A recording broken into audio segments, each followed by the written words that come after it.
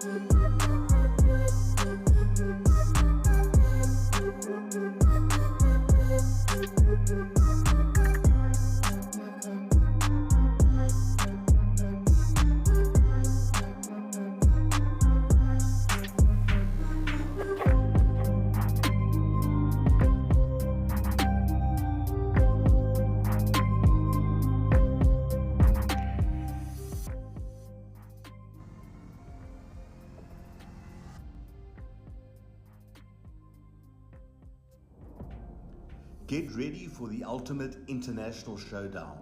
This December, the Global Schools Challenge 2025 is heading to the Mediterranean Sports Hub in Salou, Spain, located just an hour outside of Barcelona. From December 14th to 19th, the world's top student athletes will compete in rugby and a range of new sports. Hosted at one of Europe's premier facilities, you'll experience world-class pitches, state-of-the-art equipment, and a vibrant atmosphere designed for excellence. Off the field, explore the beautiful coastal town of Salou, enjoy golden beaches, and take a trip to Barcelona for iconic landmarks like the Sagrada Familia and the Nou Camp. Every game will be streamed live by NextGen 15, bringing the action to a global audience. Don't miss your chance to be part of this incredible event. Register now at globalschoolschallenge.com and rise to the challenge. The right kit changes everything. With the right kit, you're ready for anything. United, connected, unstoppable.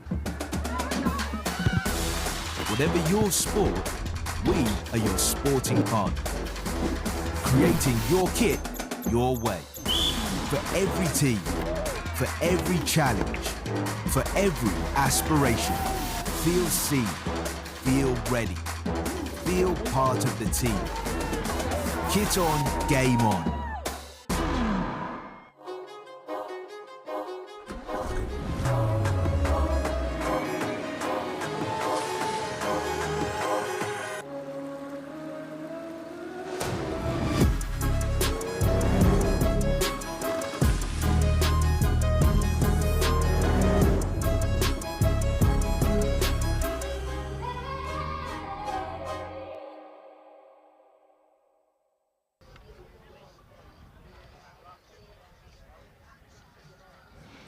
Well, good morning, ladies, gentlemen, and everybody else, and welcome to another outstanding occasion live here with NextGen 15 on the Sevens circuit. It's the second ever edition of the British Sevens, live here from Newport Salop RUFC.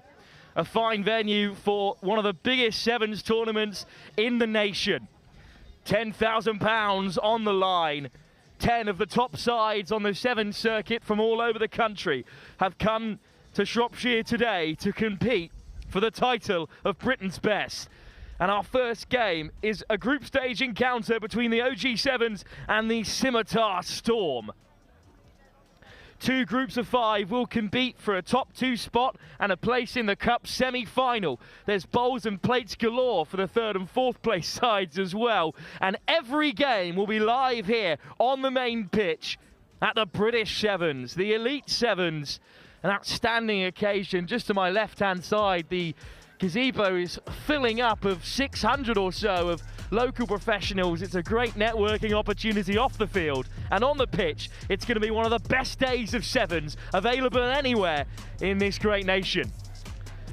And our first game is an absolute doozy. OG7s, Kinsale winners in Ireland a couple of weeks ago, taking on the Scimitar store. Cup runners-up in Dubai this season in perhaps their greatest ever result. Also came third in the Geneva Sevens just last weekend in the blistering heat.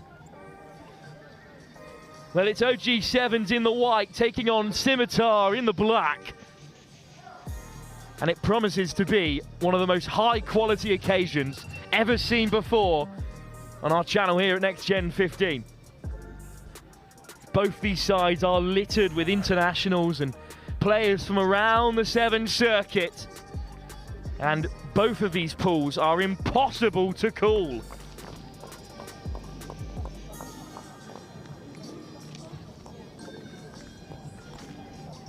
Our first game, action from Group A that also includes defending champions at this tournament, the British Army. Ramblin Jesters, the worldwide seven side, who have come from all corners to compete today. And the Petelo All-Stars as well. That coaching setup, great business in and itself, but they've got fantastic seven teams they've managed to put together. But for now though, it's the toss, or the rock, paper, scissors in this case. And it's going to be OG who win the toss. And are going to nudge off first. Toss won by the captain, Charles Morgan. Skipper for Scimitar, Luca Petrozzi out on field. Scimitar will fancy themselves in this competition.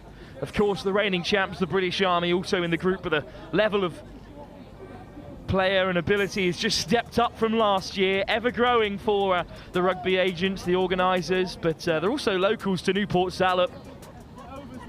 And the rugby agents will very much be on home turf when they compete later on in Group B. But up first, it's Scimitar to get us started at the British Elite Sevens. Hung high into the sunlight, just misjudged by OG. And who's going to fall to but Ben Charnock? And now Scimitar on the attack. Patterson stepping and weaving on the 22. In comes a shot from Morgan. But it's clean ball for Petrozzi.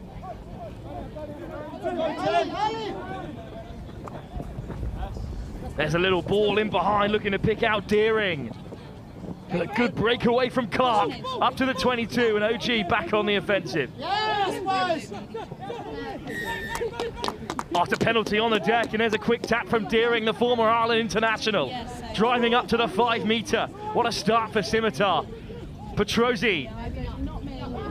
Soft hands, was there a hint of a knock on there? Indeed there was, and I think it's going to be more than just a penalty here for Charles Morgan. And the OG skipper has been sent off, and now with 6 in defence, surely Scimitar are going to open them up here. Weaving through goes Patterson again. Denied just inches short. It's a third penalty on the bounce. OG under so much pressure here. Quick tap. Down they go, and finally, Scimitar Storm have busted through. They took the old-fashioned route in the end. I think there might have been another penalty coming there for not retreating the full 10 yards as well. So I think OG have got away with one there, but regardless, it's an opening score. It wasn't pretty, but it's what Scimitar needed to get things started.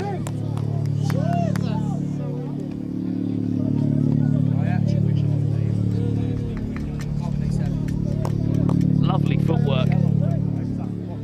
That's a hint of a high tackle as well. And that's what won the penalty. And it's Ben Charnock. Drove straight in.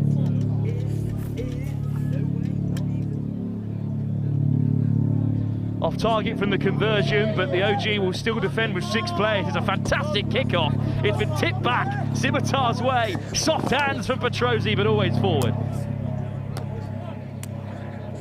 Tim Deering almost away there.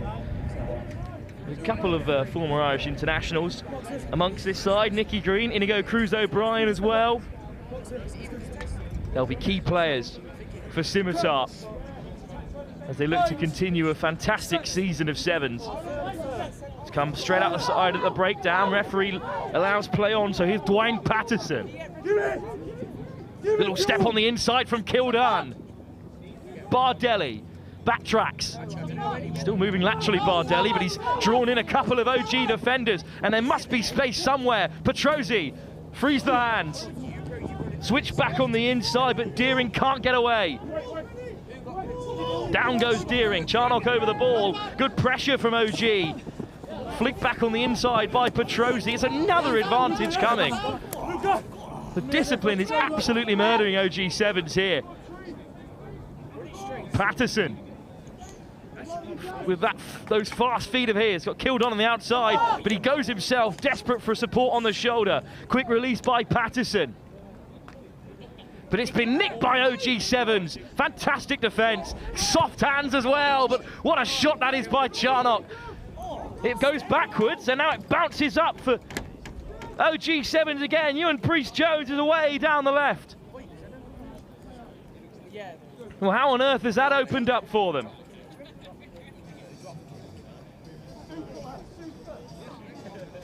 And Ewan Priest-Jones scores for OG. This is so unlucky here. It's a big shot from Charnock. Priest-Jones steps off the right. Great acceleration. Opportunistic score from OG. Scimitar will be kicking themselves. Another off-target conversion in the whirling wind here at Newport Salop. Means we're level again at 5 apiece, despite 6 or 7 penalties going in the favour of Scimitar and a yellow card.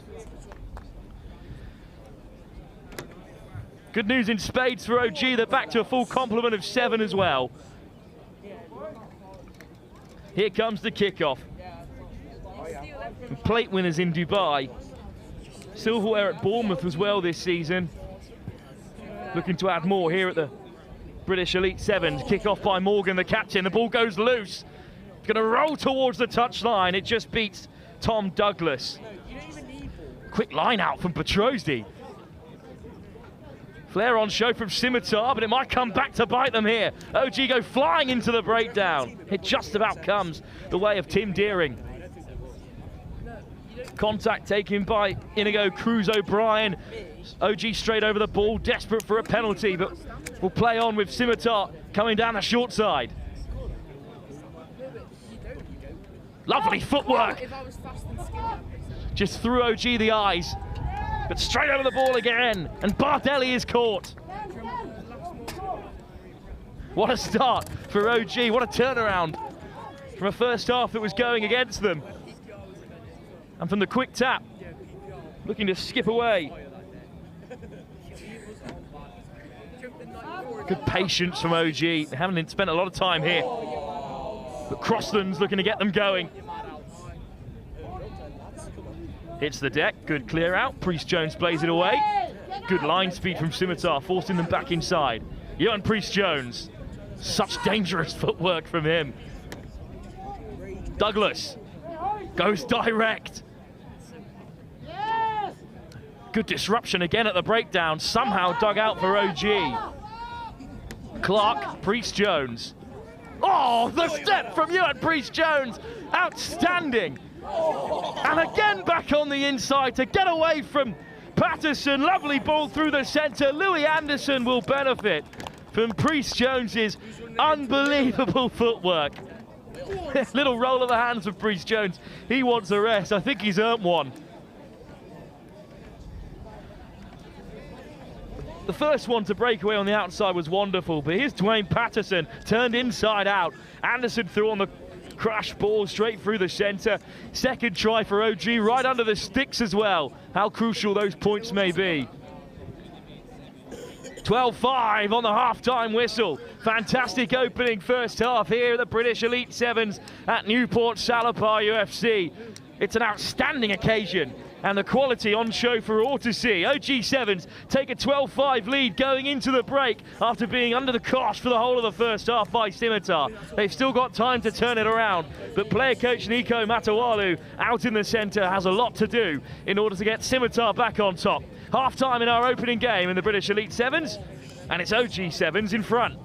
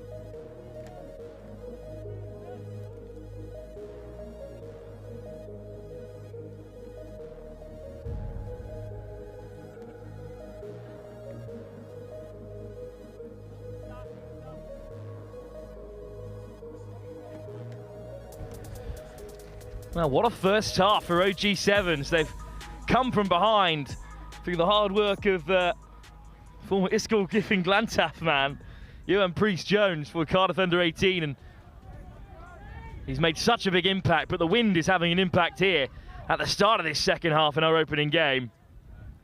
And it's Scimitar Storm. We've been gifted a free kick. Petrosi, Dwayne Patterson. Bardelli back to the inside for Patterson again. Now they bite OG straight out of the line. Down on the halfway line goes Scimitar. Penalty, another one. OG7s just can't keep the referee on their side, and that's surely going to be another pen. It's been nudged through. It'll go all the way through to the dead ball. Can you believe it? Tim Deering's just been taken out on the way through. ARs keep the flag down. We're going to come back for a 22. Well, he wasn't too happy with this one. Well, it's a little diving stop down to his left, but he's completely taken out, Deering. Just back for a scrum instead for OG7s. Lucky to get away with that one. It's all coming up their way in the opening game.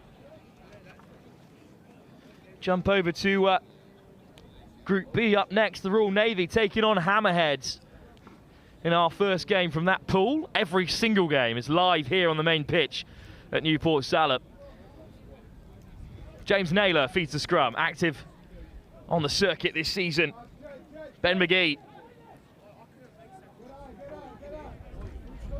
Suddenly Naylor might be away down this left-hand side. Or in fact it's Louis Anderson, try score in the second half, who's brought down.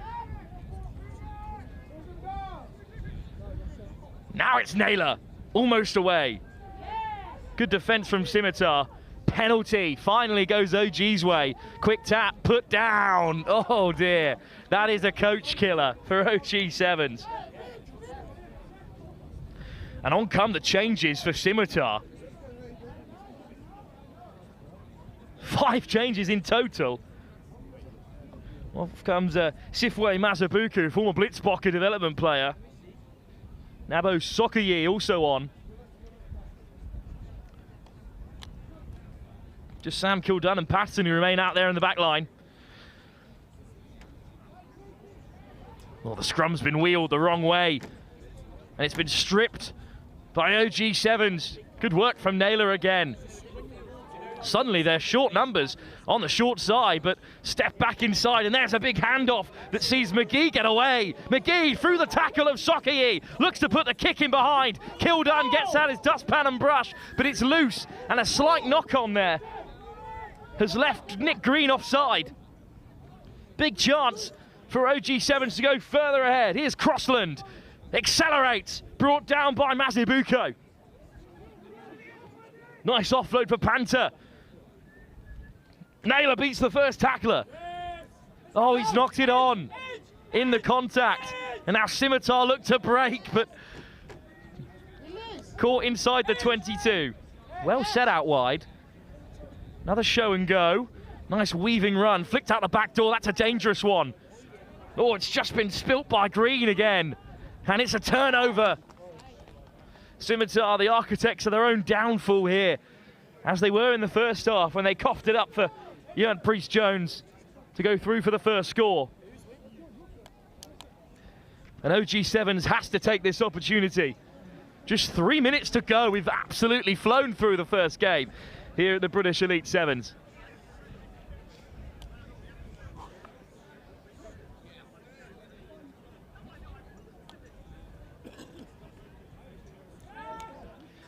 It's another mess of a scrum. This time it's a penalty for OG. Quick tap by Teal. Naylor.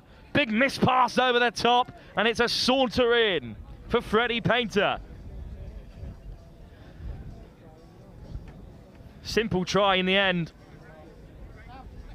You're not stopping a side like OG7s from 5 yards out. Painter goes over for what will surely be the winner.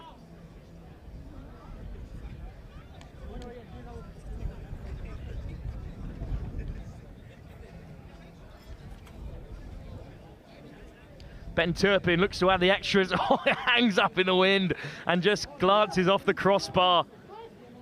Scimitar keen to get things going quickly here, but I don't think they'll have the time on their side to get back into this contest unless they score right off the kickoff. A penalty at scrum time again. It's a pretty tough mistake to make in a quality game like this. Hung up into the wind. It's such a difficult kick to deal with, and it's come off the fingertips of Scimitar.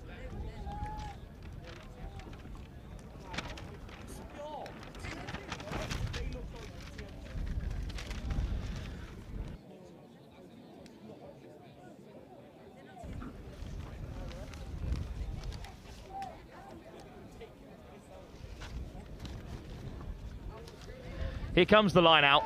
Round for Naylor. Game could be gone here, you know. But OG Sevens will still look to add another. Priest Jones. The Welshman just about gets the offload away. Well, it's come loose here. Oh, what a big shot coming in from Mazibuko. It's just been chipped in behind, but not clear. And it could fall here for Scimitar. Beaten to it by the dead ball.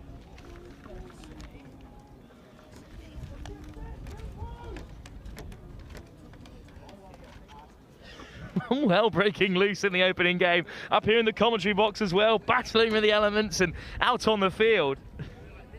One of the most bizarre pieces of defending. Of course, the scrum is Scimitar's.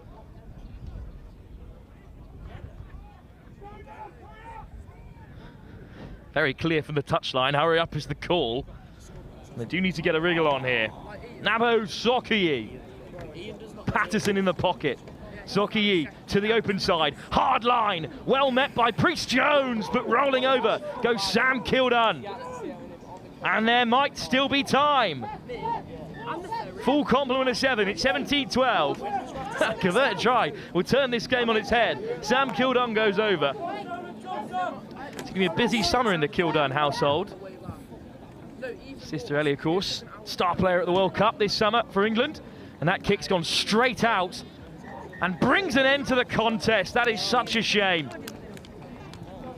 We'll hopefully see that kick again, but it was just overcooked a little bit by Sokiyi, and it rolled into touch. It was final play, so Scimitar miss out on the opportunity. In fact, it was Dwayne Patterson who nudged it, and that bounce there could have gone anywhere, could have popped up for sip away Mazibuko, but instead, it's the end of the contest. There is no time to take it in, though. Scimitar Storm have been defeated by OG7, 17-12. But up next, it's the Royal Navy taking on Hammerheads.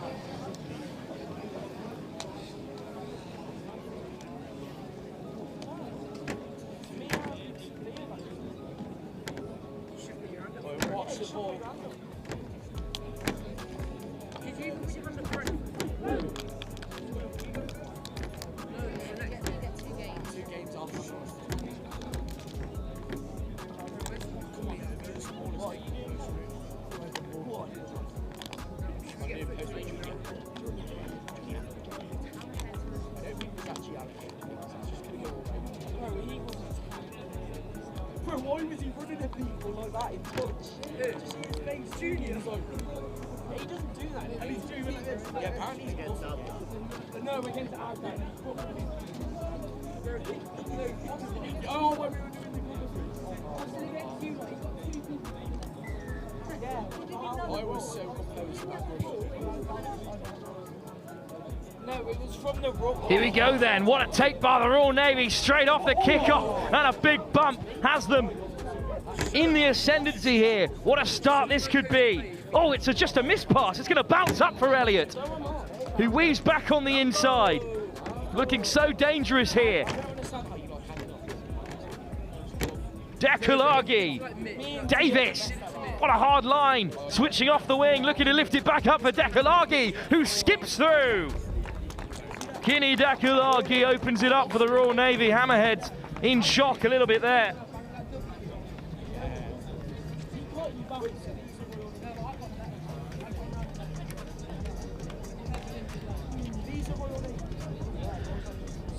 Goodness gracious, what a start for the Royal Navy. Just caught Hammerheads a little bit napping there. I think the wind is at their backs and it's blustering, a real gale here.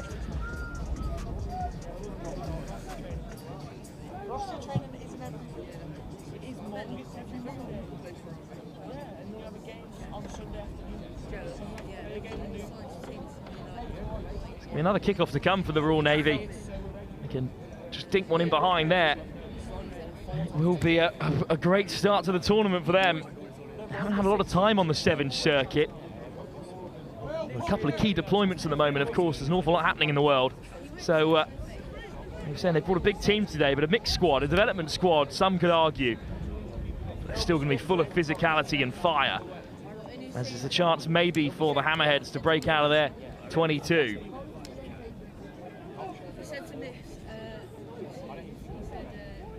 Slow ball for them. Oh, what a step to get in behind the British Army here. Lifted over the top and put down. Always backwards, says the referee. British Army straight over the ball, and again they look to snipe down the blind side. Lofted ball over the top. Oh, look at the acceleration. A little show and go. Just a sweep and a beat. Across comes the captain, Wrigglesford. What a tackle. And what an interception on the inside from George Wagstaff. Penalty goes the way of the British Army. Sit. What a tackle by the skipper. Wrigglesford at the sweeper. Made the shot. Forced the offload. Intercepted. And now they can tap and go.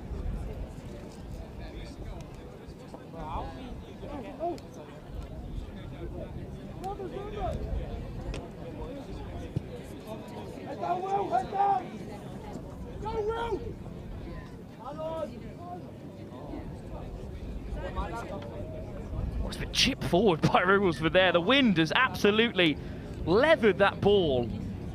You can see it playing a huge part here. That kick had no right to have the wheels like that. Back for a 22 that will hang up so unkindly the Hammerheads. Right in the face of it.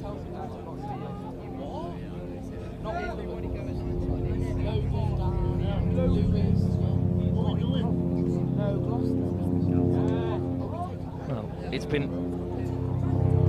reclaimed by Hammerheads fantastically well. Dancing their way through.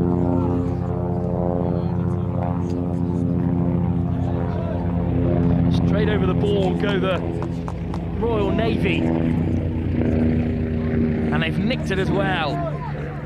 Keen to make an impact here after the British Army went all the way last season. Wrigglesford. Dakulagi, trying ready for him today. Switch back on the inside for Elliott. Dakulagi. Wrigglesford through the centre, well met by the Hammerheads.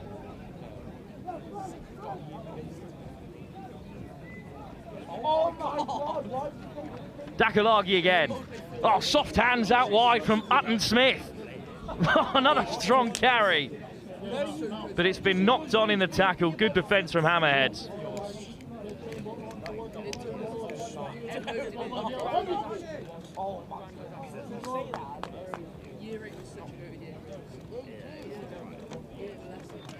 Plenty of changes for both sides already in this first half. Just the 7 points separate the two.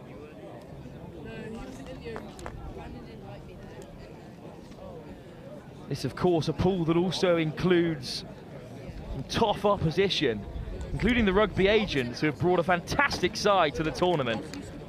Apache as well, last year's beaten finalists, as well with Rugby Against Cancer, one of the key charities involved here today, but a fine outfit as well. Oh, skipping through again, the Hammerheads, and here come the Afterburners. What an offload, but put down! Oh no! Hammerheads through and away. but it's been knocked on.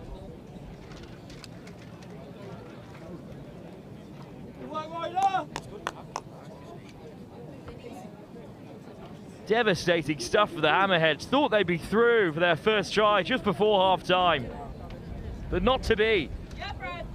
Teams off, boys. Teams off.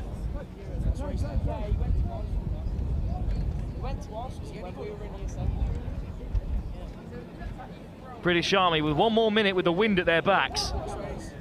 Thankfully, a penalty has spared their blushes. Gamble just couldn't get a hold of it. Tapped by the captain, Wrigglesford. And then a little bit more direct last time.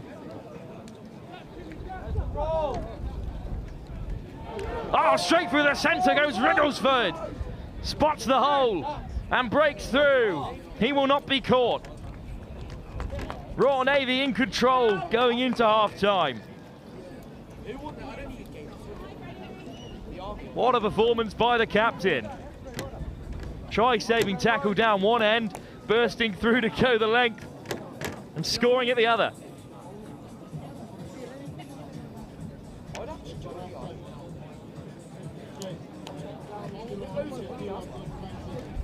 Wrigglesford adds his own extras. Contact taken here. Hammerheads in control, but it just opens up as the Hammerheads put a man over the ball and it leaves the gap for Wrigglesford to exploit. Half-time here. It's 14-0 to the Royal Navy. Hammerheads behind with 7 minutes still to play.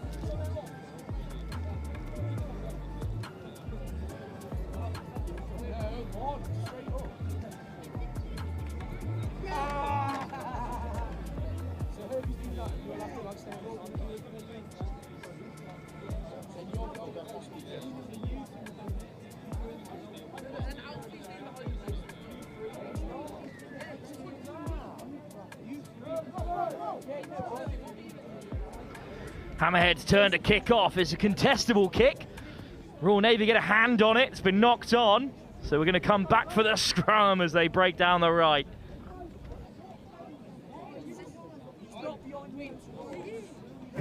As he goes in the air, just knocks it on.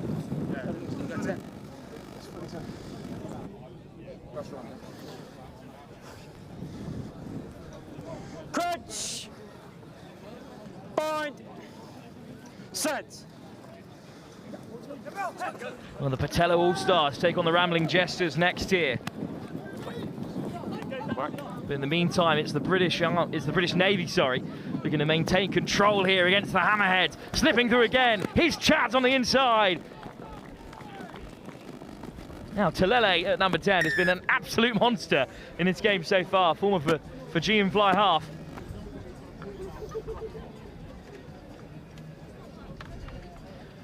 And that's a try back for the Hammerheads.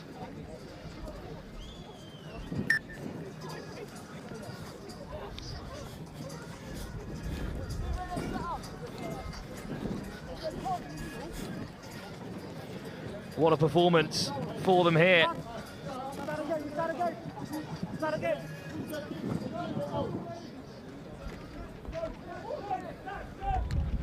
Hammerheads still got work to do.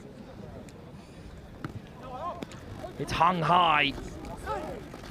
It's been put backwards by the Navy and then dropped. So we'll come back for a scrum. Well, it's been upgraded to a penalty actually for a high shot at the breakdown. And that's a bit of a coach killer for them.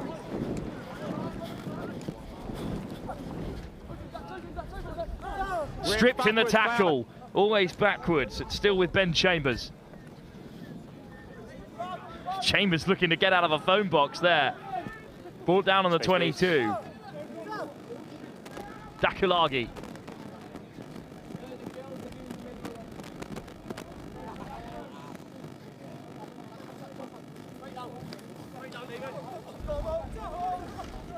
Oh, it's a penalty.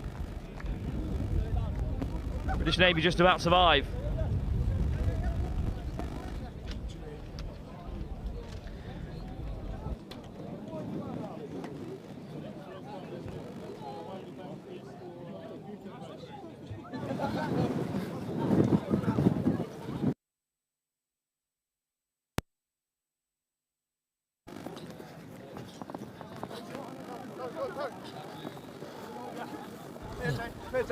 Navy still under pressure here.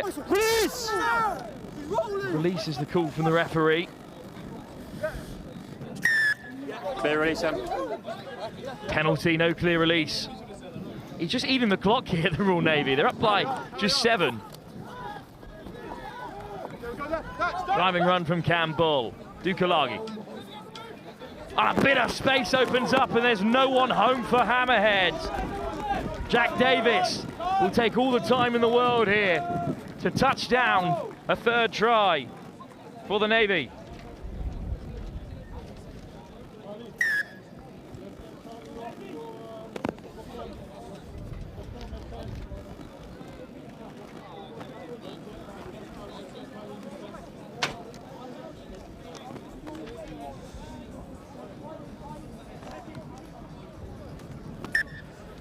(21-7) parity restored for the Royal Navy. In the end, they made it look very simple. One missed tackle is so dangerous in the game of sevens.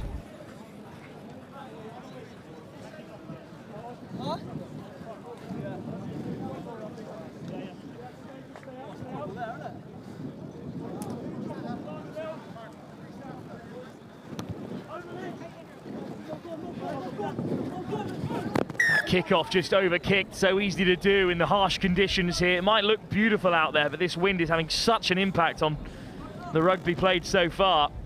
And it's going to give the Hammerheads an opportunity to get back into the game.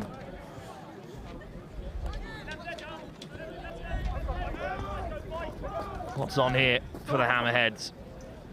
Plate winners at the Man of Sevens, plate winners last weekend as well. On the Super Sevens tour in Harpenden.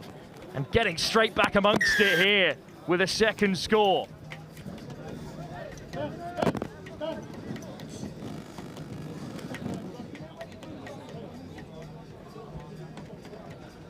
Game on again. It's a well-worked try for the Hammerheads.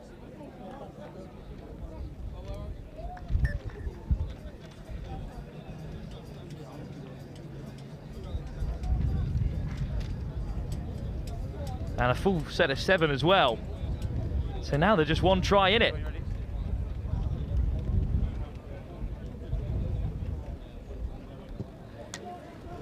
Hung up.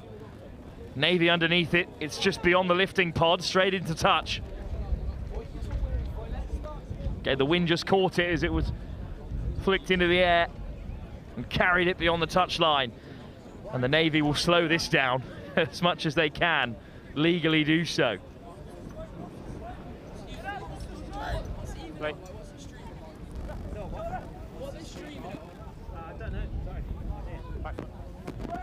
Oh, it's been nicked by the Hammerheads. Equaliser on the cards.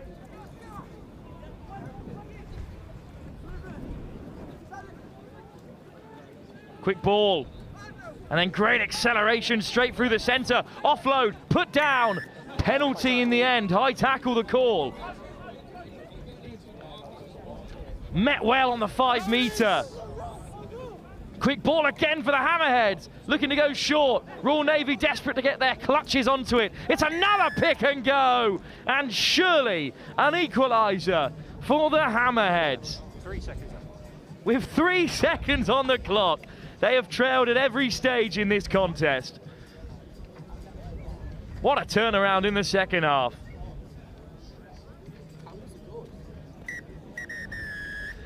.21 apiece between the Hammerheads and the Royal Navy. It won't do either side any favours with the quality on show.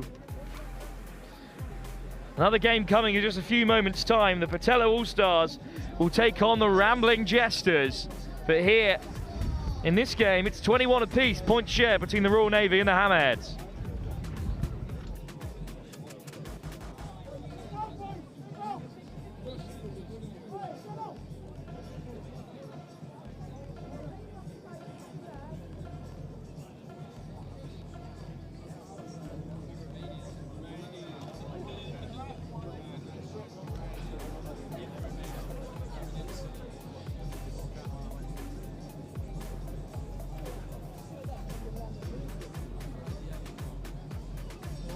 This is.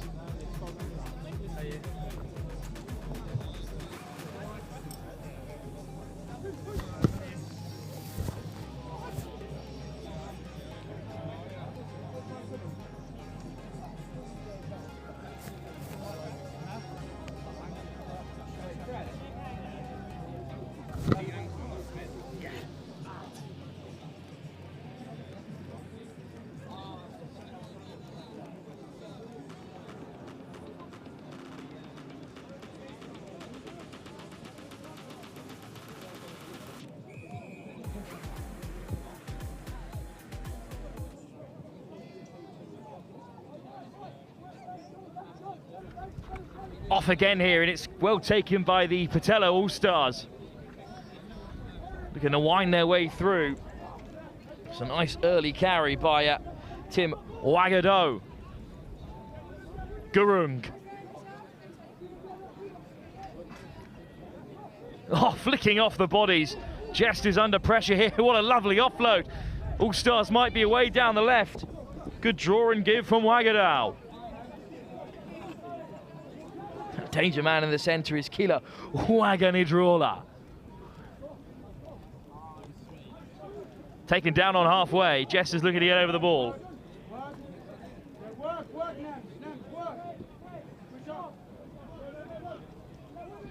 Patience from Petelo. Now hint of a 2-on-1.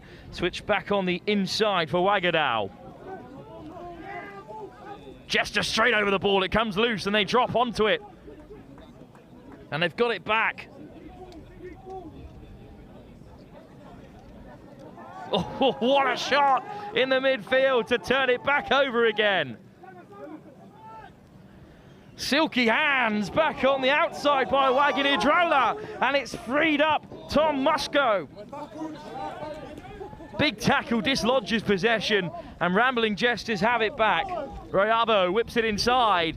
And now another line break and a step off the left boot. And now they might be through again.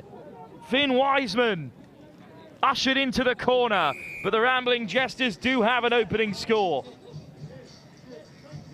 And the former England under-18, with a little bit of broken field, race through.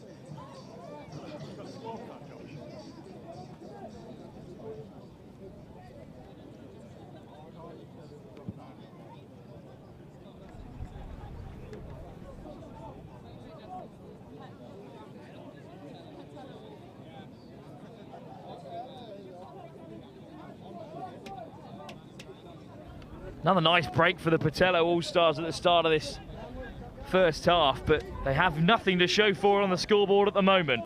Looking to change that here. Looping ball over the top. Wakanidrola finds a pass out wide, and then driving in goes Charlie Gamble. Wakanidrola takes contact, drawing in 2 Jesters.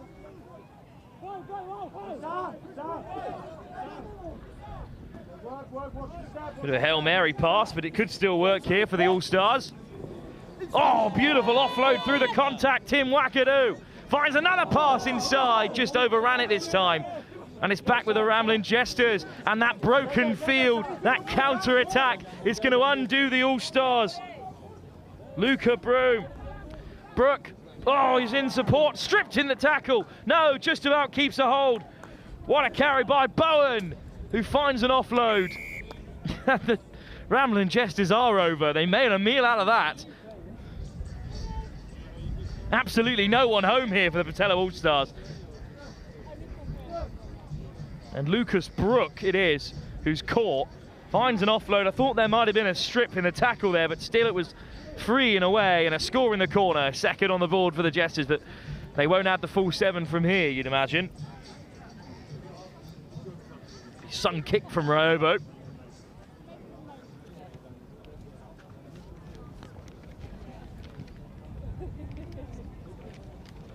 Off target, but that's 12 points on the board for the Ramblin Jesters against the Petelo All-Stars, who can rightly feel a little bit hard done by. It was good support from Lucas Brooke. Son of Zimzan, of course, the former All Black. There's the kickoff from Dewey Thomas. And there's a Ramblin Jester hand there that's nudged it back. It was Ethan Knight in the end who got in the corner, and Brooke there who was almost away.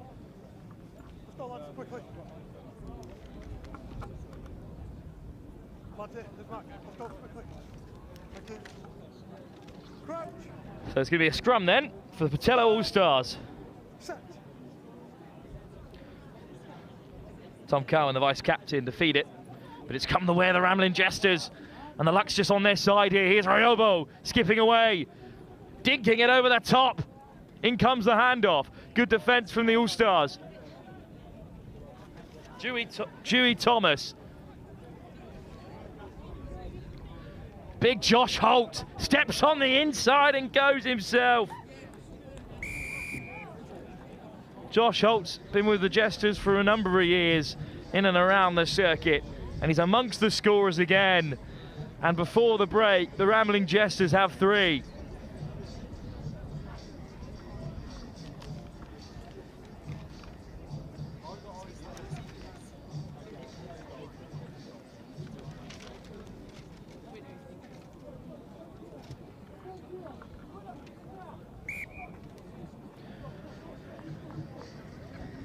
Converted as well. Once Holt slipped off the first tackle, you're not stopping him from there. Ushered into the corner by Michael Voleika-Silva. And again, the Jesters have it back off the kickoff. Ryobo. Thomas. Big show and go, just chucked in there by Sonny Greenham. Ryobo. Still free, Ryobo. Dancing around the turf here at Newport Salop. And then a bit of bite from Tom Mitchell. To the short side. It's a loose pass into midfield. Collected by Bowen. Ryobo. Mitchell. Wider still. Here goes Thomas. Thomas is slipping through.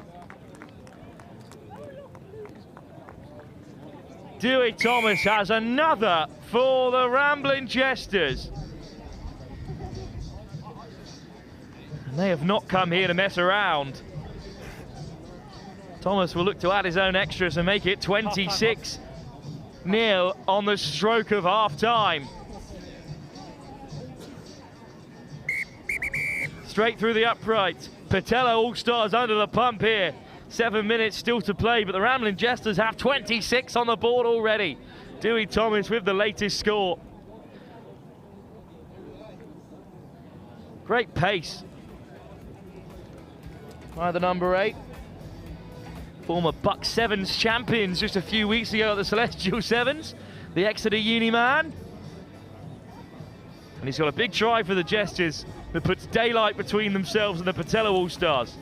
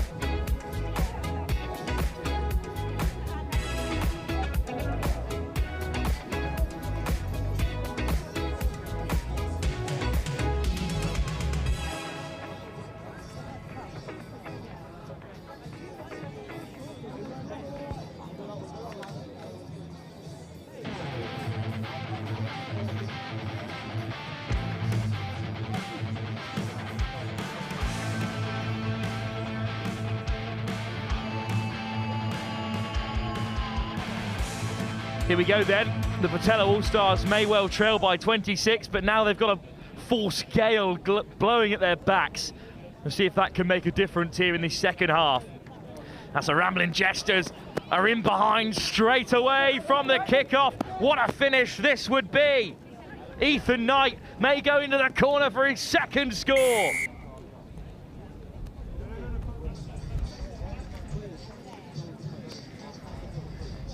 What a solo effort this was. His first try was a product of great support play. This, he did all on his own, from right in his own half. Had the pace to get away from Omar Lai. The former Hampton captain at school level has his second score at the British Elite Sevens. Now at Durham Uni, another Celestial Seven start. Scoring on the big stage here and making it 31-0. He's put as much on that kick as he could. It will still drop in the 10 to 22 channel. All Stars have it. Flipped off the deck by the captain, Manu Lupamatesila. It just bounces really unkindly there. But it has been played away by Wakadao. Finds a good pass on the outside. Laid back with some effort. Penalty. It was pretty laboured there on the floor.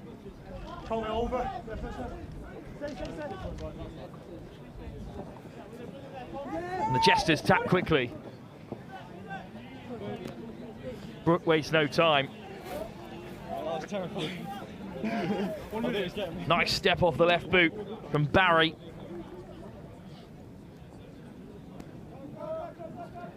Brooke. Oh, he's on the inside again. Lucas Brooke lifts the offload. Didn't put enough on that forward pass. Petelo All-Stars have it back. We weren't expecting a game like this at any stage across the British Sevens. A complete blowout so far. 9.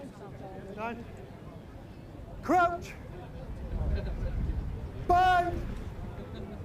Set. Petelo All-Stars have shown some bright sparks, but not enough here. And they've lost it at the scrum. And Thomas almost away. Flicks it off the deck for Greenham. Greenham finds another offload. What hands! Outstanding. Tom Mitchell saunters home in the end. It's a blinder of a score by the Ramblin Jesters.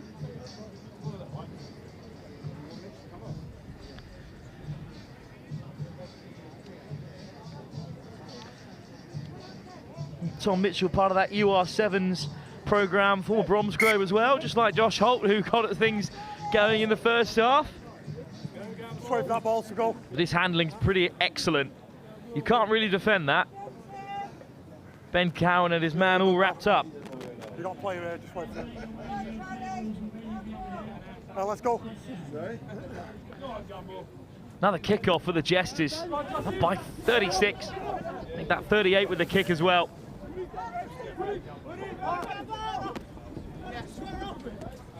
Switch back on the inside. Good work to get straight back to their feet there, the Petelo All-Stars, but bit of a moot point, whatever they create from here. The Jesters still skipping through. What a beautiful carry that is from Greenham, but the ball back on the inside is loose and picked up again.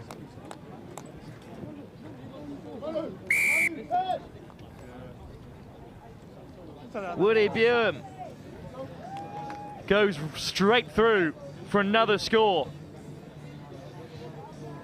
And the Ramblin Jesters have 42 now. On the far side, they got it as high as 45 on the board. Regardless, the 40-point barrier has been broken. And when points difference could separate the sides later on in the competition, this result will do them no harm at all. Bit of respite for the Petelo All-Stars, because that kick has barely crossed the halfway, hung up into the blustery, blowing wind here across the open turf at Newport Salop.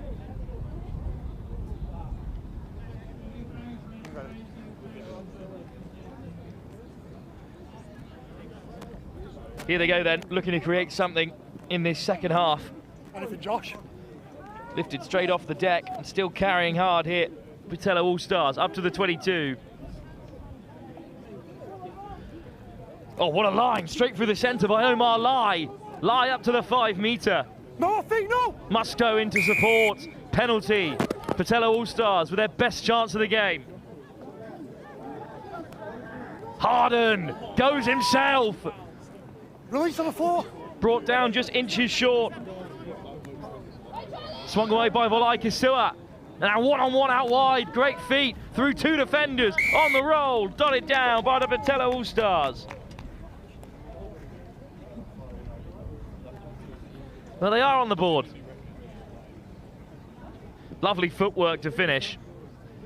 And that'll be nice to take something into their next game.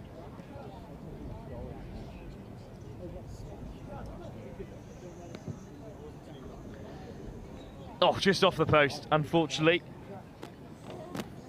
For Michael Volakai Siva.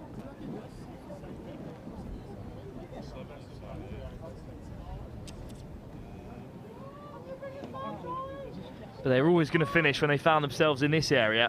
Maybe time still to get another. Volakai Siva to take the kick. Bounces up there, it's just about tapped back by the Jesters. Oh, knock on is the call. And there's still time to play here, so Petelo All-Stars will have one more time to strike. Got it there as well. All right, let's go. Here's a mark. Of course, we look ahead to another game. It's the British Army this time, taking on OG7s, looking for their second win of the competition. Set. Taking on the defending champs. Here it's Petelo All-Stars. They're going to get a second try on the board. Jesters with a high press, straight over it. Not on the ball, never on the ball. Mata over the top. Volai Kisua again. No. Mata picks it up through the breakdown, beats the first defender, and is put to deck unceremoniously. And that brings an end to a game that was long gone for some time. Fantastic performance for the Ramblin Jesters, 42-5 on our marker here, 45-5 on the official board on the far side. Regardless, a huge victory for the Ramblin Jesters.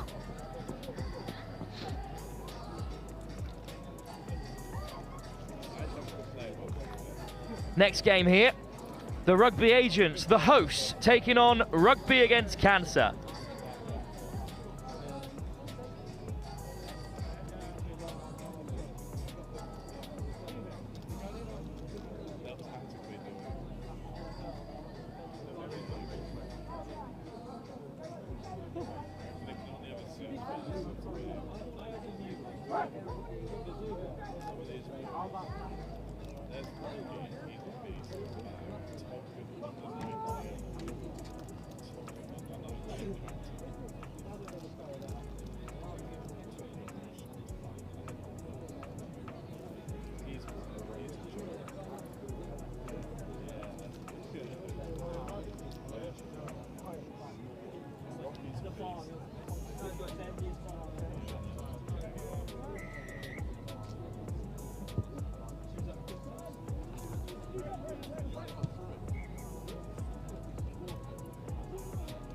So it's kickoff, and it's a tough start for the Rugby Agents playing in the green and grey. Kickoff has not gone 10 metres, of course, kicking into this outrageous wind. And it's going to be Rugby against Cancer, who have a tap on the halfway.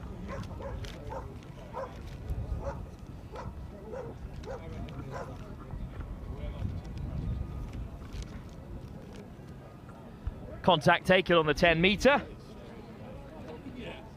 Now a bit of flair and a bit of space out wide for Rugby against Cancer. Good leg drive. Again up to the 10 metre, dug out the deck by Idan. Oh, and a lovely ball over the top. And now it's just the sweep of the beat. Big shot coming in from Akil Smith. The captain today. Soft hands might open things up here. Switch back on the inside again for Finch. What a shot, but the pass has already been given. Searle, another ball wide, but it's just into touch. Great flair on show from Rugby against Cancer, so close.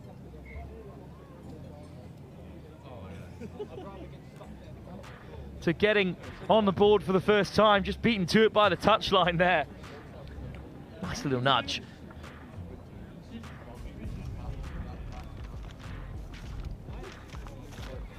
Here comes the scrum, to be fed by the Rugby Agents.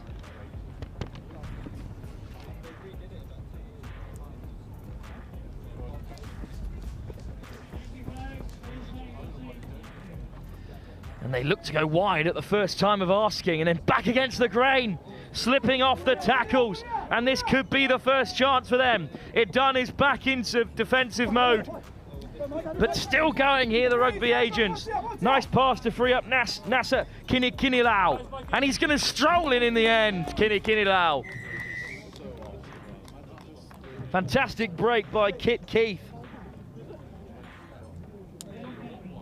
With Mike Adlard again involved. And that's the opening score for the Rugby Agents, the home side.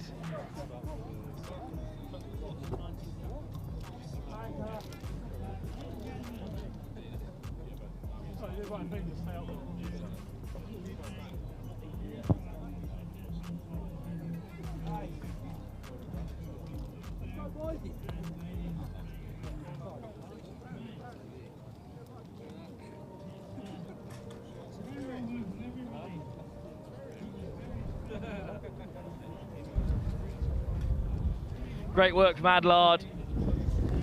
Kinilau very casually runs it in for the Rugby Agents. Backwards. And from the kickoff, Rugby Agents have it back again, just hung up in this 20-mile-an-hour gale. Astley, Ronnie Durant, there in support. Penalty. Boxer. Boxer. It's a tough call for the Rugby Agents. Akil Smith gets us going. Astley. Keith on the switch. putting in the fend, upended by his opposite number, Alex Claxon. Kinilau. Then accelerates, looking for someone on the hard line, but Akil Smith pulls it out for now. And then Astley takes them on and beats them. Astley shrugs off his man, and Harrison Astley is surely going to be heralded into the corner, but he is going to score. Ali Reid did his best to get back for RAC, but it's TRA who have their second score. And it's the Dubai international, Harrison Astley.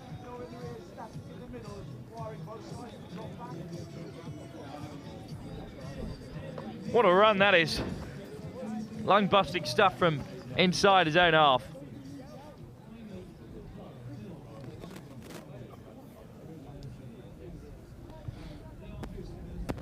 Off target from the kick from a long way out, but it's 10-0 to the Rugby agents.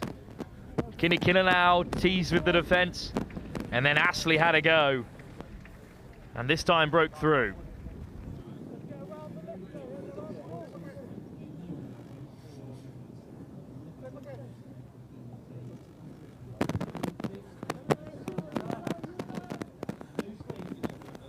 It's tapped back by the Rugby agents again.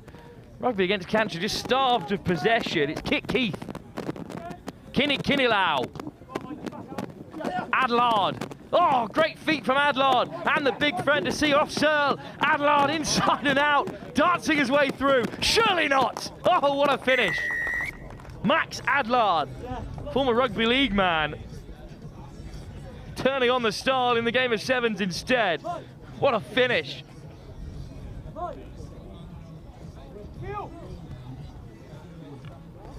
This is an outstanding score by Max Adlard. Simple extras for Kit Keith to add of the Leeds Tykes. 17 they lead, but this is remarkable sevens. Good delay on the pass for Kinilau, but there's one beaten, two beaten, three. Shannon Grove comes back for more, but he's beaten as well, and there's a fourth defender shrugged off. That's more than half the team that Adlard has danced through there. Keith with the kickoff. Good start for the Rugby agents. What a nudge. And it's just been knocked on there, I believe, by Rugby against Cancer, and they're lucky not to concede a penalty there, because Shannon Grove is certainly in front of where it was knocked on.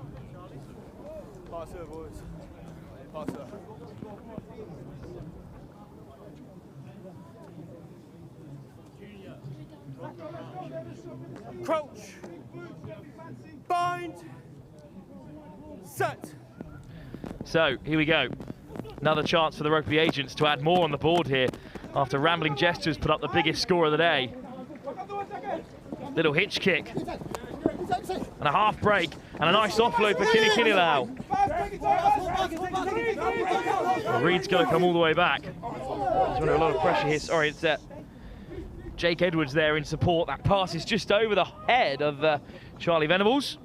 Venables is caught, and Rugby against Cancer all over it. And it's been stolen.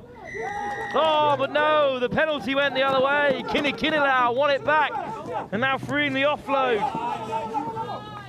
Edwards is through.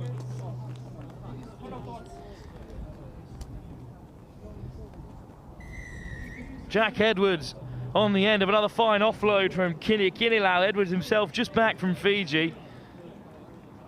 So he's got the link-up play nailed down. Big try before half-time, because that may well have taken the game beyond Rugby against Cancer. 22, now 24 points up at the break. Two big scores in a row here, and the home side, the Rugby agents, are on top in their first game of the competition. 7 minutes still to play. Can Rugby against Cancer get back into this contest?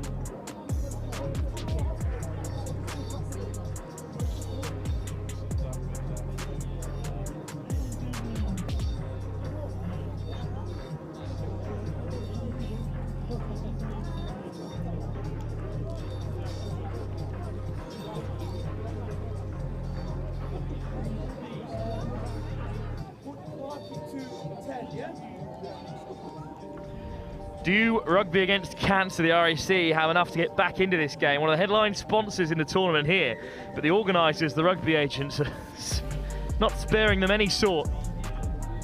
And instead, they're up by 24 points, but that's an inch-perfect kick almost.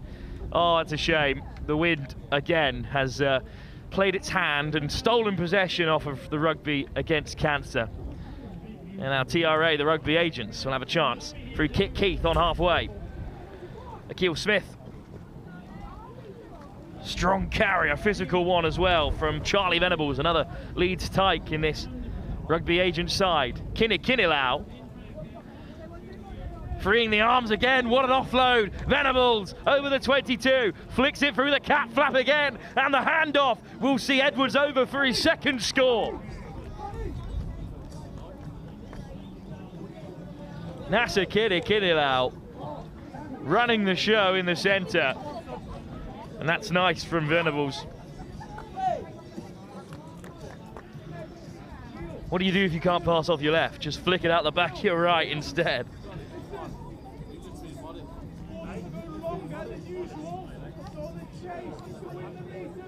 No, the rugby agents are well on top here.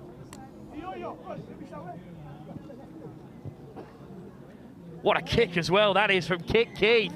My word, from right on the touchline. Completely unnecessary when you're 31 points up. Lovely hands for Kinilau. How he got so much flight on it from there, remarkable stuff. Keith with another kick, this time to get this back underway on halfway. It is going to fall in the territory of Rugby Against Cancer. And they're right on the edge. Can't get through Edwards and Kinilau. They go straight over the ball, but Max Bliss lays it back. Good acceleration there, but the ball's in behind, and now Archie Grayson under a bit of pressure. Playing from behind their own try line, Rugby Against Cancer, and well met on the 5. Stripped in contact, but not legally. Chance to exit. Here's Grayson.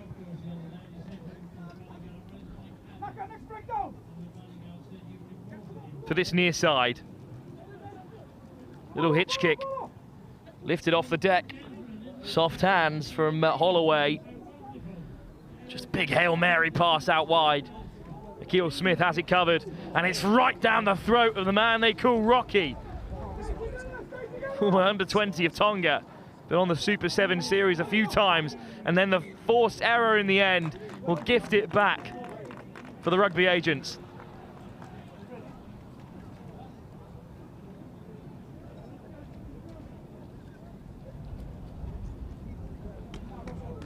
Goodness me, what a start to the second half for the rugby agents. First the try, and then that fantastic defensive set.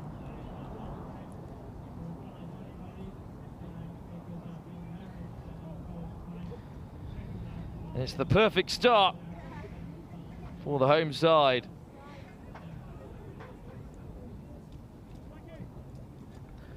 They win the scrum as well. Here's Edwards. Oh, through 2 defenders. Hat-trick for Edwards. Another score on the board for the rugby agents. Just goes from bad for worst for Rugby Against Cancer. A great cause regardless, but well, they'll be unhappy with how things have gone so far.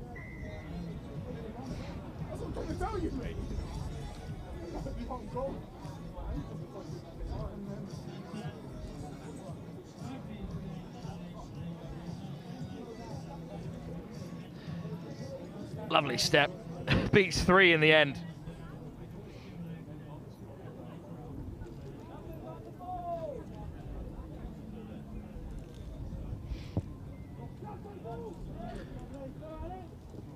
It's another good kick-off, but whipped back by Grayson. Here come Rugby against Cancer.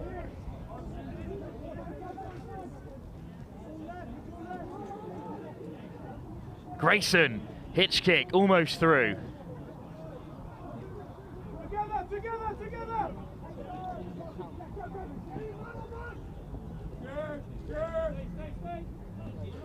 Oh, soft hands to find the width. Bit of space for Finn Broomfield. Brought down on halfway by Edwards.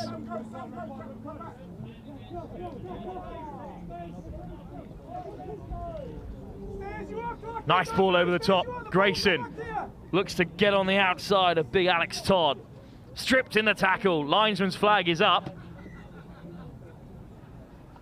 I think conversation to be had here. In the end, it's going to be a line out, and it's going to be Rugby against Cancer with one last go at things here to get on the board for the first time at the British Sevens. Yeah, you've got a yard if you want it. You've got a yard if you want it.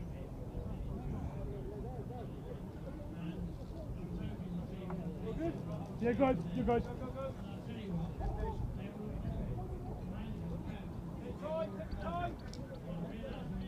Grayson. Bit of width. Broomfield fends off the first. Oh, just put down. That's a shame for Rugby against Cancer, but the defence from the Rugby agents, the Akuma Rugby agents, has been outstanding. And they have earned one last go at the try line here, ahead of the British Army's entrance into the competition. They take on OG7s next. OG7s, who beat Scimitar in a huge result in the opening game here, take on the defending champs. Here goes Venables, back on the inside. Taken down by Mike Adlard. RAC make a mess of things, but the penalty goes the way of the Rugby agents.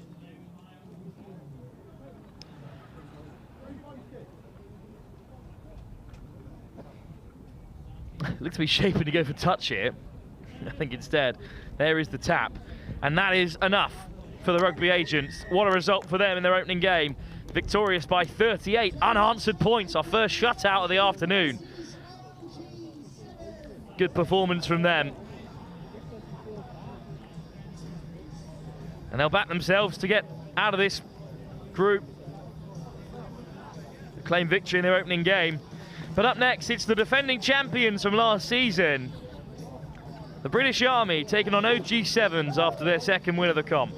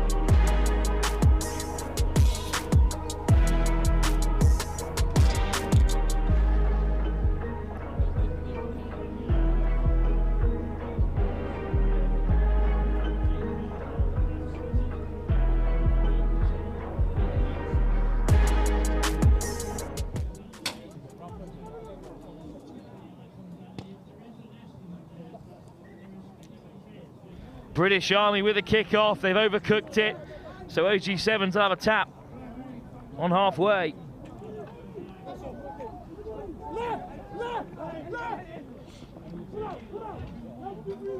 What a result it was in their opening game. OG7s beating Scimitar. And it's on the edge with Ewan Priest-Jones again, who puts a little kick in behind. Back come the British Army and Apolosi Wara.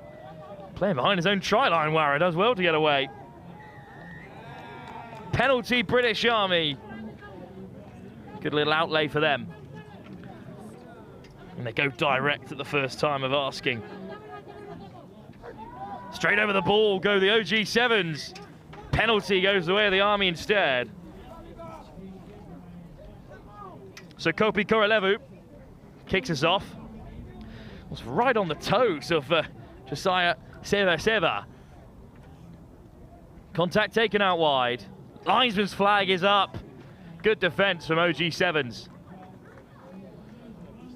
Tough call for Musake Ra'aloka of the Irish Guards.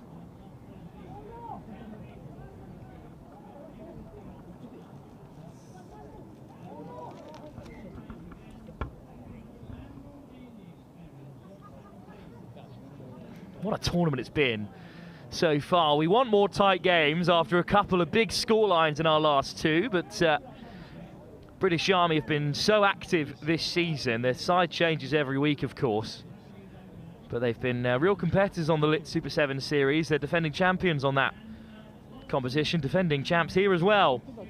But it's OG looking to turn them over. That pass is behind Ben McGee. But he shrugs off the first tackle. What a pickup by Ewan Priest-Jones. And Priest-Jones skips through defenders, left, right and centre. Again, the pass is down. And it pops up for Douglas, who gets it away. And surely this will be the opener. Freddie Clark into the corner. Just about gets away from Peter Radicadru.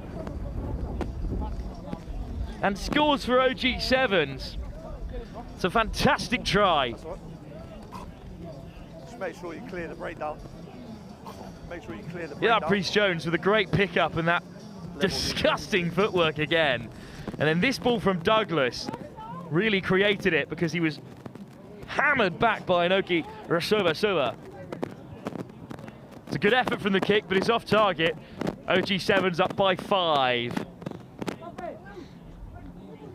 Oh, it's ridiculous. Yeah, Priest-Jones.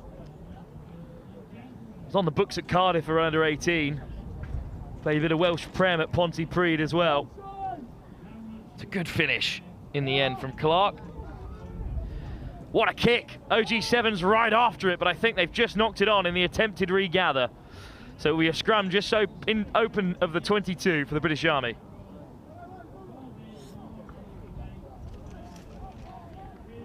This group's pretty open. The Ramblin Jesters were all over the Petelo All-Stars. OG7s have already won here. British Army the only side yet to play. And they're already behind against OG7s.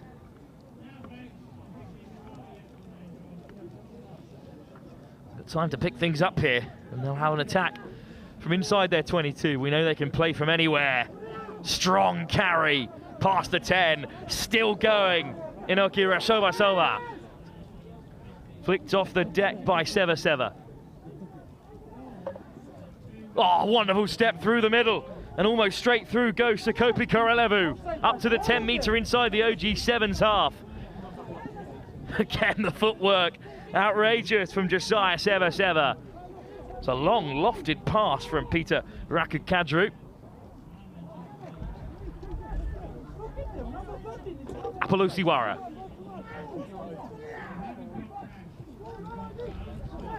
Oh, it's been spilt, and then spilt again, and it's back into the hands of Nasilinabawa, and then knocked on for a third time. Anderson brought down. It's another knock on. Wonder what the referee's going to call here. Yeah, and Priest-Jones put under pressure. Elisa Nasilinabawa of the 5th Rifles trading an upset there.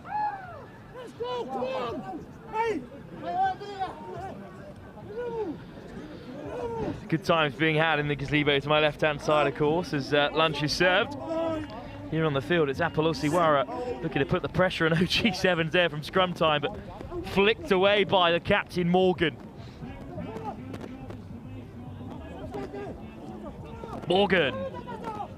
Weaving and winding, but no way through. Here's McGee. Crashes through the tackle, and now it's a 3-on-1. Clark. Try scorer already. Brushes off Korolevu, and then Korolevu back to bring him down. Crossland. All the way to McGee. Yeah, and Priest Jones. Morgan. Crossland again. They are making good yards here, OG7s, and brushing off the British Army. Priest Jones. McGee. Priest Jones again. British Army have them contained for now, at least, with a sweeper in the backfield as well. Nice defensive setup.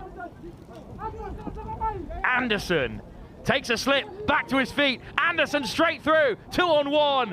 Beautiful delay on the pass. Tom Douglas goes over for an OG7 second.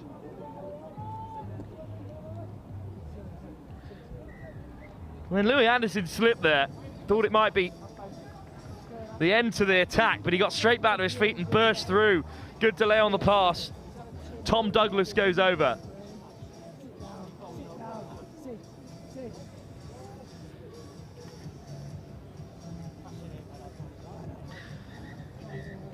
Right on half-time as well. Best time to score for OG7s. They're up by 12 at the break. Anderson here just took a tumble. Great work to regather and get on the inside of Onisivoro Nayagi. Douglas in support. OG7s up by 2 tries. They lead by 12 unanswered points at the break. The defending champions, the British Army, about to hand OG7s their second win of the competition. Only the top 2 sides from each pool can make it through. Second half still to come. Can the British Army turn it round?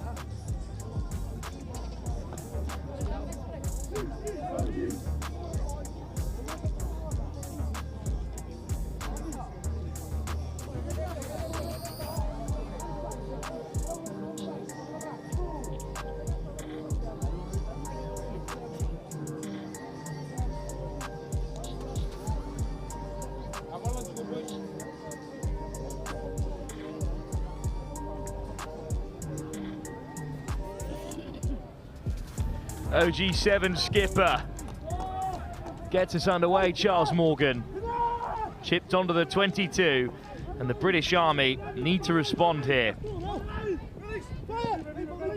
So physical around the breakdown. Could be a way into the game for them.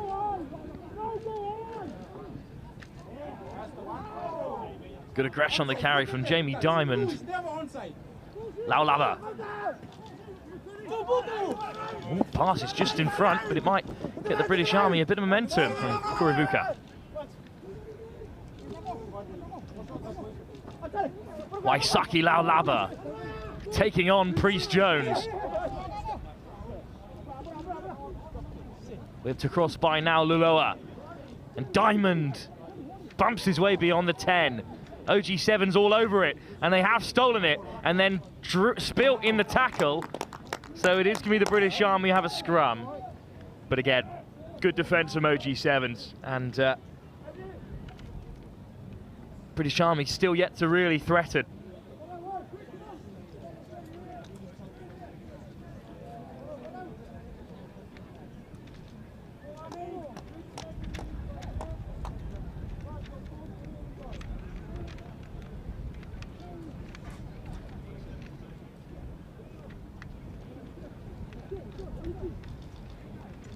British Army have it from the scrum.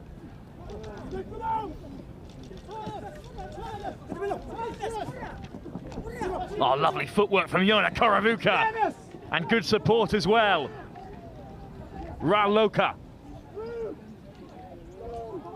Flicked off the deck by Tawane Yayulala, and then all the way wide for Diamond.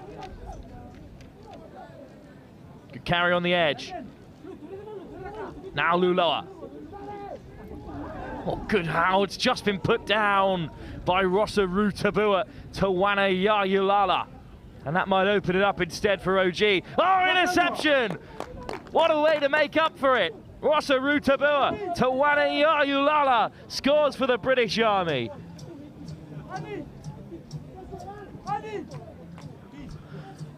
Knocked it on and then straight back to make the interception as well. British Army on the board. Tawana Yayulala, the second Scots, read the game excellently well there, and a chance now for Meiseki Raloka to add the extras. 7 points up for the British Army, they're back within 5.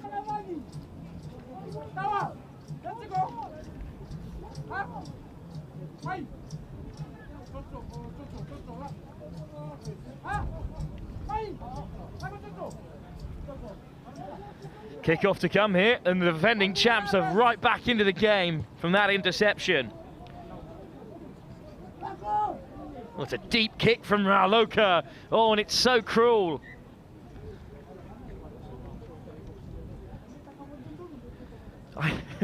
I didn't know just how windy it was up here at Newport Salop, but this open field is absolutely devastating. And it's another impact here. The kick that was nicely weighted just bounced ever so strongly into the dead ball. Free kick for the OG7s. Naylor. Yeah, Priest-Jones on the edge. He'll look to accelerate. Yeah, Priest-Jones with a step. Finally back to wrap him up. And there's the second tackle from Wauseki Laulava. OG7 straight back to their feet. Naylor digs it out. Through the hands of Isaac Noakes. Naylor! Oh, he's been caught on the 22. What a shot that was from Wauseki Laulava. Through the breakdown goes Noakes. Diamond looking to steal it off him. Naylor to the short side. Now he opens it up. Douglas takes them on. 2 to bring him down. Good offload to Anderson. Naylor on the outside and then steps back in. Just caught by Ratu Kadru. Straight over the ball go the British Army. Naylor digs it out.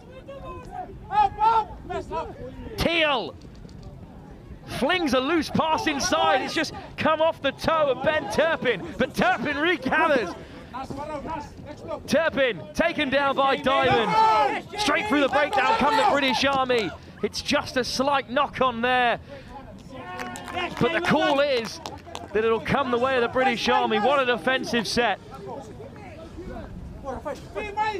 More than a few times in that most recent attacking foray, I thought the OG7s were going to go over, but instead, my word, what a performance by the British Army in this second half. Not only have they kept out OG7s, they've got one on the board and now a chance to get another. Scrum to be fed by Rossa Rutabua, Tawana Yayulala, and then it's away for the British Army. Here goes Nasulibawa. What a carry! And the offload as well. They're through here. Apolosi Wara will score under the sticks. What a carry by Nasulibawa to open things up. Apolosi Wara gets the score that puts the British Army in front if he can nudge over his own kick here.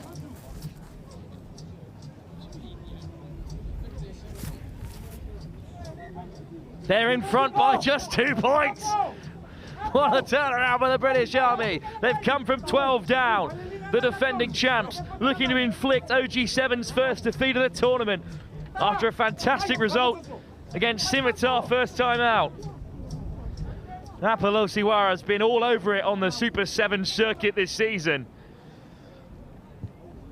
And that's a very claimable kickoff, but it's a good take under a lot of pressure there for OG7s. They want the high tackle on Freddie Painter, and indeed they're going to get the penalty advantage. Off goes Noakes.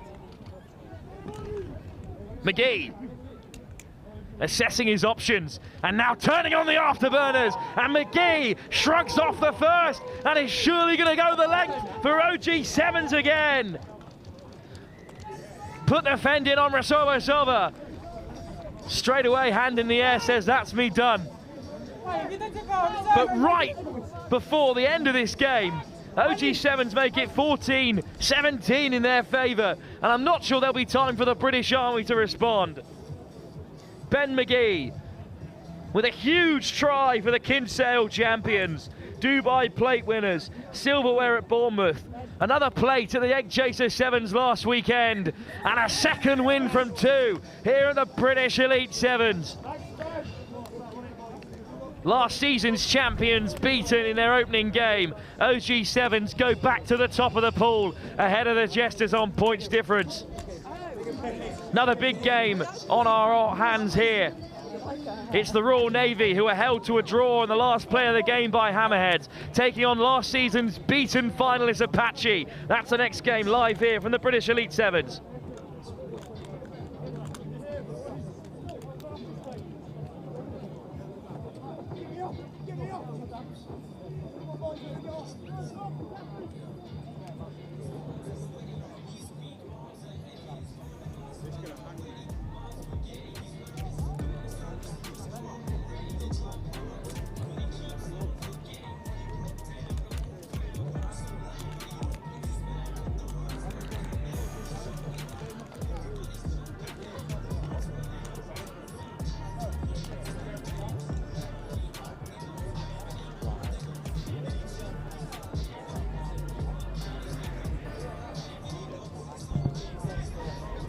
So it's Apache, last year's finalists in action here. I'm delighted to be joined by Harry Parker alongside me for this one.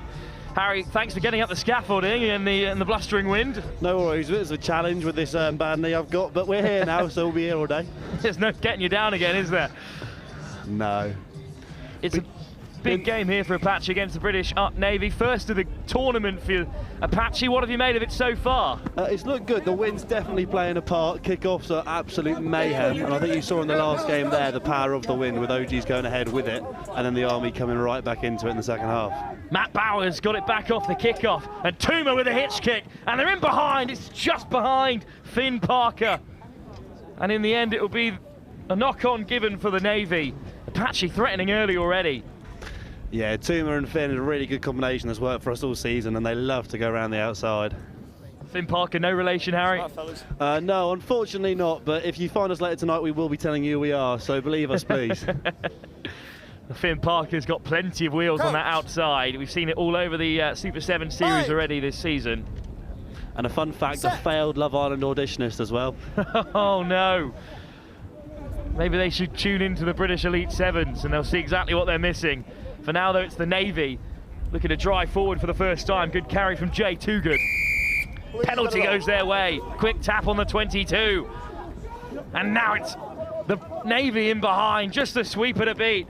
Down goes Cam Bull. Oh, it's knocked on. Good defence. Max McCarthy as the sweeper. So dependable, the captain. Indeed, he's got a right specialist there with our sweeper, Max. Great tackle, but a missed opportunity for the Navy. Did you catch their opening game? They were 21-7 up against Hammerheads with 2 minutes to go. Yeah, very physical first game, I thought. Both teams quite defensively sound. Set. Navy quite a large side. Indeed, the Hammerheads thought they should have taken that game. Unhappy that it took them too long to wake up, according to the coaching staff. Apache, though, wasting no time, and they're on the front foot again, and here's Parker. Lovely footwork. Oh, he still holds it in his hand, and then through the contact, it's just wide. But on the edge, Louis Natui. What a carry. Can he get the pass inside? It's forward, even if it did find Matt Bowers. And it's been upgraded to a penalty for a tackle off the ball on the Navy captain, Will Rigglesford. I think you saw there exactly why Finn is a winner. Lovely feet, lovely pace, and then a terrible pass. Here goes the Navy in response. What a shot on Jay Toogood. Still in possession, retreating to the 22. Rigglesford. Brought down by Bowers. Important tackle there, as they all are in the game of sevens. Campbell winds one up. All the way to Kinney. Dakalagi back on the inside. Good offload to find Bull. Navy free the hands again. Just ran out of numbers in there. Support for Ben Chalmers. Extremely long phase of play this. The ball's been played for a long time. There'll be some tired bodies out there. Parker gets quickly up on Wagstaff. Another offload for the Navy. Davis, down he goes.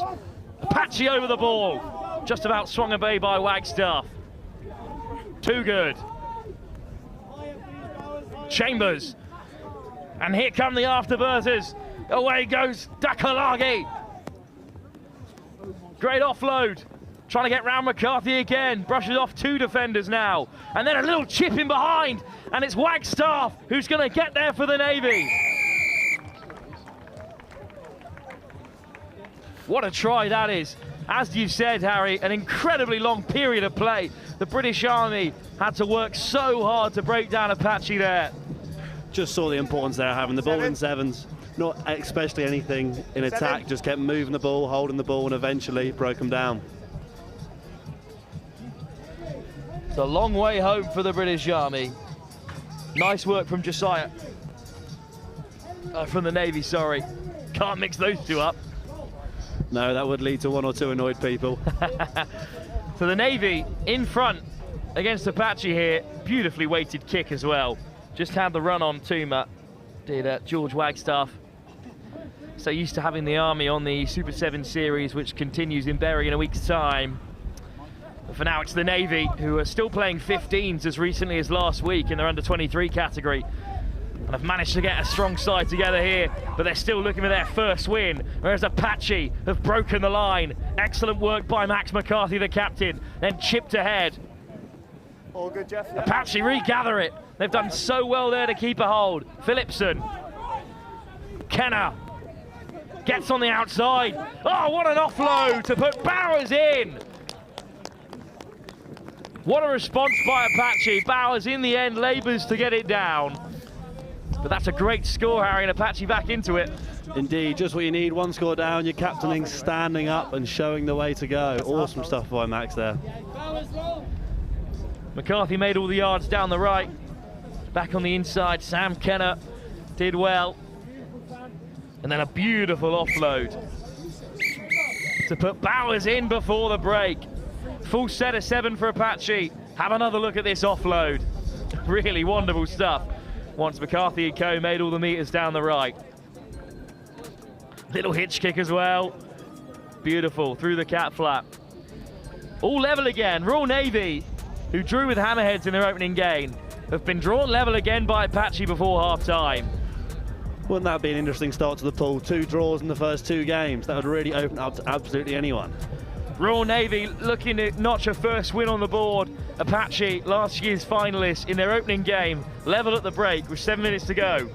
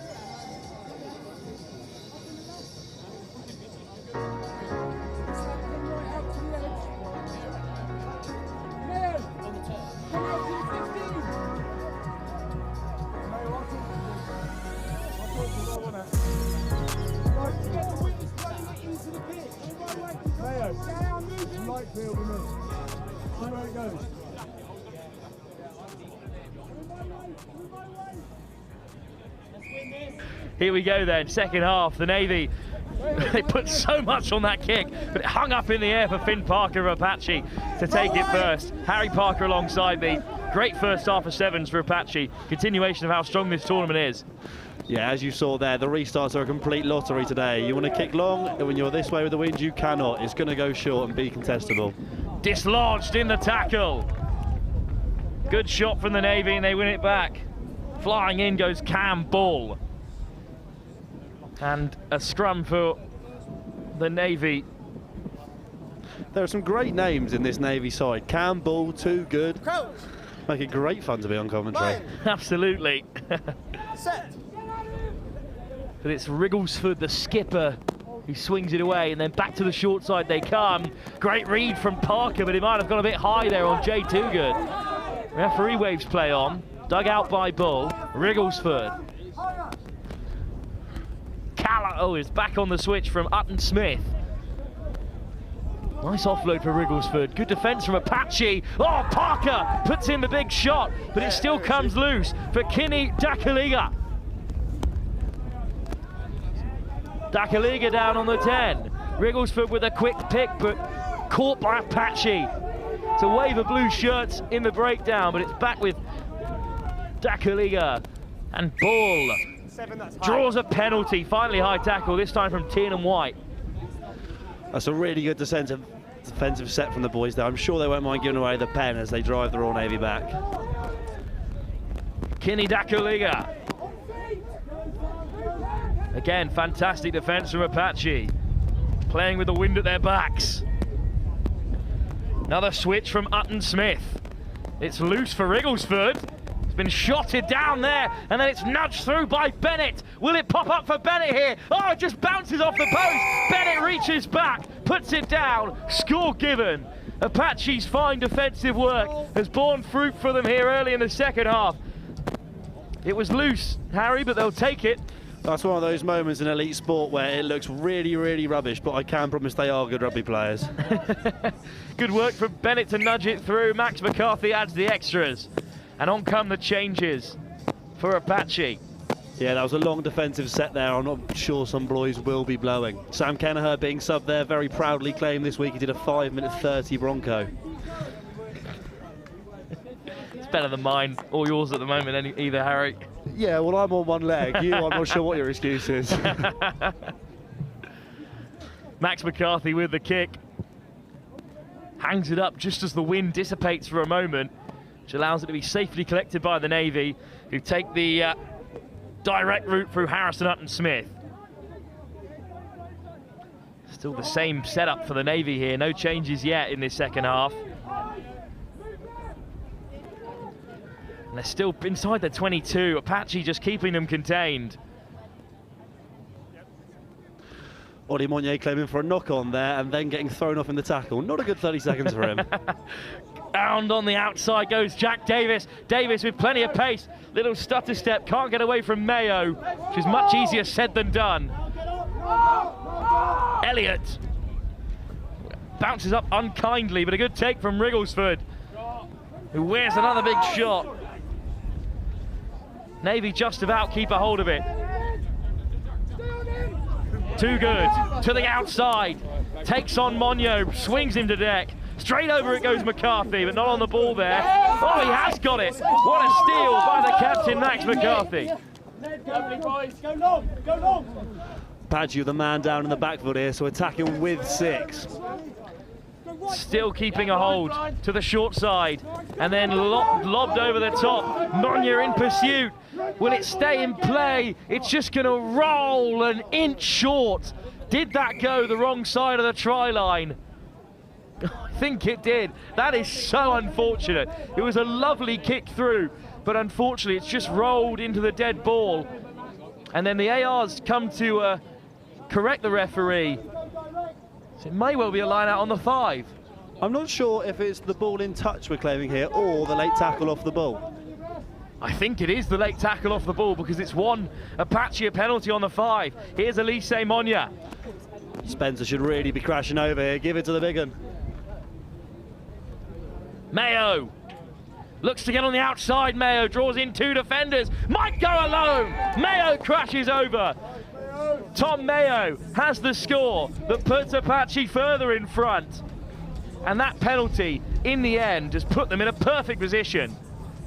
Yeah, Luke Phillipson drew the penalty there. He actually played for Apache in a few years. He's at university now in South Africa and he's just come back. So it's really good to see him having a positive first outing for his first time back for us. 19-7, Apache ahead. Oh, it's just clattered off the crossbar. Well, a win here will put them in a great position alongside group favourites, the Rugby Agents. who were pretty dominant against Rugby against Cancer in their opener, with Hammerheads and the Navy both drawing in their first game. Yeah, what a performance from the Rugby agents. Thought they looked really strong. Obviously, the Rugby against Cancer are a very strong outlet. We're winning the last 2 out of 3 Bournemouth Sevens and falling just short this year in the final. What a nudge by McCarthy. But it's cleanly taken by the Navy, who need a quick response with just a minute to go in this game. Good carry from Davis. Apache with the high press. Their defence has been solid so far. Nowhere to go for Charlie Atwood. Tokelau through the hole. Tokelau needs support, looks inside and out, and does find Callard. Kayava Tokelau over the ball, in support. Davis digs it out. Chambers. Atwood. Held up by Hayhow. The Navy have had all of the ball in this second half, but with this wind, it just shows how hard it is to attack going into it. Davis steps on the inside, puts in the fend. What a tackle by Spencer Hayhow to win it back for Apache, and that will surely seal the game. Ball on the outside for Bennett, and Bennett will put a cherry on top for Apache. Big win over the British Navy. Great start today for the boys. It's always a tough one your first game, so good to get off to a good start. What a result for Apache. They will win by 26-7, you imagine, with the kick still to come. Navy defeated in their second game after drawing with the Hammerheads earlier. Speaking of early defeats, our next game will be the Scimitar Storm taking on the Ramblin Jesters. Huge win for the Jesters over the Petelo All-Stars, but the Scimitar Storm will be a bigger challenge. Yeah, I would not have the Jesters down here who's going to blow this one away like the last game. I think it's going to be really close and really tight. Thanks for joining us, Harry. Best of luck on the way down, and we'll have you back later on for Apache's next game. Up next, Scimitar Storm taking on the Ramblin Jesters. A huge game for Scimitar. They're going to get their tournament back on track.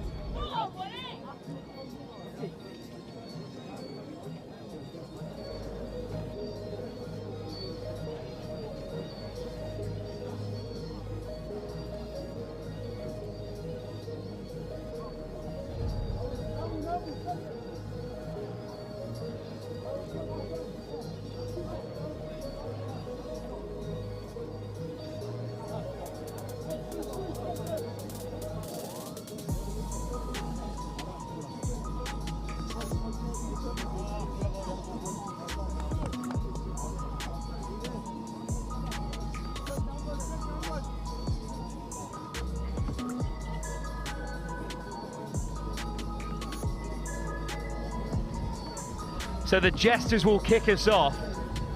Huge result, 42-5 against the Petelo All-Stars.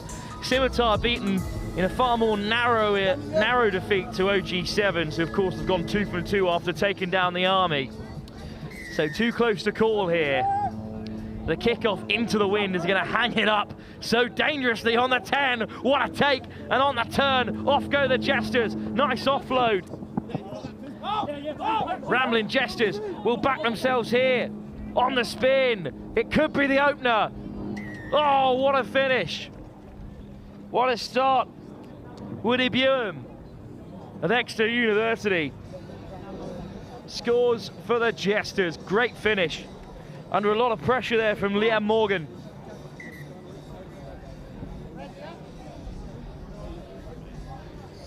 What a start. As Harry Parker was just saying, the kickoffs are brutal, and if you have the wind in your face like the Jesters do, just hang it up, just put as much on it as you can. It will still fall right on that 10 metre. Another kick to come for the Ramblin Jesters, already 7 up in their second game. Sokayi takes it, but he's immediately snaffled up by Finn Wiseman. Penalty Jesters, Wiseman's won it. Quick tap from him. Ethan Knight, oh, puts it down, and Smith has it. Well, it's James Dillian in the end who's wrapped it up. Here goes Sifwe Mazubuko, big carry. Dwayne Patterson. Sokayi. Liam Morgan comes off his wing. Sokayi in support. Dug out by Dwayne Patterson again. Off goes Charnock. Finds an offload. Oh, it's been dislodged by the Ramblin Jesters. Really good turnover. Good turnover from Charnock, says the referee. But we've got to come back for the scrum. Better than that. And inside their own half, the Jesters will have another chance On the 5, please. to attack. They have looked impressive. Clinical against the Petelo All-Stars. He barely had a sniff in their first half, especially. Where the Jesters went up by 25 odd points. Set. And they'll feed this scrum as well.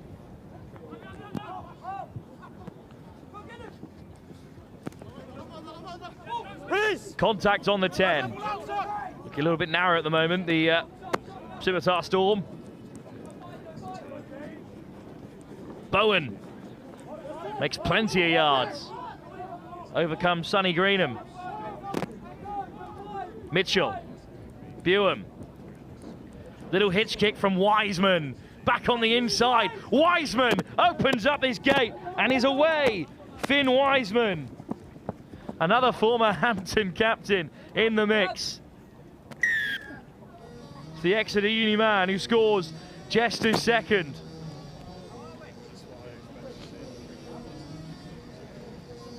And they're in control again in their second fixture here, the Ramblin Jesters.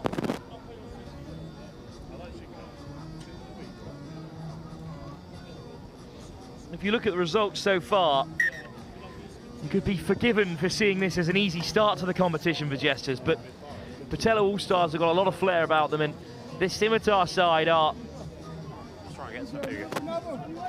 international champions at various tournaments, runners-up in the Dubai Cup, third in Geneva. Fine tournaments. The Jesters are all over them here. Good take by Luca Petrozzi. Here is Morgan. Put down by Greenham. Petrozzi. Dummies to switch for Dylan. And Petrozzi goes through. Petrozzi just with Knight to beat.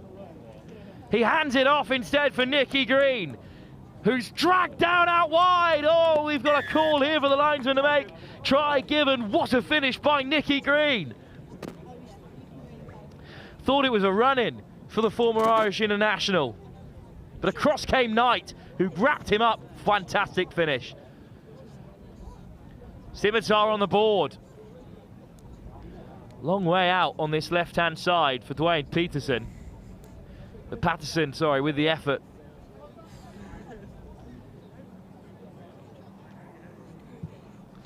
Goodness, he's got behind that, but it's off target. So it remains 14-5 in favour of the Ramblin Jesters, but Scimitar on the board before half-time, so crucial against a side like the Jesters, who've killed off their first game by the half-time whistle. Patterson again with ball in hand, shaping a kick, this time for the restart. Plenty under it. Dylan looking for a knock on there, but Tom Mitchell claimed it well. Penalty as well. Easy let off for the Jesters. Royabo. Through the hands they go.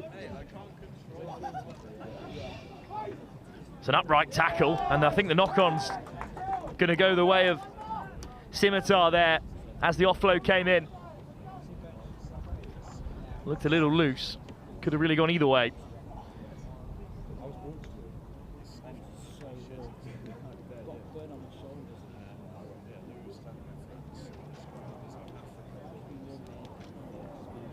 Scrum. Patterson with Petrozzi outside him. Patterson goes himself.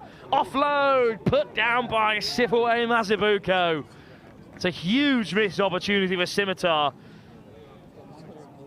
The Storm have just been robbed of possession in this first half.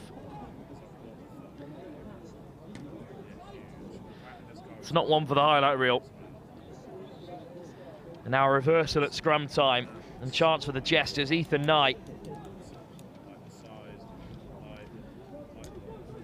Royabo.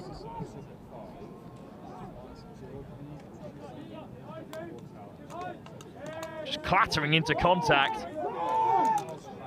No one on the ball there for Scimitar Storm. Back to the short side they come. Knight brought down by Smith. Patterson's all over it. Still it comes Scimitar Storm in defence, and Jesters on the attack. Driven back to their 22. Oh, what an offload. Wiseman almost away. They have to reset. High press has got the Jesters on the turn. Mazibuko puts in the shot, stripped in the tackle, but still the Jesters can carry. Someone's got to play scrum half. Penalty. Fantastic turnover and a quick tap to boot. Off goes Charnock. Charnock puts in the fend, reaches out to score. Scimitar Storm get 2 before half time and have a chance to go into the break just 2 points behind.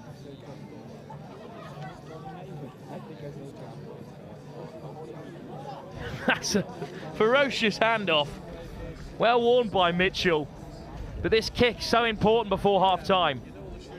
It's Dwayne Patterson. Missed one from a similar area in the first half already. Not an easy kick in these conditions.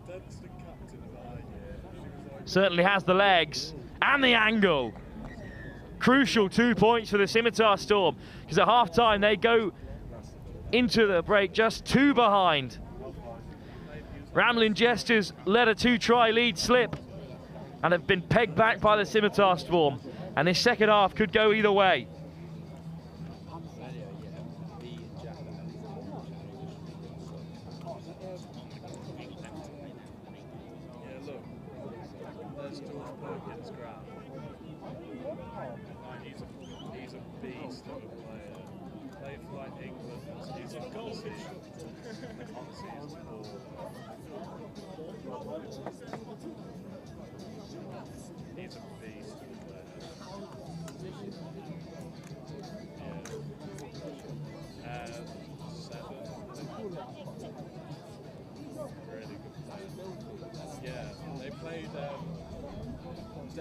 You know, he's in Dan Green's year.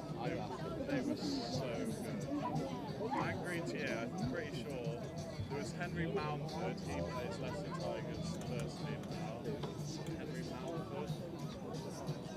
He plays Leicester Tigers. There was like 10 of them out of the 15. They went to It was so good.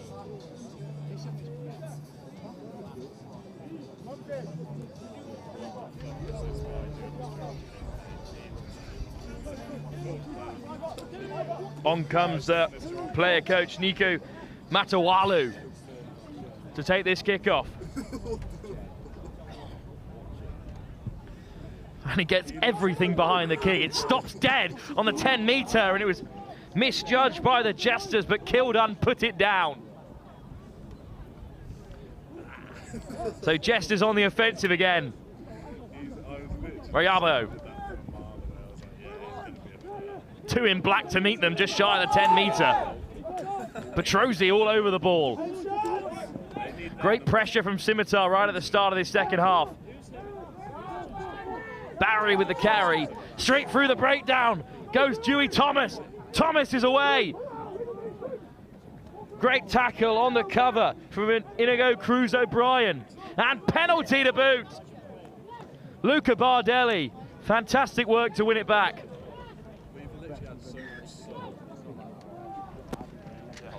Penalty goes the way of the Scimitar Storm. Great cover by the former Ireland international Inigo Cruz O'Brien. And then that's an easy steal between the two of them.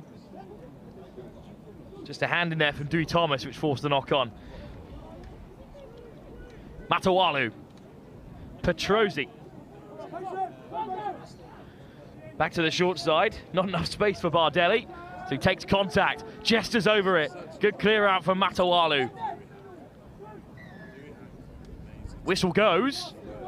I think there's a bit of chat there from the referee that's forced the penalty. So Matawalu with a quick tap. Jesters on the retreat. Oh, lovely footwork. Matawalu skips through the first defender. Petrozzi. O'Brien. Charnock. Try score right before the break, finds a nice offload. Charnock puts it down, and Ryobo almost away, knocks it on himself. Scrum for the Jesters on a 10-metre instead.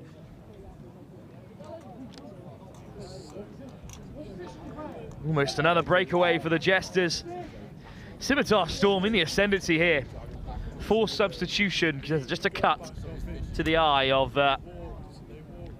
one of the Scimitar Storm players. So back onto the field comes James Dillon.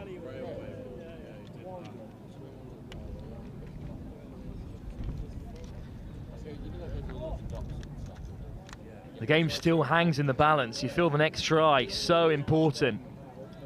It could come the Jesters' way. Interesting formation. One right behind the scrum, two out wide.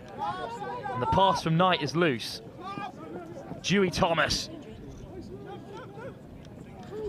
Great carry on the edge. Big Sam Bowen. Scimitar Storm all over it. Penalty advantage, but it comes to Dillon. Desperate for an offload, but Dillon slips the net. Dillon into the 22, taking on Ryobo. Nice offload. Matawalu skips around himself. Bardelli brought down on the 5. Petrozzi.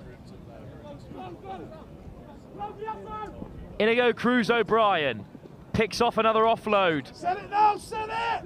Good defence by Aidan Barry. Petrozzi. Direct again, but stops on the 22. Jesters hold firm. Dillon. Deering.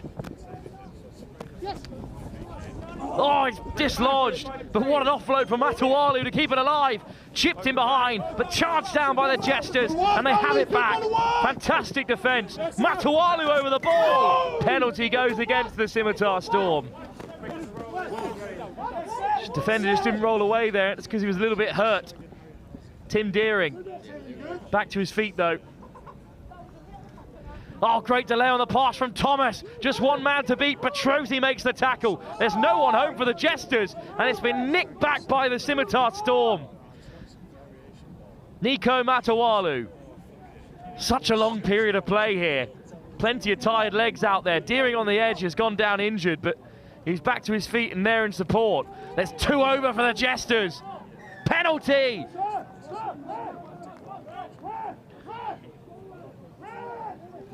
Quick tap from Brooke. Ryobo steps on the inside of Dillon. Brought down. Matawalu over the ball again. Oh, he's nicked it again, but the offload's gone into no man's land, and it's been snaffled up by Ethan Knight. Nico Matawalu with another steal. But his offload found only the on-rushing Ethan Knight. Another score for him today at the Elite Sevens. Jesters go further ahead.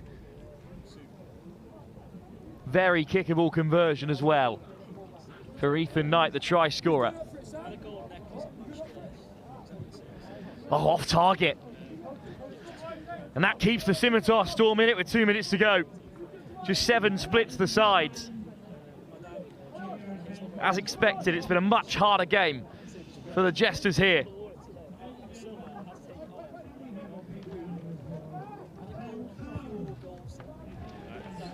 Kick will land on the 22. Well taken by Charnock. Matawalu.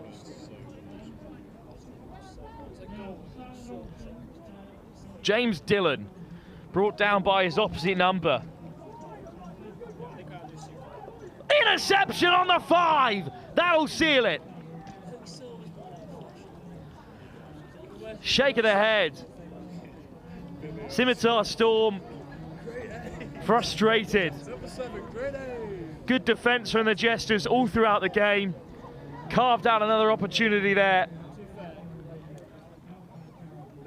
Charnock's pass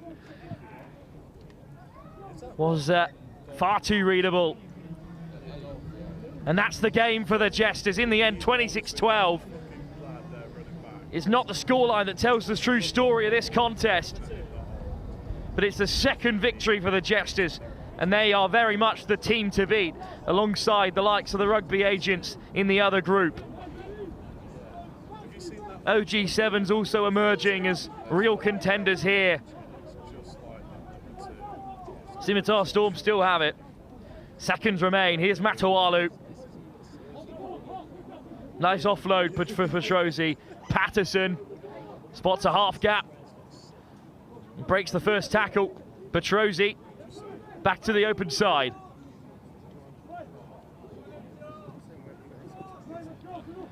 Ramblin Jesters, even at this stage of the game, so firm in defence. Matawalu. Petrosi ducks under the tackle but brought down. Holtz over it. Jesters have it. And that's game. Another 10 yards for Chat. Rather unnecessary in the circumstances. And a yellow card in the end for coach Nico Matawalu will mean very little in the grand scheme of things here. But Jesters still looking to play. Goodness, what a take. Penalty as well. Good carry from Woody Buan. Lucas Brook almost through. Held up on the 22. The ground he goes. The 6 men of Scimitar surely broken. On the forward roll, Aidan Barry. Barry, 2-on-1. If it can be executed. Holtz over. Good ball from Greenham. 2 tries in 2 games for Josh Holt. 30 points broken again by the Ramblin Jesters. Goodness, what a performance. Things just unravelled really in the end for Scimitar Storm. They gifted 2 tries.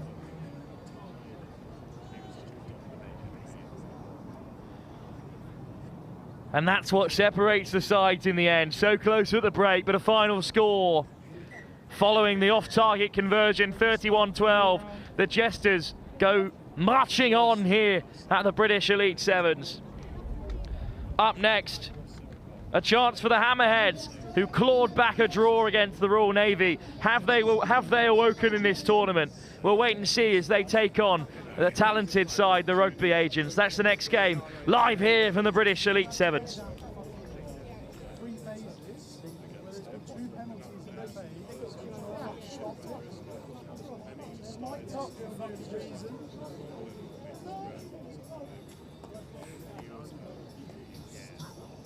He'll come back. He's playing race in 92. He's benched the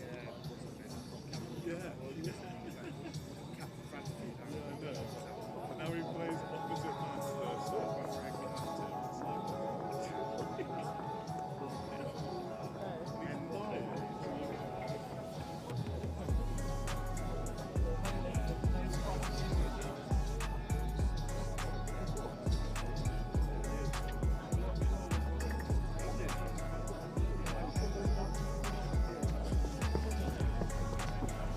So the Rugby Agents, with a big win against Rugby against Cancer in their opening game, take on the Hammerheads, who drew with the Royal Navy, 21 apiece. A buzzer beater at the end to seal it for them. But it will be TRA to kick us off through Kit Keith of the Leeds Tykes.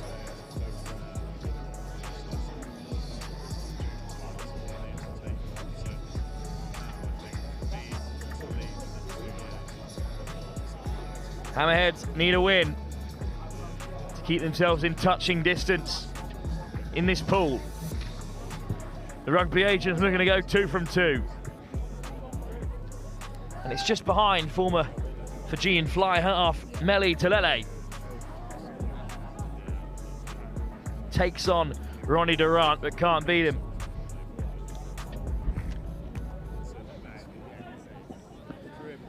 Nice step inside the 22 from Carl Harris.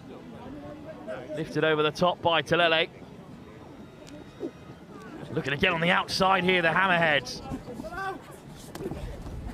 Still going. What a carry by Kieran Leeson.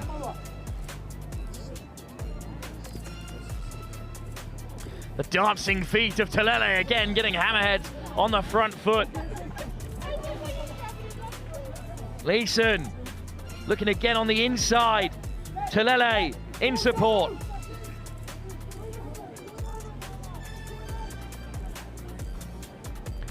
Chads over the top. Stutter step from Armstrong. Oh, he's away, but up goes the linesman's flag. What a tackle in the end from Matty Walker right in the corner to deny the Hammerheads.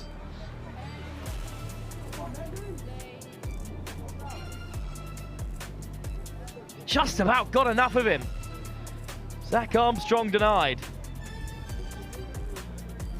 But it from the line out, it's come the way of Sokovi Vuniyawa. Flicked off the deck by Walker.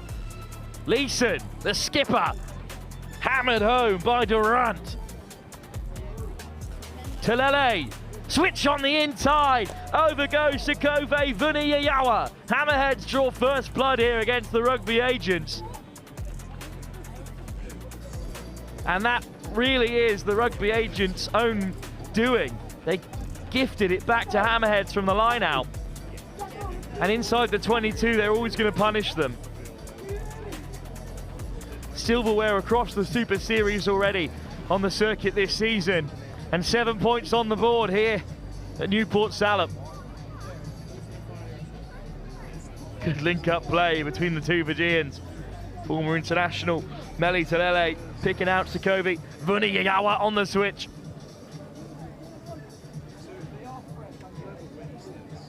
And here's Telele to get us going again. What a nudge that is. Who's under it? Great take by the Agents. And Jackson at fly half. Telele straight over the ball. Surely a turnover for the Hammerheads. Telele has it back. He's got to get to ground, looking to free the hands or draw a penalty. Dug out by Chads. Harris looking to take on Smith. Akil Smith brings down his man. Great counter-ruck by the Rugby Agents. Vuniyawa. Telele teasing with the defence. Chads, big step off the left boot, beats the first defender, shrugs off the second. Chads, oh, great covering tackle, and it had to be as well. And Jackson just about keeps out the Hammerheads for now. Nice step from Walker, pulled up just 5 metres short. There's 3 over on the left for the Hammerheads here. Telele, so casual over the top. In goes Zach Armstrong. For Hammerhead second, he won't be denied by the touchline this time. What a performance this is by the Hammerheads. Speaking to the coaching staff after their opening game, they just said that they always take so long to wake up in these tournaments. They haven't taken too long this time, just the one game. And they're up by 12 with a kick to come from way out on the left-hand tram line. Certainly has the legs. Just not the angle. 12-0 it will remain. Finished by Zach Armstrong.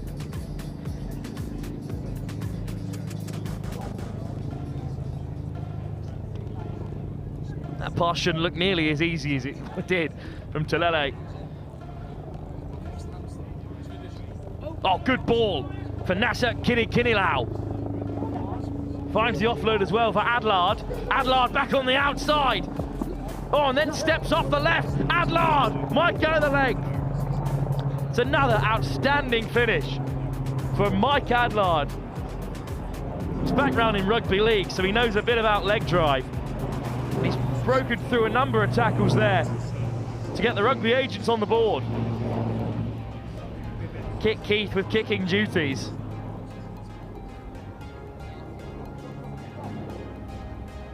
Still with time to play in this first half. What a game it is. Keith hangs it up, 2 points on the board, 12-7 it is. Kinilau with the line break, and then from here, inside and out to get away. And then just drove through the tackle of Tom Church, left him spinning on the deck. Kit Keith with a kickoff for the Rugby Agents. It should be collected by the Hammerheads.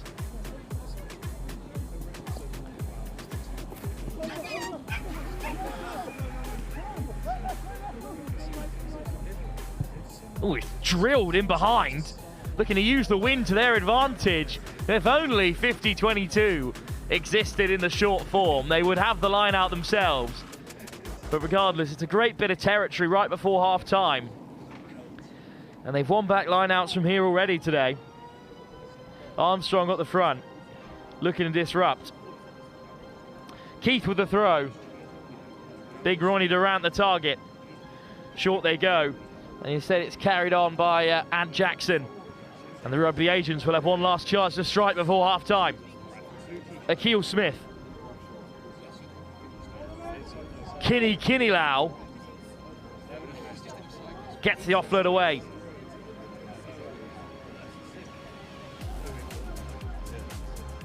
Hammerheads all over it. They could smell blood here, the Hammerheads, now driving back the Rugby Agents beyond their own try line. Taken down by Keith. Kinney Lau with a pick and go.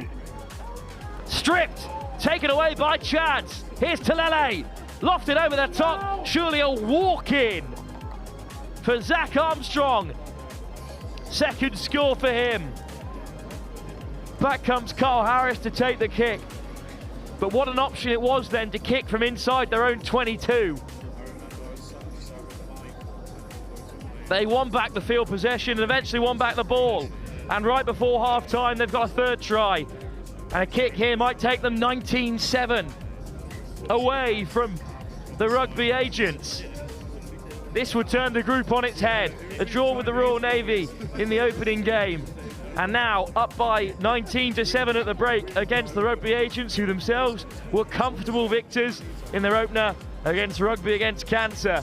All to play for in this pool. That also includes last year's beaten finalist Apache. Second half to come. Can the Rugby Agents get back into the game?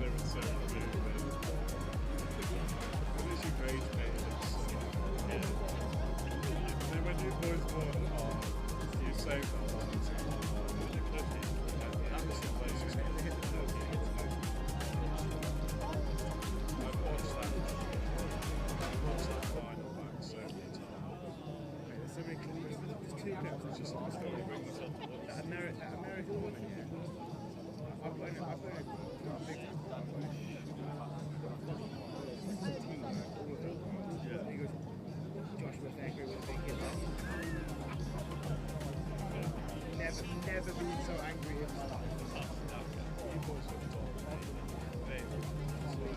The only clip I got from that when I should have got a red card. Oh yeah, he literally jumped in my head and hit him. And he just flipped over. Somebody would have even get yellow cards. Somehow whole time got let into the stadium for the last six. And then there's that massive Astor inside the gym behind it. So it's so pumping iron. No, it's half time. Then like, quick 50-minute workout. The camera just in case. That's a classic Jeremy Akeen.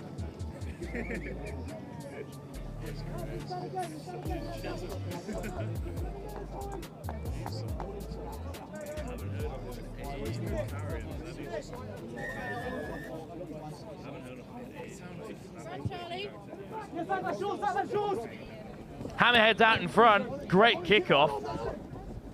Oh, and chipped through by Chads. Tapped back well by Ronnie Durant. Keith couldn't get after it.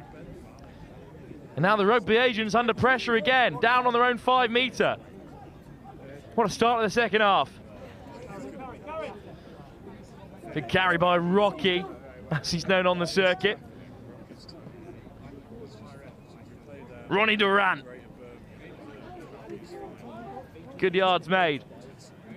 But they're not out of the woods yet, the Rugby Agents. Oh, Rocky's going to be caught, but he's worn that tackle well. Manages to lay it back. Hammerheads drive over the breakdown. Chads comes flying up to make the hit. and it's been nicked by Hammerheads. Great line speed by Kinilau to stop a certain try. Back for a scrum though, in a dangerous area for the Hammerheads. How many times already in this game have they won it back in such a difficult area for the Rugby agents to deal with? And now it's a scrum, fed by young Arthur Chads. He's been all over the circuit, Arthur Chads, with the Ramblin Jesters a few times this season as well. Nice feed. Petelo with the little step, and then puts on the handbrake, brought down by Rocky.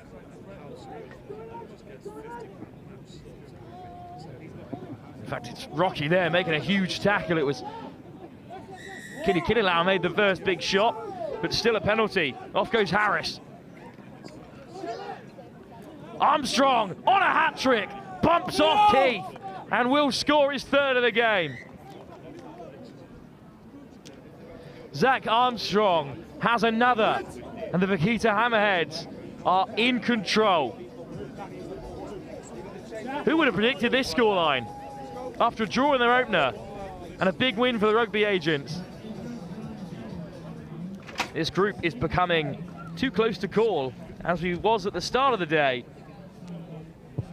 I was forming some kind of opinion about where this might go, but I'm cancelling that one out, because this result has turned it all on its head.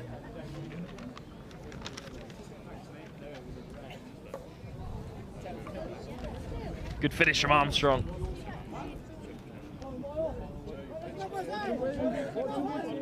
Tighten it up, they're not kicking that way, just tighten it up. He's offside.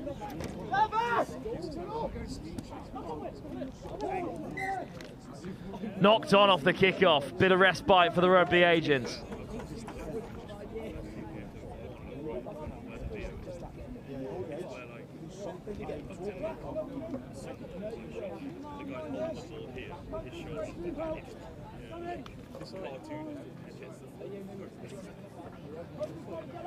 Here's a scrum. Nasa Kinilau puts in the fend on Leeson and beats him.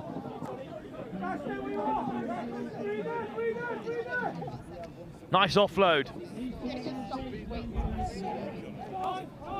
Might open up here for Astley.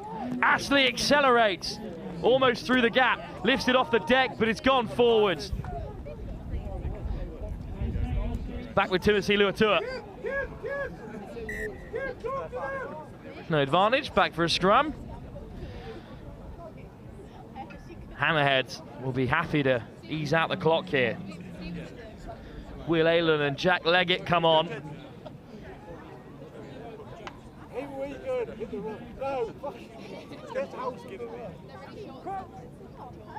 Scrum to be fed by Brass. Brass looking down the short side. Opts against it. Still dancing his way through Brass. Oh, and Hammerheads with a half break. Leeson. It's come backwards off of a TRA hand, and then it's chipped in behind. Off goes Tom Church. Church gets to the ball. Oh, just a slight knock on by Tom Church.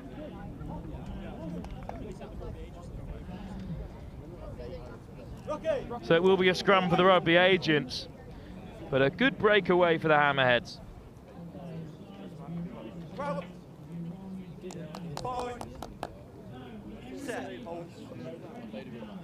Not wasting any time here, the referee. Keith gets it away, but not cleanly. Chip through. Astley on the chase, and I think he's going to win the race. Will it bounce up for him here? Astley regathers. Good shot from Brass. Ball goes loose, and it's back with Leggett for the Hammerheads. Good bit of field possession for TRA, but they needed a bit more than that at this stage of the game. There we go, gents. Sets, hold the push. If you're going to do it, hold. Crow. Fine. Sit. Brass.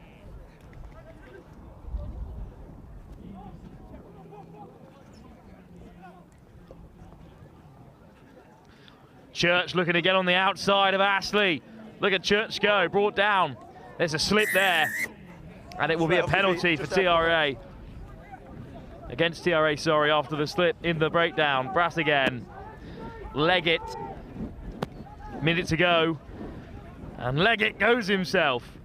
Brought down by Astley. No hands, Green. Green, no. Referee said no. Keith didn't respond. Off goes Luatua. Brass. Lovely delay on the pass. And kicked in behind again. This time TRA win the race. They're a long way from home here. And a long way behind, 24-7.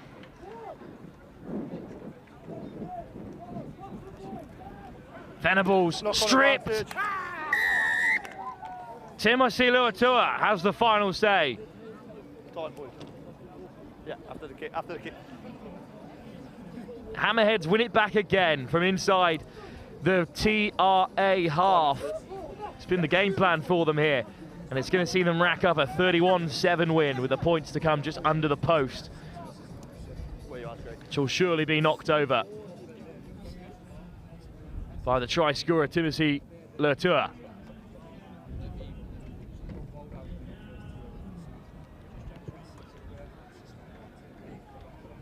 Oh, well, he's missed it. So it will remain 29-7, but still a huge win for the Hammerheads. Their first of the day after their draw with the Royal Navy earlier. Well, two sides in need of a win up next. The British Army, who were shocked in their opener by OG7s, now taking on the Petelo All-Stars, who were hammered by the Jesters. Who will come out on top? The defending champs take on the Petelo All-Stars up next.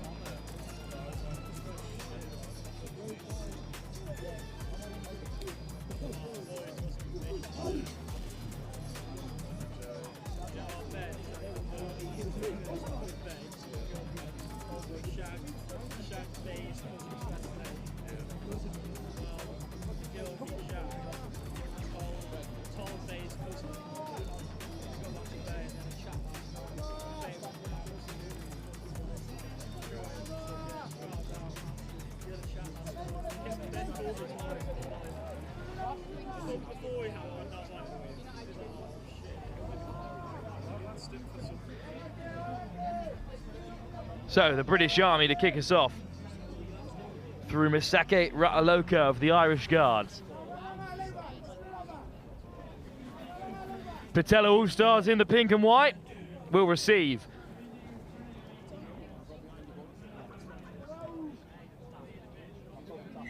Jack Petelo himself is here today on the sideline for the All-Stars.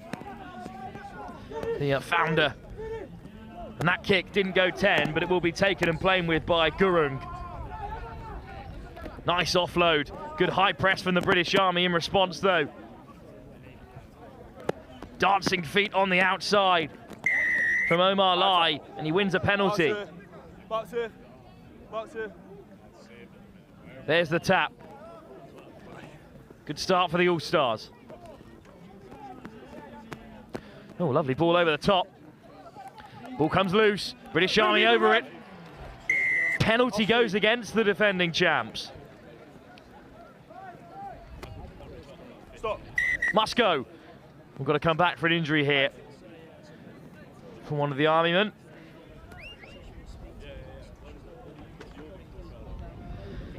So a short break in play.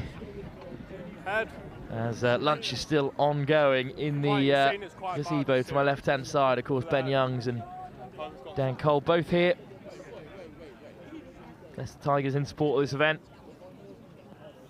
It'll be your scrum. Your scrum from I stopped to when you were about here. So. Much revelries to be had here at the Elite Sevens, but on the field. It's an outstanding fixture here between the Army and the Petelo All-Stars, because the All-Stars have started really bright against the Army, who are the favourites after a close game in their opener.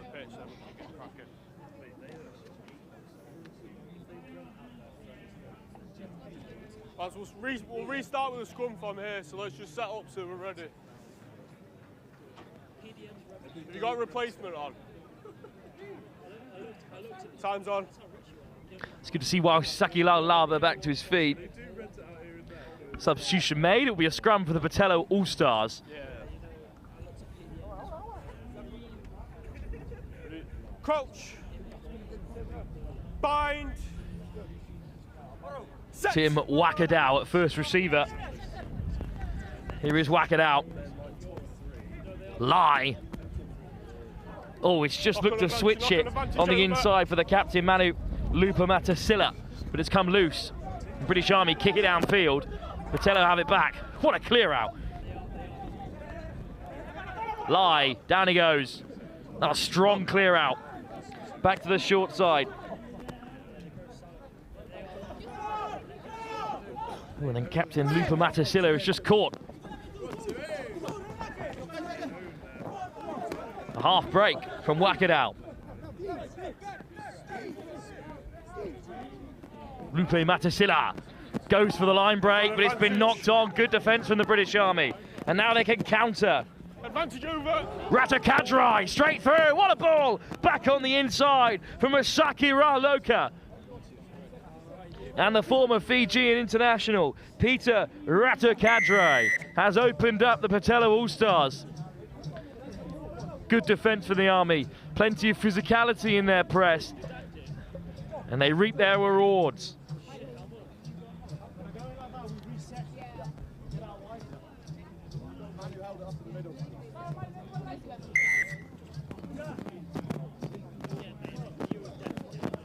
Try scorer Raul Loco adds the extras. This is a fine offload as well. Water's off, boys, let's go. Tawana Yayalala in support as well. 1 second. So the Army with a great score to open it up, and that man again, Mesaki Raloka, to kick us off. Up gets Diamond, what a take! And Diamond on the turn, slips the tackle. What a grab that is. From right under the nose of Manu Lupamatasila. Korivuka. Nice footwork. Seva on the edge. Raloka. Diamond. Chips it in behind, but there's not much on there for the Army. So now the Petelo All-Stars can counter. Just juggled there, in the end taken. Still driving on here. Tim Wakadao. Let it go, boys, let it go. Knock an advantage over. Another strong carry. Still going, leg drive up to the 10-metre. Fine work on the floor to get Yone Kuravuka out of there. Lupamatasila almost through Manu Lupamatasila. Whipped off the deck. Desperate for a way through. Finally a half break. But it's been put down, the offload from Lupamatasila. That was a pretty lackadaisical response to putting it down. In the end, the kick through the right option.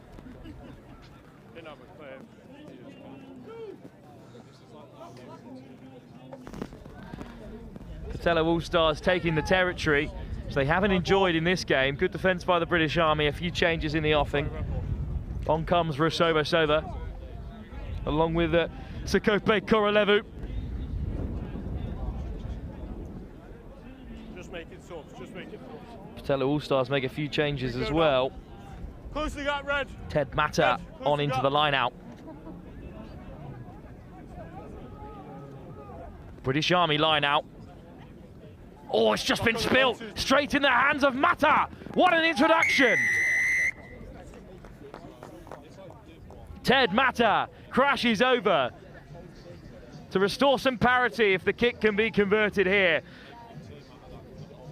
Sekope Korolevu straight onto the field, but the wind wreaking havoc again. The throw just overcooked.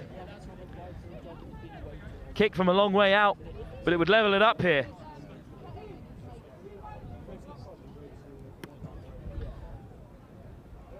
Nudge, fantastic from the Petelo All-Stars, and we're level again.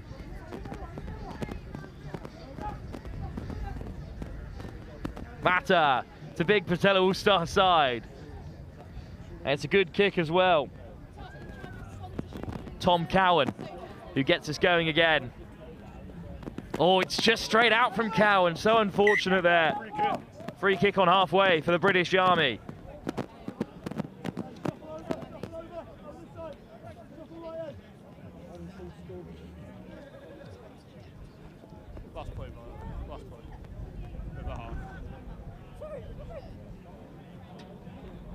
Quick tap, off we go.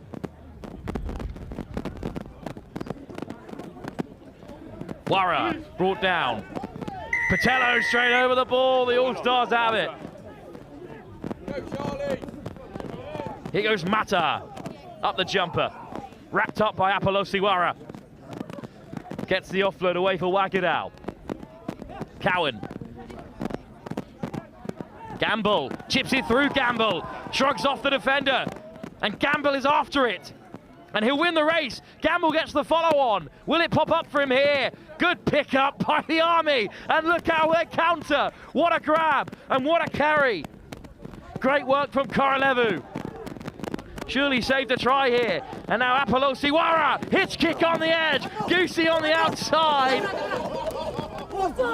And then he runs straight up the jumper of the Petelo All-Stars, who steal it. And then Korolevu off his feet. So away comes Tom Musto. Mata. Oh my word, what a hit. Flying out of the line comes Rasobasova. Another flying breakdown attempt from Rasobasova, and the Army have it back. Waka. Korolevu. Korolevu still putting in the fend. Needs the support, or will he go himself? Sekopi Korolevu drives over for the British Army to put them ahead at half-time. Deep into overtime. What a turnover. Inoke Rasobasova put in a huge shot in the midfield, straight back to his feet, scrambled up to win it back at the breakdown. Conversion on the stroke at half-time from Rosaru Tabua, Tawane Yayalua. Making it 14-7 in favour of the British Army. Petelo All-Stars, after a hammering by the Jesters in their opening game, have recovered well and look in much better form here. But the British Army still lead, looking for their first win after defeat to OG Sevens. 14-7 the Army lead.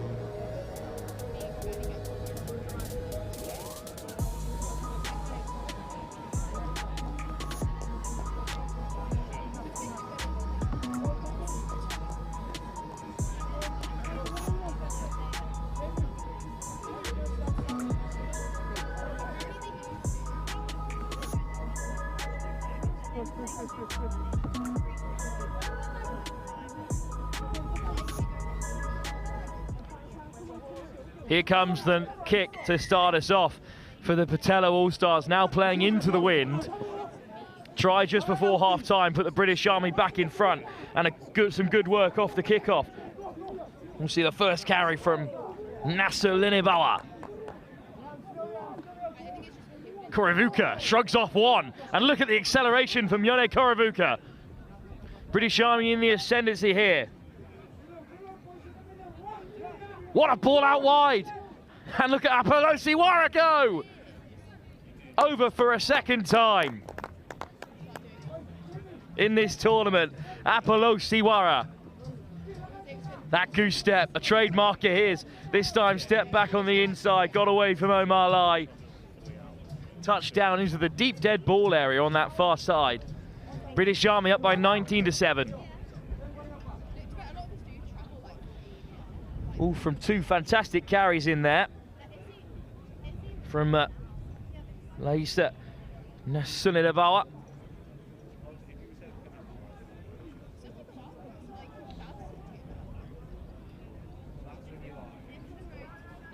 Rosaru Tabua to Wanaya Yalala to get us underway. Kicks it into the wind. Taken on the turn by Killer Wakanidrola. Carries up to the 10.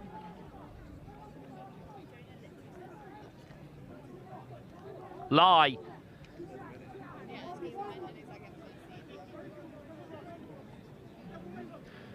Oh, good acceleration.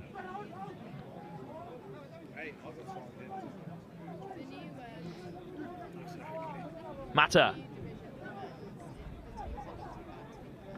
Harden. Oh. Pass from Wakinidrola is loose, and the offload to him is put down. And it's going to come off the leg of one of the British Armymen, I believe Jamie Diamond of the 3rd Rifles.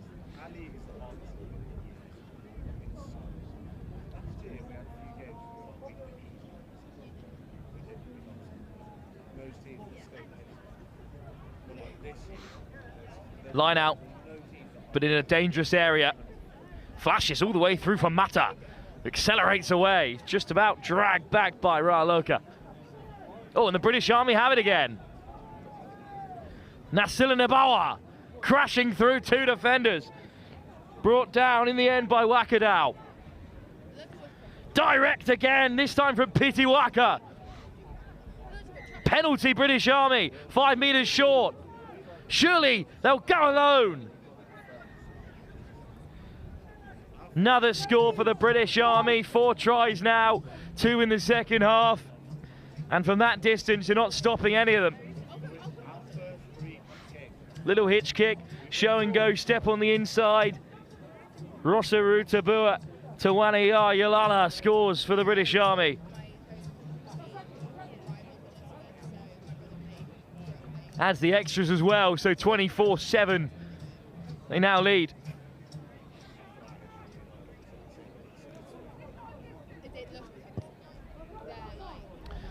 Deep kickoff with the points added. It's 26 on the board, straight out though. So a chance for the Petelo All-Stars to claw back this big advantage. 3 tries is not unheard of in about 2.5 minutes of sevens. Here's the tap from halfway.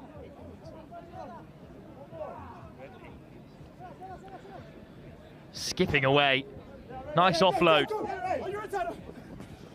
Oh, it's been knocked on by Manu Lupamatasila. Lupamatasila just couldn't keep a hold of it. Pass was behind him. Ray Gurung. British Army waste no time. They shift it from right to left, and just one man to beat. Gurung shrugged off. And they've gone the length.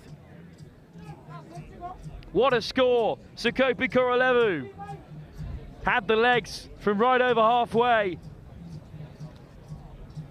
Guru was still getting back. And Korolevu dots down for the British Army, and that will certainly seal it as they break through that 30-point barrier.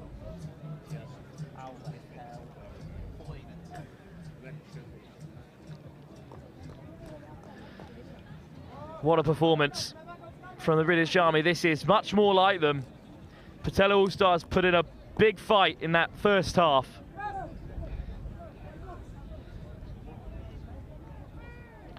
But the quick line out just caught them napping there. Inoki Rasova, good hands as well from Ilyasa Nasilinibawa, and then off goes Korolevu. There's the kickoff from Rossa Rutabua Tawana Yayalala. And Petelo All-Stars immediately put under pressure. Miss pass all the way from behind from Lupa Matalasilla. And Lai put under pressure. Advantage coming, so they will have possession, the Petelo All-Stars. Well, up next, it's Apache looking to go 2 from 2. Good start of the day for them. Looking to top this pool. Taking on Rugby against Cancer, who had a tough start of the day against the Rugby Agents, but well, we've seen a couple of sides already who had tough starts turn it around in this tournament. For now, though, Michael Valaikisuva to feed this scrum.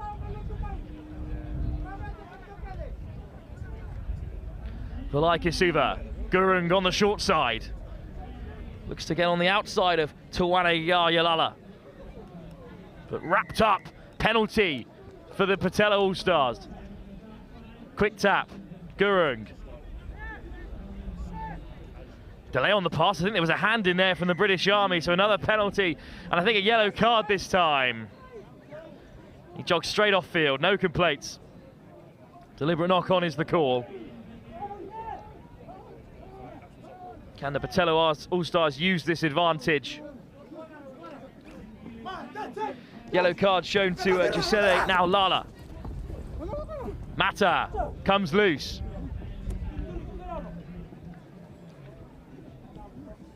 Oh, just driven to turf there, big shot. Goodness, that pass is one of frustration, and that brings an end to the contest. Well, in the end, the result in the second half was a very one-sided game. First half was tight, just 12-7 at the break, but the British Army ran away with it and won 31-7, and their tournament back on track. Up next, it's Rugby against Cancer, who are taking on Apache. Another game for you live here from the British Elite Sevens. Pool stage action to continue. Apache looking to go 2 from 2.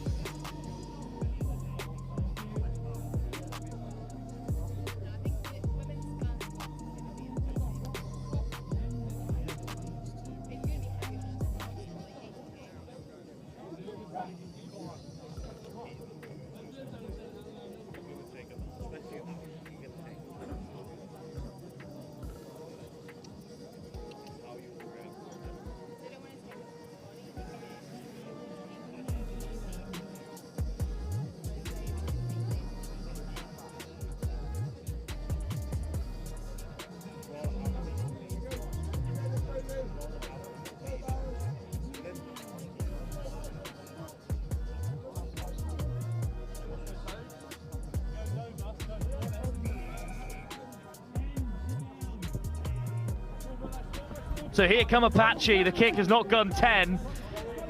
Oh, indeed, it's gone 10. It's been given by the referee, and Matt Bowers has caught them all unawares. That's the thing with today, the kicks will go 10 and then get blown back by the wind, so it goes less than 10. It's a rule that some people may not know, so it's going to catch some teams lacking. Matt Bowers scoring there. The only thing faster than that man's feet is his mouth. He will not stop talking. Harry Parker in the commentary box alongside me from the Apache camp. Finn Broomfield just wanted the ball off of Bauer, but the referee said play on. McCarthy's kick is wide, but it's good to score early into the wind. I have spent the last time between Apache's last game and now just being told off by all the Apache players for my previous comments. Well, let's keep them coming then, with Max McCarthy, the captain, gets back underway. Such a strange try. Bowers had to check with the referee before he got underway. It's Tuma putting in a collision there, but Broomfield claims it. Smith putting in the bump, and Smith back to his feet again. Slight grudge match this one. Of course, 2 years ago at the Bournemouth final was an Apache Rugby against Cancer final. We have not played them since. So good to see them back together here at the British Elite Sevens. Little stutter step to get them over halfway. Penalty Apache, big turnover.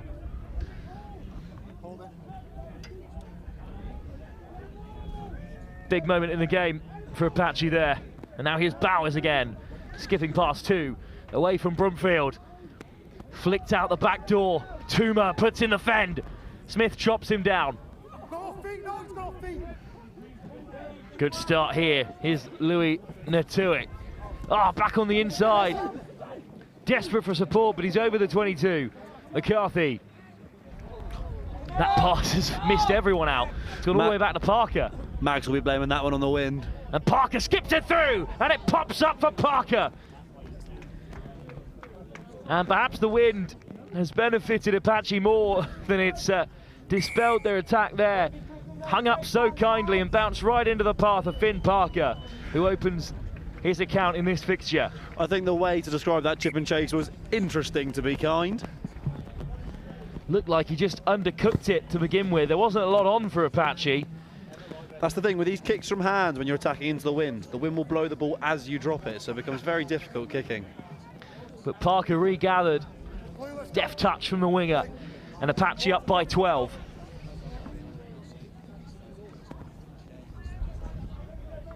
Well, having seen more of the competition unfold, Harry, what are you making of the runners and riders? I think today, defence is going to be the key. I think with the wind, it's actually quite hard to play expansive sevens, so the teams with really solid defence are going to do really well. I think you saw that with OGs earlier today, as they are 2 from 2. Fine take off the kickoff, but then one back by Rugby against Cancer, and off goes Connor Finch, and then whipped over the top by Searle. What a ball! Great take, and off goes Alex Idan. Idan, inside and out, looks to go wide, flat to the line. Into the corner they go, what a tackle that is. Tuma denies RAC, but what a run by Alex Idan. Great defence there by Henry Tuma. Dragged into touch. The strength of a woodworker there, that's what that is. So a line out, Apache with it, still under pressure. We've seen a fair few of these go awry in the last couple of games. In this win, this line out is any man's ball. Good take though from Bowers, but Apache lose it on the 5 metre. Here's Smith, breaks the first tackle, Smith! Toby Smith goes the full length. Done the hard thing, nailed your line out, then passing 9 to 10 and mucked that up. Crashed over by Smith, physical carry at number 22. Beating off 2 defenders there to crash over to score. You've let RAC in a little bit there, Harry. Indeed, and now this kickoff becomes crucial. They get another score here, momentum changes. 2 points as well on top, so 12-7, and they're within 5. Clean line out, good take by Bowers. Just put down at first receiver. Not a great pass from Max McCarthy there, one he will not want to see again. Smith bumps off one. Slips the second tackle and scores. And that is some kickoff. Who wants it more? What a take. It's just clattered off of the RAC man. Tuma did so well there to win that knock-on for Apache. Much like 15s there, I think the ref blew his whistle with no idea what had happened and then just pointed one way with 15 scrummaging. So it's going to be a scrum. RAC in defence with under 2 minutes to go in this second half. In this first half, sorry. 12-7, Apache lead.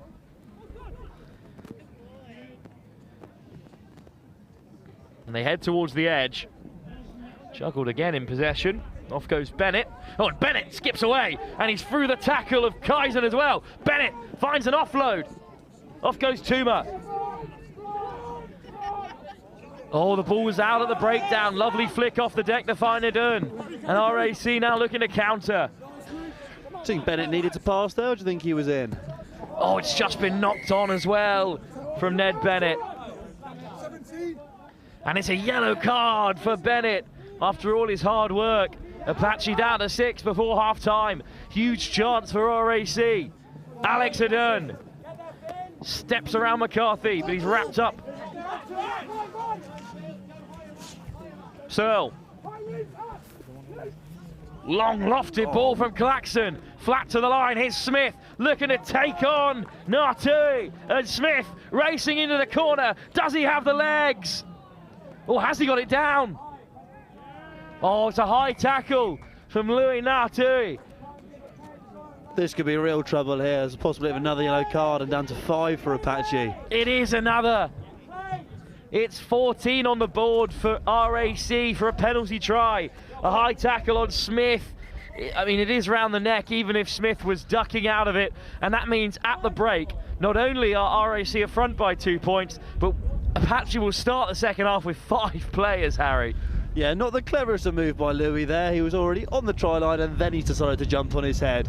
I think if that was needed, he had to go a lot earlier with the dive. And trying to be as impartial as possible, I still think I question that pass that led to that try, if it was forward or not. Well, the wind playing havoc on both sides. But at the break, Rugby against Cancer lead Apache by 14-12, looking for their first win of the competition. And crucially, with 7 minutes to play, Apache will start the second half with only 5 on the field. If you were a betting man, though, it is tough here, because obviously Rugby against Cancer have the 2-man advantage, but Apache now have the wind. Rugby against Cancer kicking off to start the second half. This kickoff is going to be crucial in deciding this game. Second half to come in just a few moments' time.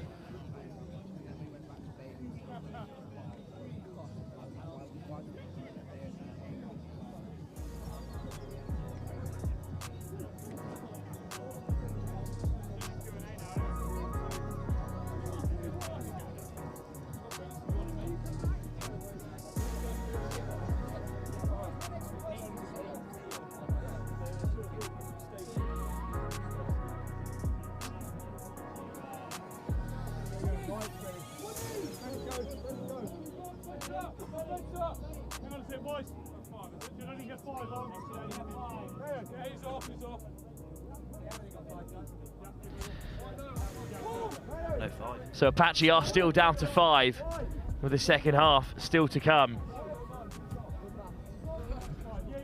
And the kickoff from RAC. Johnny Searle. Oh, he's not kicked it 10. That's the perfect outcome for Apache. Now, if Apache have any wits about them here, they will tie their shoelaces, drop the ball, walk very, very slowly to this centre spot. Kick for touch, take some territory. McCarthy has it. 22 were things in sevens, that would be the play. Oh, McCarthy, no one home for RAC, so he's looking to take them on. Brown is back. Edun just has to slide under the railings. I'm not sure what the call is there. I think it is going to be a 22. It's not a bad result. Unfortunately, the pitch today can be described as a bat-first pitch. It's been a very nice track for the first day of the test match. And it's a clever little short knock to win back possession from RAC, from Senon Grove. And they've got to use this advantage. Still only 5 on the field, but they can't find a way through. Alex Adun is down, so for now it's 6 on 5. Nice footwork. Yeah, Monya makes the shot. Off goes Holloway, and they must have numbers down this right-hand side. Work, Mayo, get him! Lofted over the top, it will open up for Holloway. Chased down to the very last. You've got to question the kick there off the tap. You've got 5 men on the pitch. Surely just keep the ball, play some phases, run down that clock till you're back to 7. Apache now going to have to chase this game as they go down by 9 points. Kick to come as well. That will surely be slotted home by Searle. If I was him, I'd speed this up a little bit, because Apache is still down to 6, although another man back onto the field. Ned Bennett returns to play. Harry, they really had to make RAC work there, Apache, despite the advantage. It is something we pride ourselves upon, our defensive efforts. I think, like I said today, defence shall be the key. So that defence working in these games where we are down to lesser men is good practice for the later games. Well, it looks a little bit like Apache a return to a full complement. It's a good result for them, even if they do trail by 21-12. Just one try conceded while down to 5. Monya, good take. Oh, it's a bit of a mess though at the breakdown, although the ball is loose. There's no offside line there. Spoke too soon, the whistle goes. Not sure if the ruck was formed there, but the AR on the VAR side called it. Penalty for RAC. I am loving this referee's hair, but I can't say I'm loving his refereeing decisions. Going against Apache for now. Here's the tap from Rugby against Cancer. Searle. Finch. Still going Finch. Down on the 22. Grove. Claxon. Steps back on the inside again. Searle in support. Shannon Grove winds it up. Good take out wide. One-on-one, but Apache wrap him up. Offload might just undo them here. Fantastic footwork. Brumfield steps off the right boot and goes over.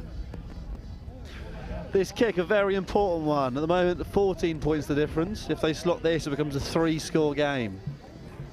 What a turnaround, though, for RAC, who had it handed to them in their opening game by the Rugby agents. They've completely turned it around.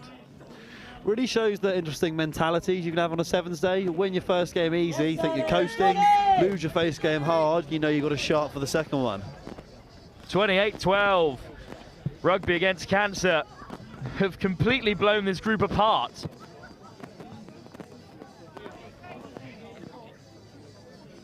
Well, there are no longer favourites in this pool at any stage. Perhaps the Hammerheads, who remain undefeated. But who knows? That draw is going to really make this pool interesting. Grayson with a good carry for RAC in the ascendancy here. Brumfield, pretty loose. So back comes Grove.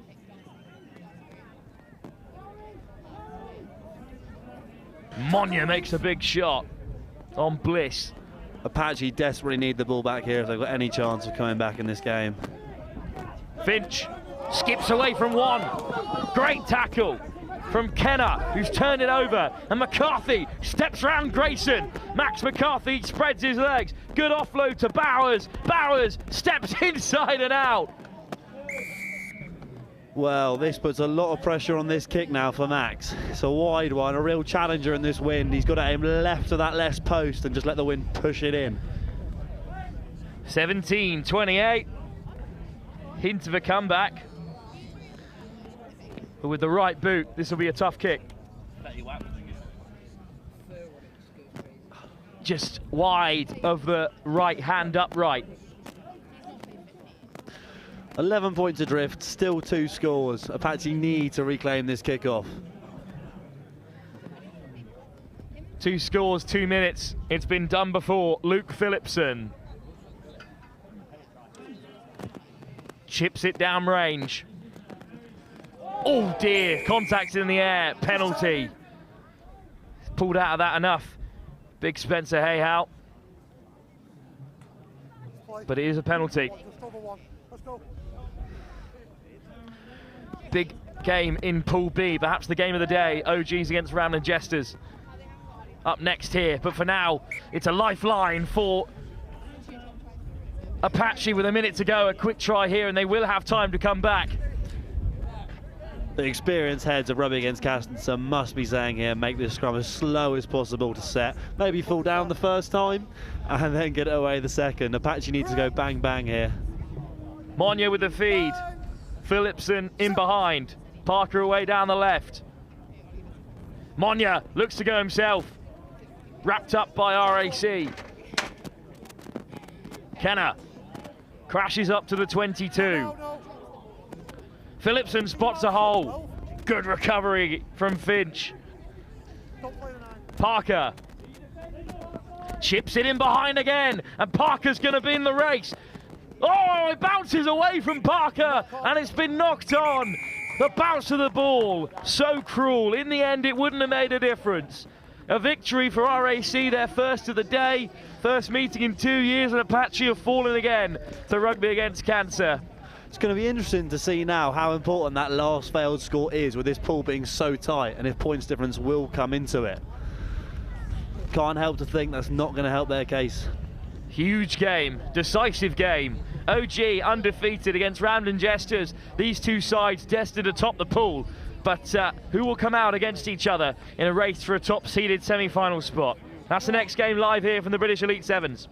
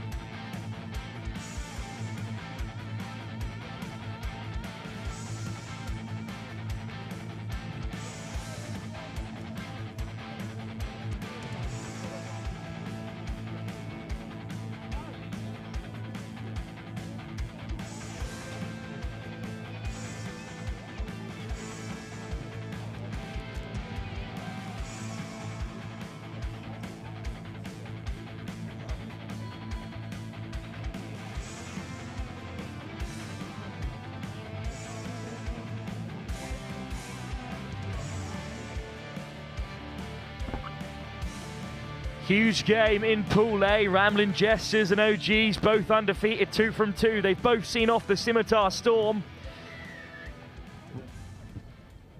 OGs just managed to sneak past the British Army. And Ramblin Jesters also beat the Petelo All-Stars. So Ramblin Jesters really need the OGs to do themselves a favour here.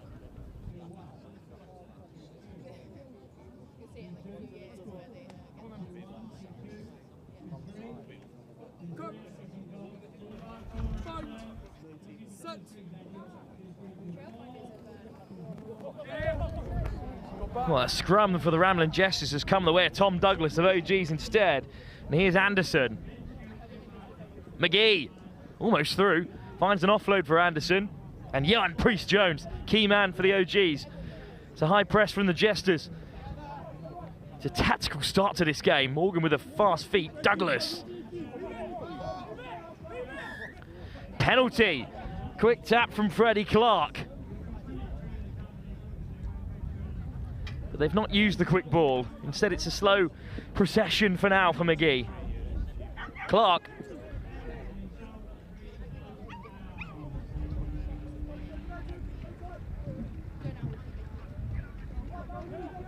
Oh, what a step. Off goes Ben McGee. Ben McGee looking to get on the outside of the sweeper. Forced back all the way by Church. Good defence from the Jesters, but it's still on here for Crossland. Crossland winds one up. Douglas on the outside. And he will make it home. Forward pass is the call. Well, Crossland's ball across the face of the defence has been labelled as a forward pass with the wind at their tail.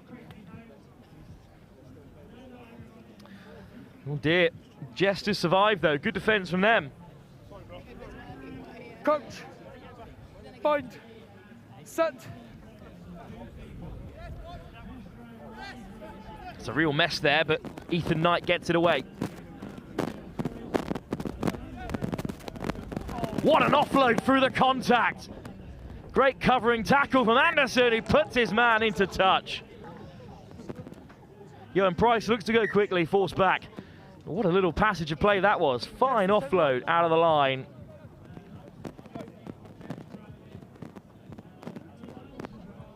But nothing coming from that fantastic defensive intervention from Louis Anderson. Line out comes the way of OGs, still level here.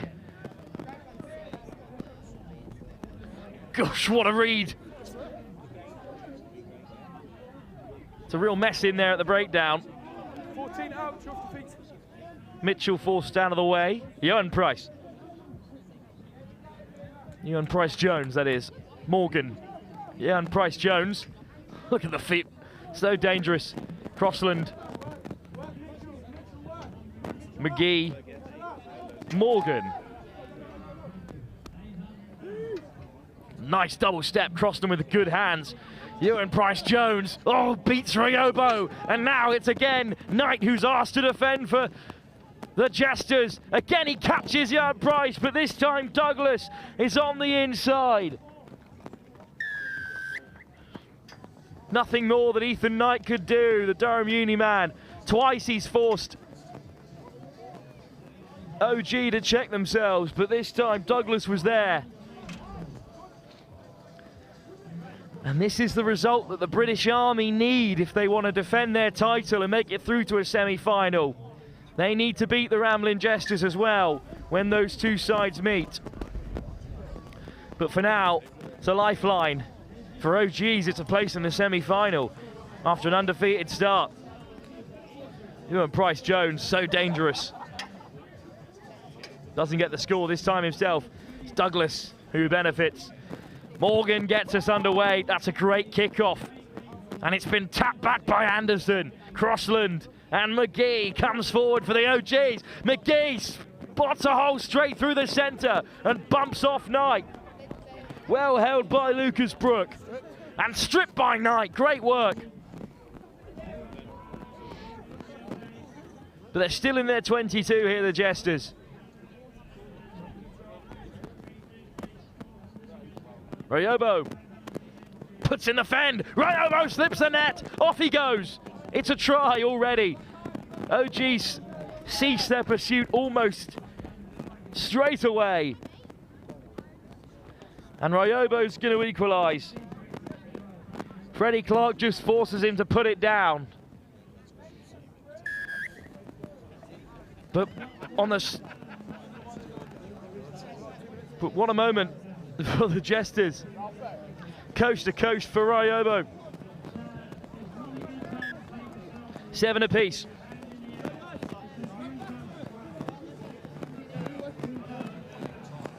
Neymani Ryobo.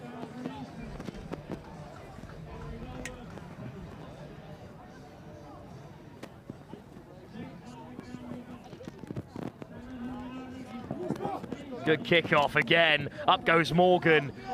Was he touched in the air? Referee says play on. Jesters have it back.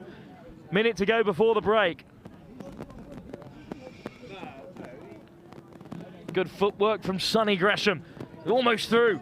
Good offload off the deck. This could be it. Sam Bowen into the corner. Forced to put it down by Anderson, but what a finish. Sam Bowen, freshly signed with the Rams. What a rebuild the Reading side are having. He's another top player to add to their arsenal. And he's got the Jesters in front.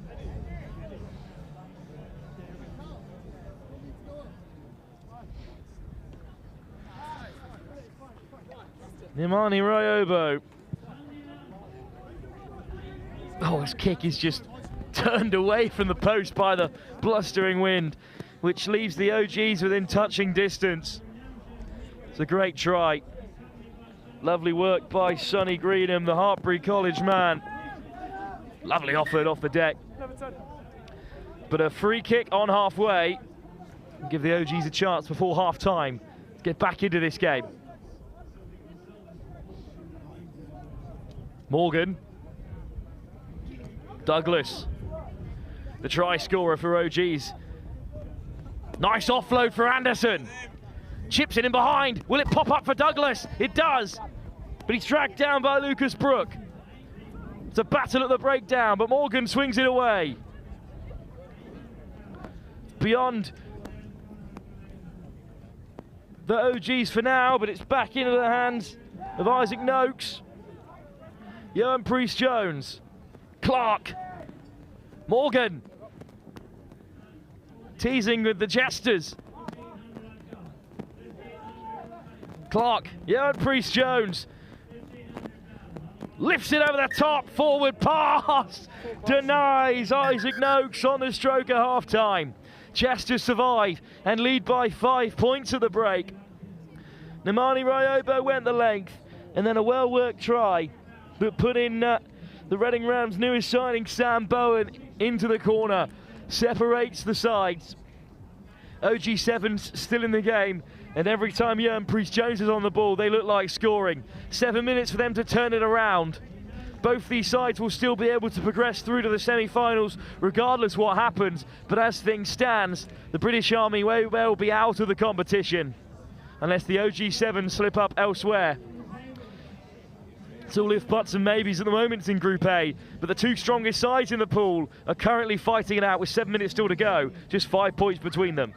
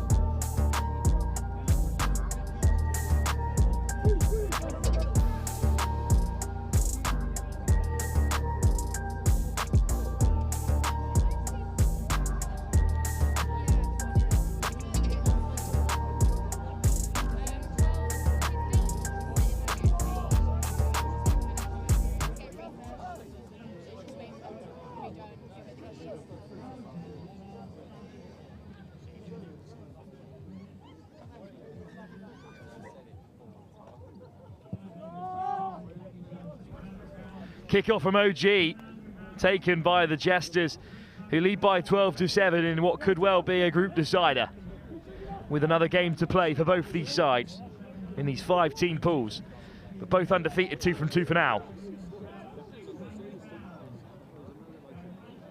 Oh, on the swivel, Lucas Brook almost away. Great work at the breakdown to keep it alive from Aidan Barry. Nice ball back on the inside, lovely hands, and then it is dislodged. Knock on came from OGs though, a hand in there in the tackle. The Jesters have it back again.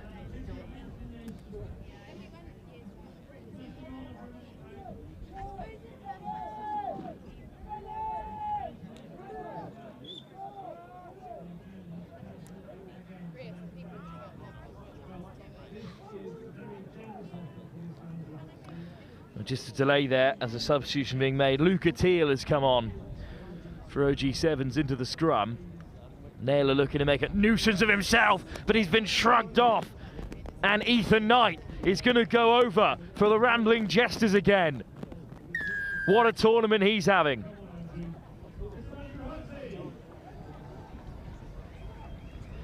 Jesters go further ahead.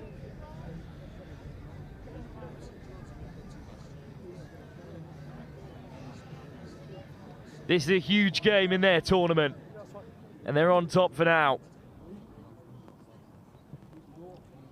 Undercooked the conversion, it will stay 17-7. OG's 2 tries behind.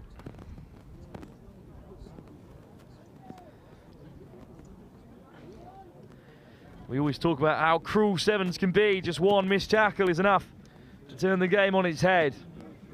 But a good take from Naylor from the kickoff. And here come OGs slipping through. Oh, it's been nudged ahead as well, but regathered by Knight. Knock on is the call. OGs have it back. Almost a line break straight off the kickoff there.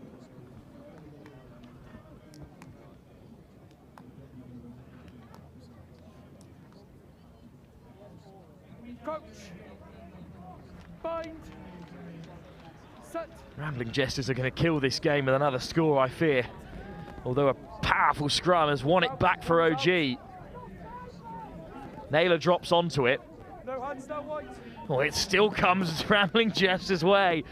Luca Brook comes away with it. Good ball for Dewey Thomas. And now they could be over. Greenham.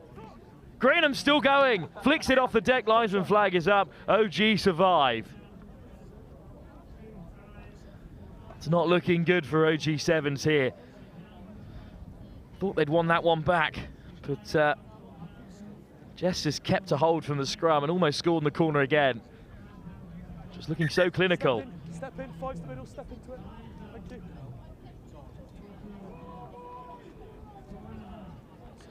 Short. And cleanly taken by Isaac Noakes. How many times have we seen teams give it up in this area? We've also seen sides like Jesters go the full length from here, but they've been wrapped up by a number in green and red. Good work to get it away. Anderson over the top. Noakes gets on the outside of Wiseman. Lovely footwork. Noakes taking on Knight and cutting inside him. Back comes Thomas. OG are away. Surely on here. Finally the pass is given. It's a great take from Painter, and he is going to score. The Jesters made them work, but OG Sevens are over. And now they're within 5, with a kick still to come.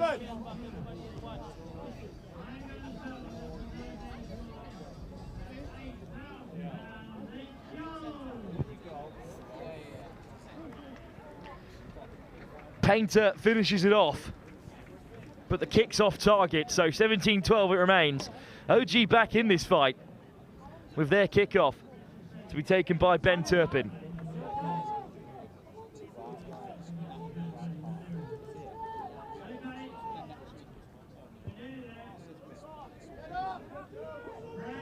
Good take off the kickoff, hammered home, but not before it hit the deck. So a penalty for the Ramblin Jesters. Oh, almost an interception.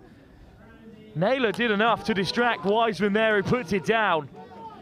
And a lifeline for OG Sevens. Under 2 minutes to go in this contest. The two best sides in Pool A going toe for toe. OG Sevens have cut the gap to 5, and now Naylor has ball in hand ahead of his scrum. Painter right on the edge, looking for another score. Ben McGee in midfield, and here he is, McGee. McGee looking to get on the outside of his man. Finds an offload. Around the corner comes Turpin, puts the kick in behind. Just been juggled by the Jesters there, but they have regathered. And they love to play with broken field. Delightful offload from Thomas. And Brooks slips through. Dragged down on the 10. Straight over the ball go OG. That is fantastic. What a turnover by Santiago Edwards. Quick tap. It's a 3-on-1. Naylor shows and goes. Naylor goes himself. OG Sevens are going to level it up here. And Naylor's evaded the last defender and will surely touch it down under the sticks with just 30 seconds to go. Goodness me, what a score. OG Sevens thought they'd missed the opportunity. They turned it over to the Jesters. A fantastic turnover. And his first real contribution of the day for Santiago Edwards. What a time to do it. Naylor scores after giving up the second try for the Jesters. And the kick puts them ahead. It's 19-17. It's a lifeline for the British Army, who still have the Jesters to play. Oh, how the turntables. Louis Anderson to take the kick.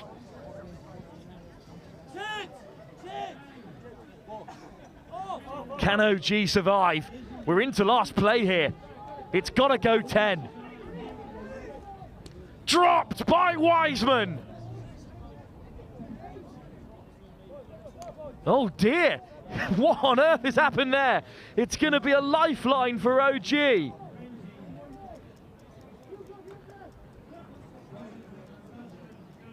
Well, I just don't think the referee was ready. So here's the second kickoff. Dropped by Wiseman.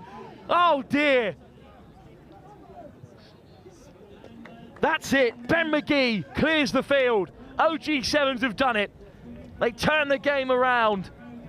An anticlimactic end to one of the finest games of the competition so far. OG Sevens victorious. Jesters defeated for the very first time in the pool. And at risk all of a sudden of crashing out of the cup if they lose to the Army later on. For now though, it's a side still looking for their first win. It's the Royal Navy taking on the Rugby Agents, who were defeated in shock fashion by the Hammerheads in their last game. It's the next fixture live here at the British Sevens.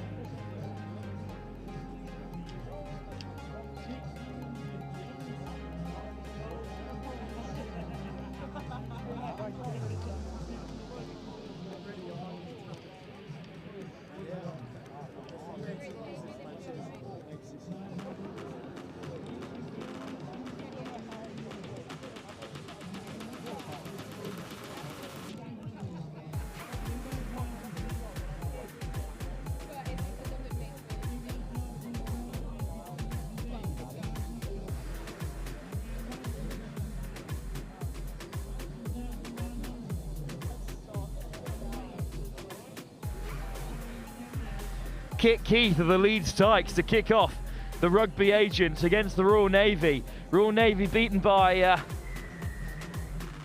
their second opponents of the day, the Apache, after victory against the draw against the Hammerheads. Second place in the group, very much on the line here. Still plenty to split the two sides. The Rugby Academy, after their defeat in their second game, after a big win in their first against Rugby Against Cancer, could do with steadying the ship here. But it's an early break for the Navy. Straight through goes Jack Ryder. Ryder skips off another, finds an offload. Through comes the skipper, Will Wrigglesford again.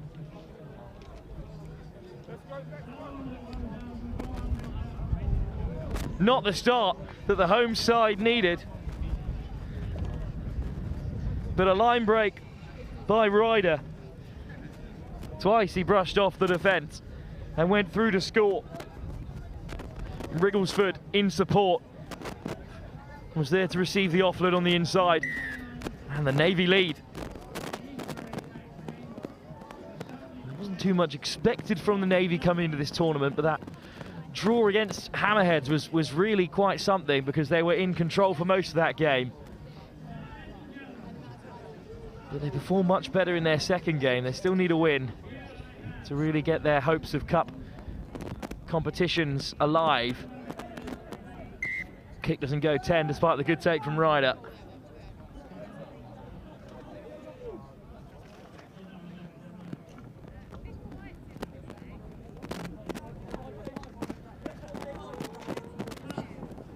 Strong carry from Venables, put down by the Navy.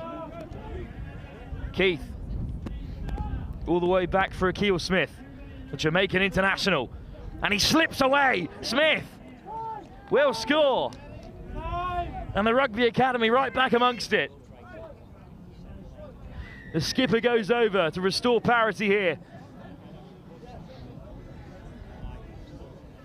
because Keith will surely convert from right under the post.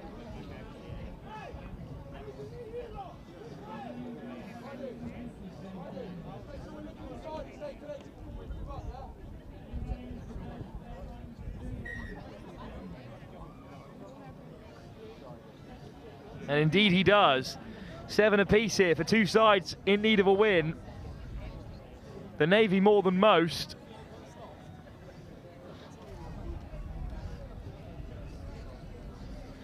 So in this pool, of course, Apache have gone 1 from 2.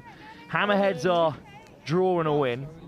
So at the moment they're at the top of the group. Rugby Against Cancer, of course, just got their first win. Rugby Agents are on 1 win as well. It's the Navy at the moment who sit bottom of this pool. The only side yet to win, with Hammerheads on top, because this pool has been so topsy-turvy. It's another win for the Rugby Academy, and they're right back amongst it. Equally for the Navy, not out of things yet. Wrigglesford. On from Chambers. Just bumping off the first. Taken down by Smith. Good work from the Rugby Academy on the deck. Big turnover for them.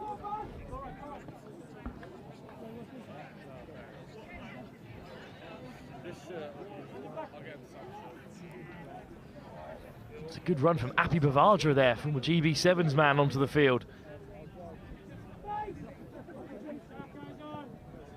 Here's Akil Smith Vavadra. Vavadra played here for the Rugby Agents long before his GB call-up back in 2019. Venables, hard line, strong carry. Astley steps off the left. Astley almost through, throws it off the deck. Keith under pressure from Wriggleston. Still the Rugby Agents look to play, and Astley finally gets away. Or indeed, that time it's Alex Todd. So Todd is the scorer. Rugby Academy just kept on the pressure. Kept teasing the Navy line. And they're fit as they come, the Royal Navy, but it's a good finish. And now Astley will add the extras. Full set of 7. How close was Astley there to getting away? Keith under pressure from Wriggleston.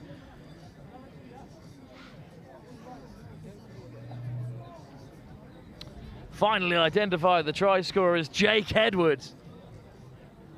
Well, Jack Edwards, sorry, who has just returned from his travels in Fiji. He picked up a trick or two about playing sevens there, a hat-trick in his last game.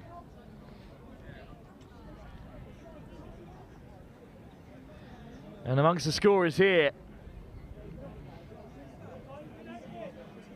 it's a fine Akuma kit the Rugby Agents wear, but the numbers are not particularly easy to differentiate. Chambers. Good line from Elliott. Wagstaff. Wriggleston. Too good. Utton Smith switches it back on the inside. Nice offload. Wagstaff. Chambers chips it ahead, and Chambers has the run of Akil Smith.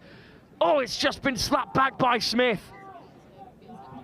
So I think that's going to be a scrum on the 5 for the Navy. Might even be back for a 22 dropout, because the final touch, in the referee's opinion, may have come off Chambers. Indeed it did, but knock on is the call on the 5-metre line. Knock on.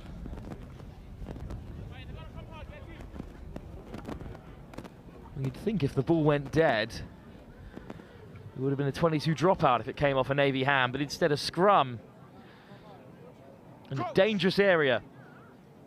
Bind. Adlard to feed for the Rugby Agents. Adlard gets away from Wriggleston, and he's over the 22, and he steps off that left boot of his. Switch on the inside for Venables, over the top. It's Edwards again. It's a second try for the Rugby Agents. Runaway top scorer Jack Edwards on the board for the 5th time here at the Elite Sevens.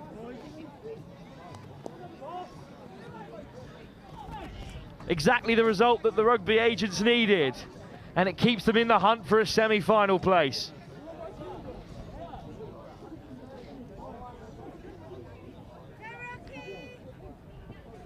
And that'll be half-time as well. Astley off target, the Dubai International, which brings us to the break. It's 19-7, the Rugby Agents now lead. Fantastic work from Adlard again, who scored a couple of screamers already. But Venables picked out Edwards, and that is all she wrote. With 7 minutes still to play, the Royal Navy down by 19-7 to the home side, the Rugby Agents, as they hunt for a place in the semis. It's still alive with a second victory here.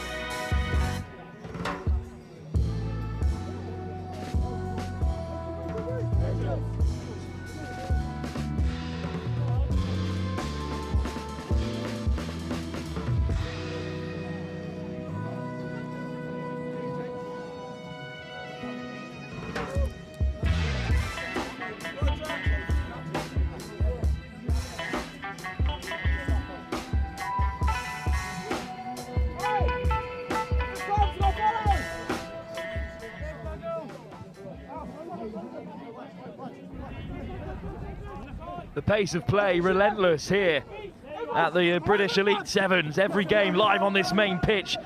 For now, it's the home side, the Rugby Agents, looking to secure their second win from 3 and get themselves back amongst the table toppers, Hammerheads, in Group B. Oh, it's a lovely offload, and what a grab. It's juggled by Sam Clark, but he might go the leg. Clark back on the inside. What an introduction to the second half. Sam Clark. What a try that was. Pretty perfect 7 score. Textbook stuff from the Rugby Agents. 26-7 they lead. And they may well have taken the game beyond the Navy. It's good work from Venables. Tipped up by Sam Clark. Great acceleration, back on the inside. Rugby Agents are very much in control. It's a much better performance by them after defeat to Apache earlier, who themselves were then seen off by Rugby Against Cancer.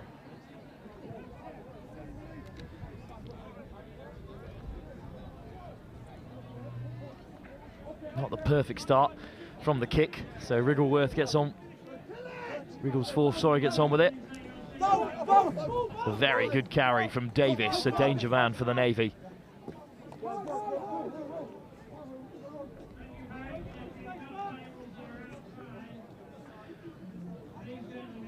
Korobau, almost through. Dakaliga. Tokelau. Wrigglesworth. Bull. Bull with a good carry. Wrigglesford off the deck. Tokelau looking to break through. Kayava Tokelau finds Dakaliga and is there in support. Wrigglesforth again. Looking for a little banana kick outside of the boot, swept up by Venables, and the Rugby Agents have it back. It's a tussle at the breakdown. But now they look to reset. Adlard takes it in. Not much on here for the Rugby Agents, but they're up by so many. They won't mind just eating up the clock. Oh, beautiful feet. But there's just too many in white shirts to contain the Rugby Agents. Big turnover for the Navy. Quick tap from Josiah Korobai. Korobau lays it back. Penalty, the Rugby Agents. Offside is the call. And that's a real shame. They'll take their time with this. Venables.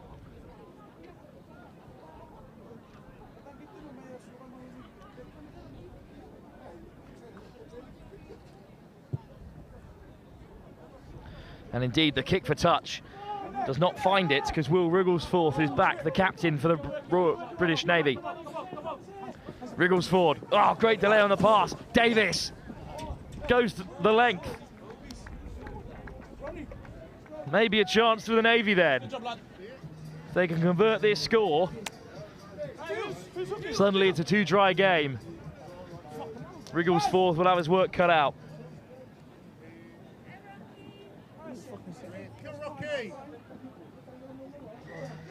Great nudge. Will Wrigglesford is dragging the Navy back into this one. Good tracking on the kick by the camera up top. Great delay on the pass, and Davis is so quick. Akil Smith unhappy there, being pulled back by Wrigglesford, but not in the opinion of the AI or the referee. Davis. Oh, it's almost a fantastic take by Rocky, but he just about knocks it on. Dakaliga wraps it up. Good counter drive for the Navy. And Jackson makes the shot. Davis looking to settle things. Dakaliga looking to take on Bavadra. Easier said than done. It's again good pressure at the breakdown. The Navy captain Wrigglesford has stayed on the deck. And now discussion between the AR and the referee. Deliberate knock on. Deliberate knock on, the call. Deliberately playing the ball. The Navy have to get a move on here, but they've got to play it down. Penalty here.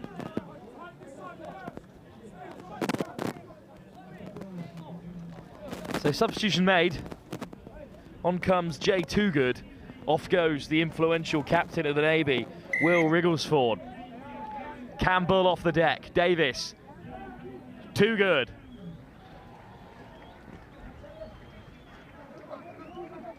Jackson gets a hold of him. Straight over the ball, and Jackson nicks it, but he just knocks it on in the process. Still good work from the rugby agents to slow this one down.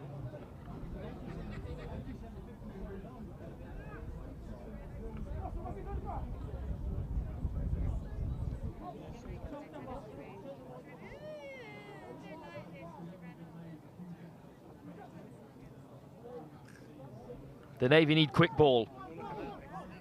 Good pressure. Oh, and the penalty has gone the way of the rugby agents, and that could be the game.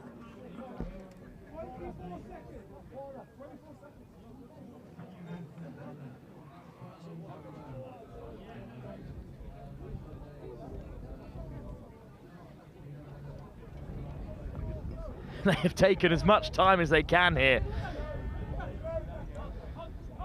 And look at Adler go, looking to seal it. Breaking through tackles left, right and centre. Back comes Kayava Tokelau to make the shot. Strong carry by Rocky. Adelaide again goes himself. Nice ball on the inside. Venable seals it for the rugby agents. Second win from 2.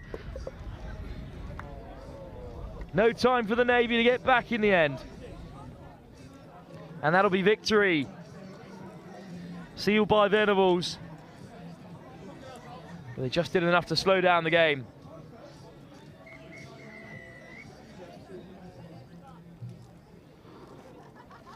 So a good result for the rugby agents. And that sees the likes of the Navy out of this cup contention. It's the agents or the Hammerheads with the best chance of going through. Up next, a big game from Group A. The British Army take on Scimitar Storm. Scimitar need a result after OG7s did them a big favour and took down the Ramblin Jesters. That's the next game live here on the main pitch.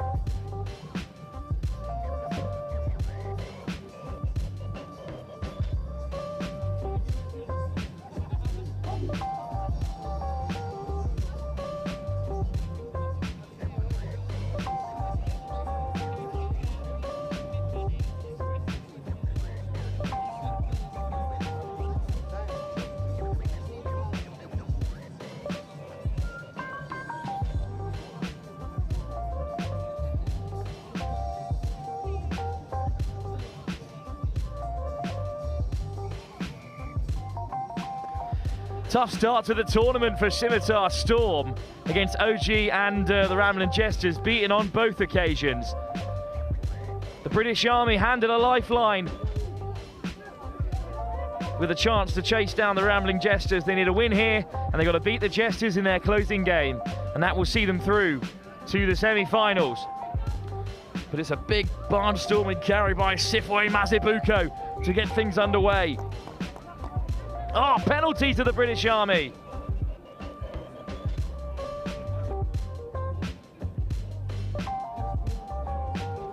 Well, quick start for the British Army. Diamond hands it off. Oh my word, what a carry. And he's still going, and in comes the fend. Unbelievable.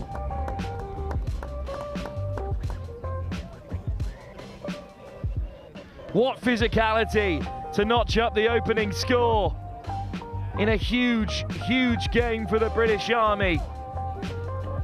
They can't afford to slip up over the next 2 games, and they haven't here with a wonderful score down that left-hand side. Goodness me, the power behind that carry.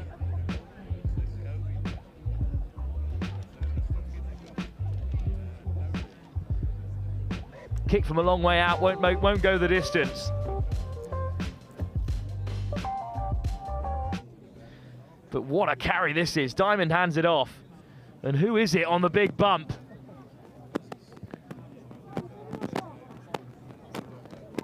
Well, it's Peter Waka of the 2nd Royal Yorkshire Regiment who gets the British Army in front. Chance for Scimitar Storm to respond. Nicky Green, the former Iron International, just brushes off his man. Here's Charnock. Down he goes, just outside the 22. Mazibuko, the South African. Sifwe Mazibuko with another good carry. British Army didn't roll away. Quick tap for Scimitar. Again, they've had a good tournament. They have. They just haven't got the results they needed. But he's on the floor. I called tackle. The referee's whistle not on their side. Another penalty goes against them, and the British Army are going to exploit it. Off goes Apolosiwara. Quickest to react. He so often is. British Army go 2 ahead. Apolosiwara with the score. He's on the ground. I called tackle. Referee clearly explaining his call there. And from the quick tap, there was no one home. For Scimitar Storm, we go 14 behind already.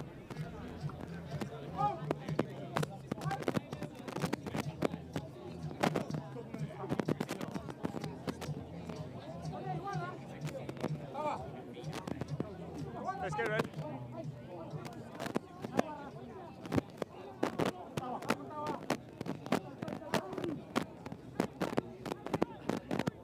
They've put more than a little on that, the British Army. It's a nice return from Scimitar Storm. Patterson. Petrosi. Oh, it's just slipped through the fingers of Nicky Green.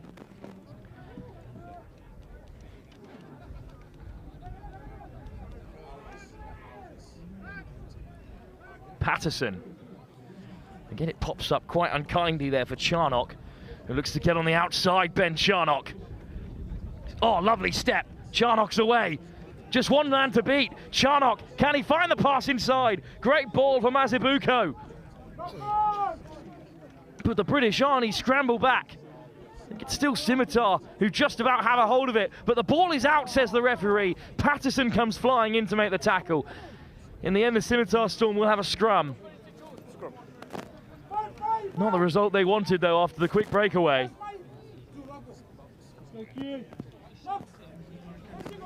Couple of changes. On comes Nasila Debawa, along with Yone Kuravuka for the British Army. Scimitar stay as they are, but the Storm need to get back into this game. They trail by 12. Dwayne Patterson will feed. Here goes Patterson. Petrosi shows and goes and almost split for himself. A couple men fall to the deck for the British Army. Kildun drives on with the head tape on this game, and he wins a penalty. Quick tap from Green. Sifway Mazibuko over the 22. Still going, Mazibuko. It takes 3 men to bring him down. What a line! Lovely drifting ball from Green, and then Charnock crashes over.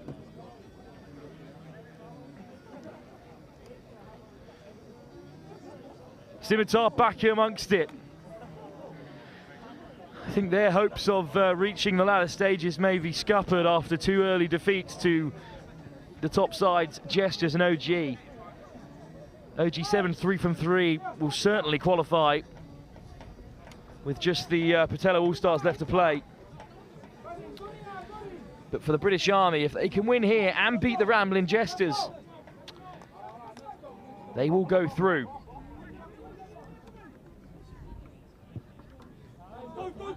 What a kickoff, Kildun underneath it, but it's a fine take, so casual from Inoke Rasova. Nasila Nabawa lifts it off the deck, here's Korivuka. Oh, what a ball! And a little change of direction for Rosa Ruta Bua Tawane Yayalala, who will score for the British Army.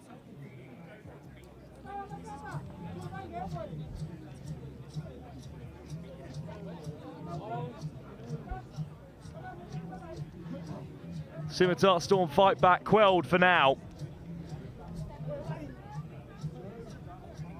Full 7 as well, 19 points to 7 they now lead, the British Army. Korivuka made that look very simple. It's the timing of the run from Tawane Yayalala.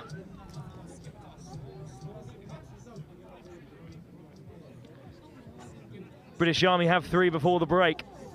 Scimitar need to respond. Good take from Patterson.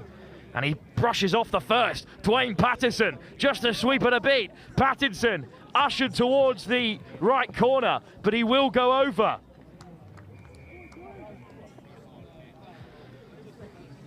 Well, that'll open things up. Patterson, the scorer. And right on the stroke at half-time, the Storm are back in it. Dwayne Patterson with a curling kick. It's just wide of the left-hand upright.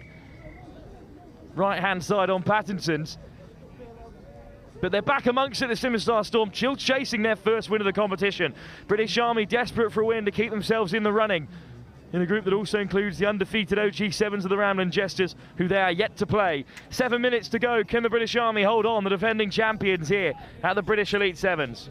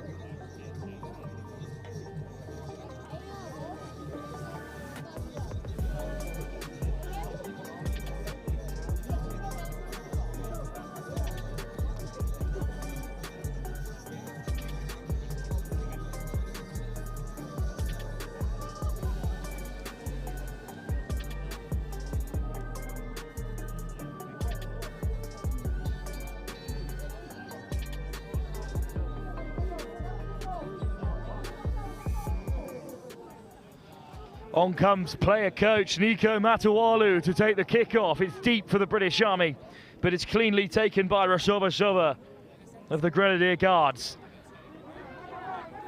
Oh, and it's been dislodged in the contact and then tapped on again by Matawalu. In the end, just the knock-on from the carry of Inoke Rasova will give Scimitar Storm possession again.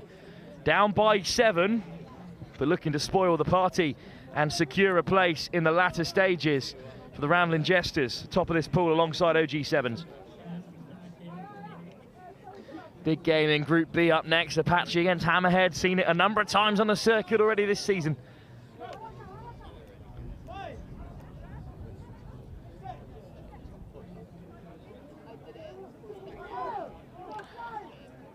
Plenty of pressure applied there on Nabo Sokayi. Matawalu. Dylan drives up the wrong way there. What a huge shot by Rasoba, but a penalty off feet at the breakdown. Matawalu with a quick tap. Dylan again goes himself, and that is a high tackle, and it's going to be a yellow card. Not sure the British Army can have any complaints about that one, and indeed they don't. Matawalu will take the tap. Dylan is caught right round the scrum hat. Matawalu with the tap. British Army in trouble. Little show and go. Matawalu. Sokayi, what a ball. On a plate for Charnock. Second of the game for Ben Charnock.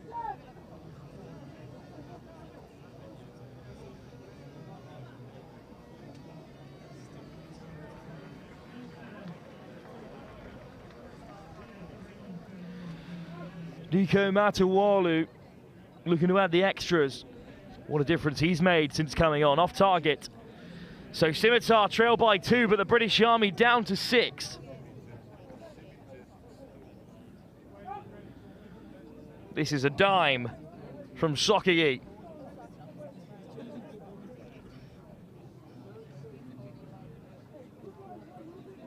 Try score in the first half, Apolosi Wara, who was shown the yellow.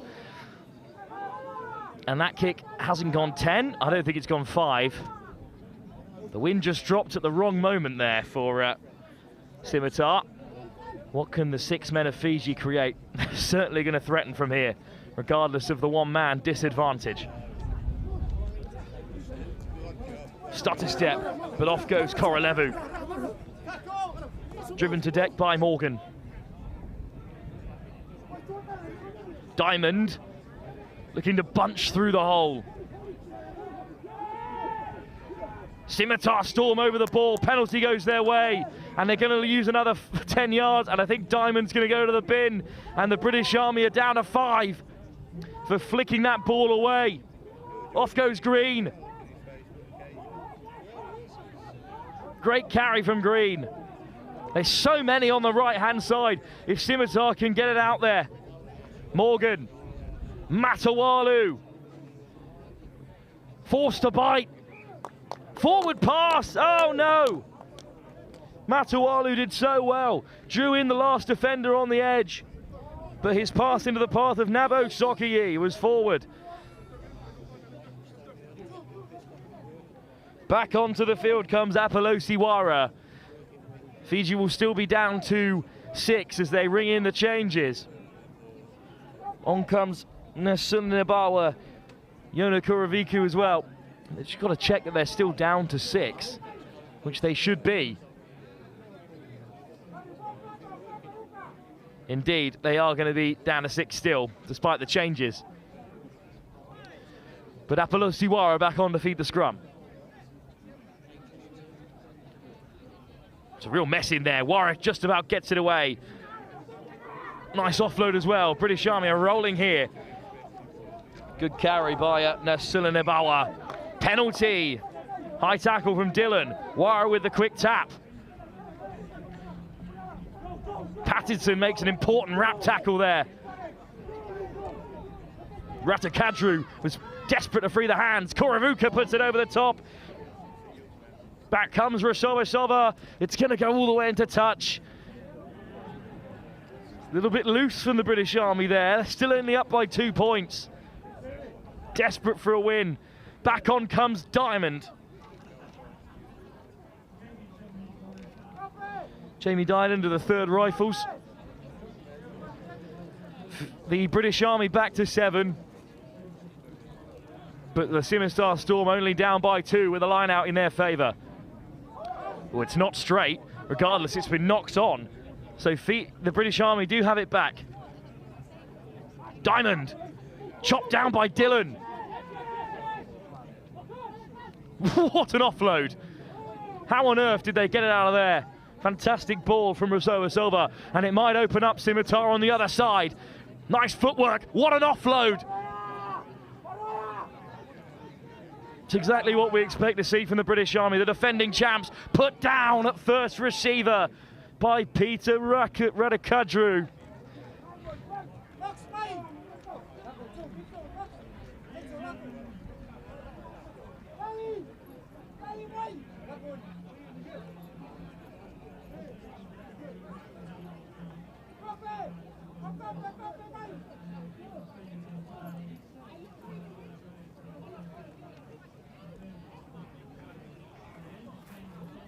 Scimitar Storm with the scrum, Patterson feeds it. British Army have to survive here. Patterson almost through. Just 40 seconds to go. Petrozzi. No offside line, so Mazibuko caught.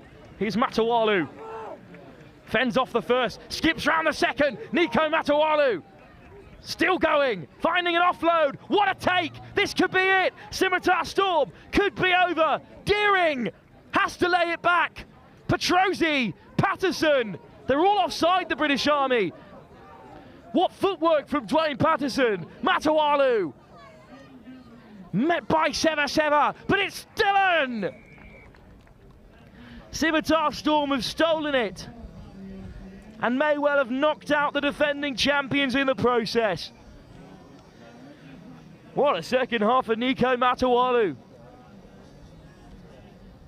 Made the all-important break there, the player coach.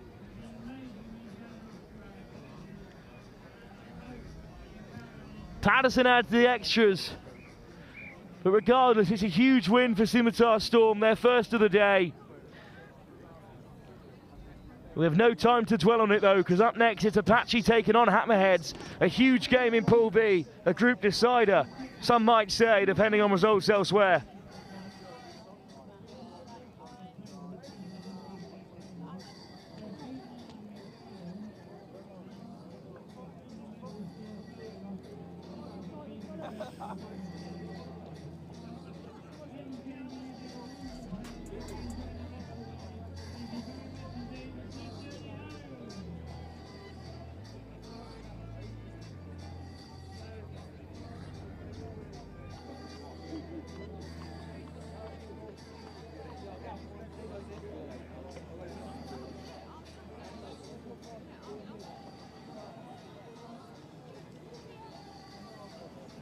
Genuinely, I've never lost the arm. Don't know how. Normally I score last 10.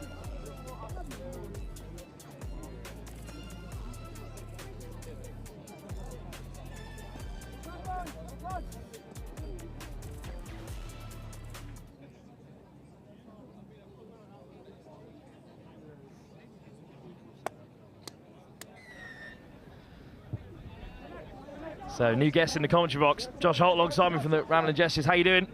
Very well, thanks. Thanks for having me. Big game here between Apache and Hammerheads. It's a group decider, and it's Hammerheads who have collected possession from the kickoff, and it's a nice carry to get things going from Kieran Leeson, who's held up by Apache. Well, Apache defeated unexpectedly in their second game by Rugby against Cancer, who rallied well. Hammerheads a draw with the Navy and then a win in their second game. They're top of the group at the moment, but this pool is completely open. Agreed, and I can't wait to get stuck into this scrum, mate. So Lise Monya, Crunch. Point. who'll feed the scrum for Apache. Phillipson. All the way to Parker, who'll look to get on the outside of Leeson. He is rapid. Parker, look at him go. Leeson just about keeps a hold, but I think it may have been a high tackle. Lucky just to escape with a penalty there. So Parker with a quick tap. Phillipson, Monya. Back to the short side. Bennett shrugs off the first, lifts it to Parker. One-on-one. He chips it in behind again. He loves putting boot to ball. This time the Hammerheads get back. You've got to hit him. You've got to hit. And Arthur Chads will dance his way through. And then chip it in behind as well. Hammerheads doing Apache stuff to Apache. With a chip in behind, Phillipson juggles it, but he's back on the 22. Great field possession for Apache if they can make their first up tackles here. Armstrong wraps up Matt Bowers. Monya. Spencer Hayhow steps off the left. Oh, still rolling here. Hayhow. Oh, he's gone straight through. Hayhow over the 22. Does he have the legs? Yes, he does. Good work, Spen. one of the biggest men on the field today, Josh. You can appreciate Spencer Hayhow racing through there. Yeah, I know exactly what that feels like, and he's going to be blowing right now. What a score for Apache. Camberley legend as well. Didn't look like getting through there, did he? But shrugged off two defenders. Very well. Well, you've been all around the circuit this summer, Josh. What do you make of the British Elite Sevens? Yeah, it's pretty good. First one was last year. That was very good, and it's just gone up another level this year, really. So really happy with how it's turning out so far.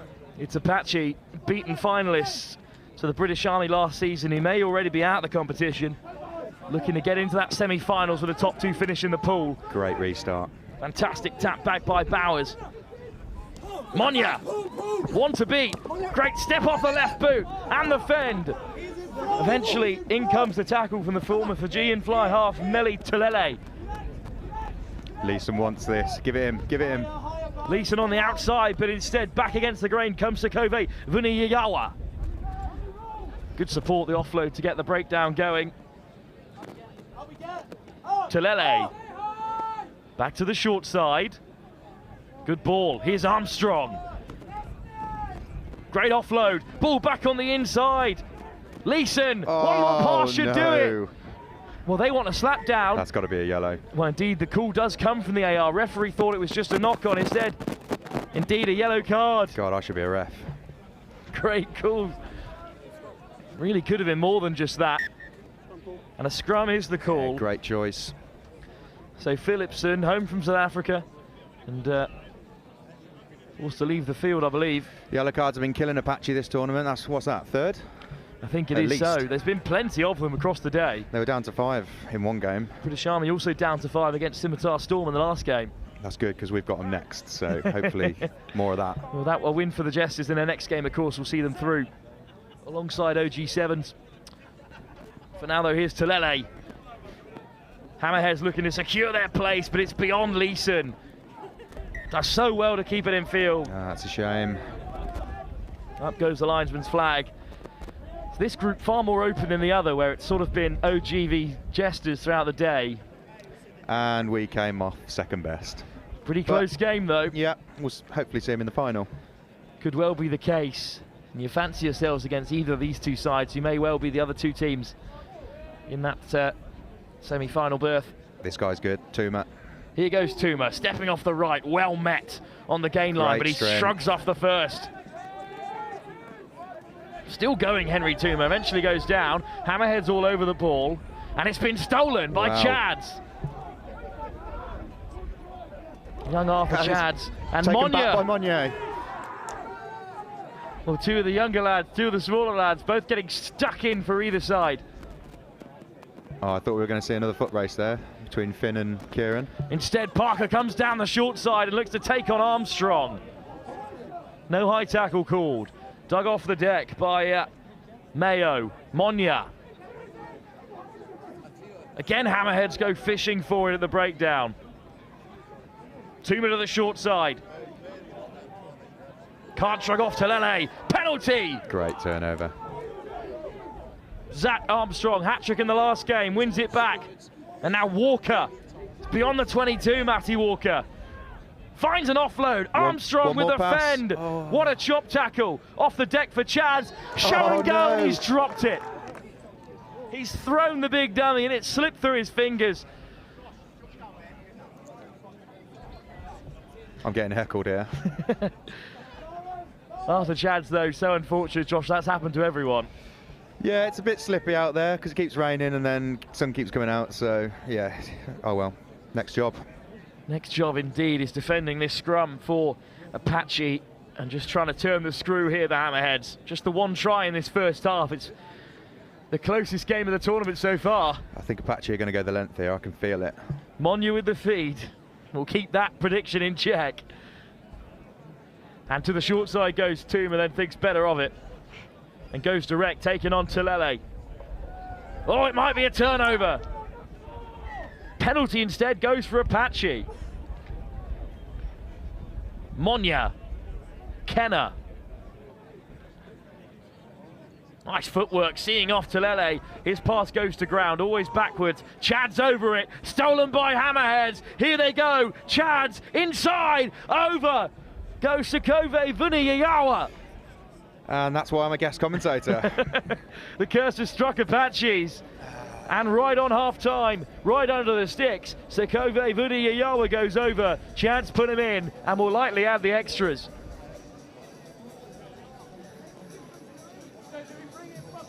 Well, there were only two outcomes there. Either they did go the length or they lost it. Or they didn't, yeah. And I was wrong. Sorry. You apologise to Apache when you see them later, maybe in the semi-finals. Sorry, Hursty. At half-time here, it's 7 apiece. Hammerheads score on the break to restore some parity in this huge game between two of the top sides in Pool B. Last year's beaten finalist Apache pegged back at the break. 7 more minutes to go. Live here in the group stages of the British Elite Sevens.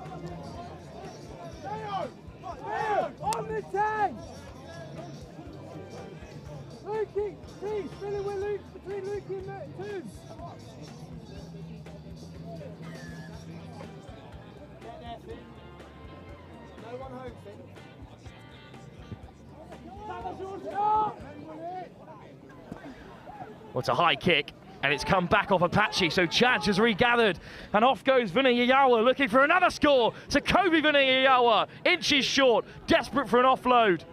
Dug out by Telele. Leeson, chopped down short again. How on earth have Apache kept them out? What a start to the second half. Vuniyawa goes back to the short side and into traffic. Apache looked to hold him up, but he makes it to ground. Telele, Leeson, Harris. Good defense from Apache. Leeson on the wrap. He's Armstrong. Looking to get on the outside. Armstrong puts in the big fend and goes over. Hammerheads take the lead. What a turnaround, Josh. Josh Holt still alongside me.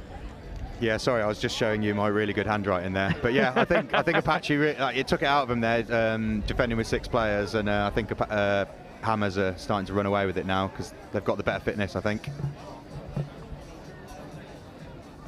Indeed, Vakita Hammerheads go 12-7 up, and this result will likely secure their place into the semi-finals and leave Apaches in the lurch, although none of the sides in their pool seem to want to progress through to the semi-finals. It's been a mixed bag of performances.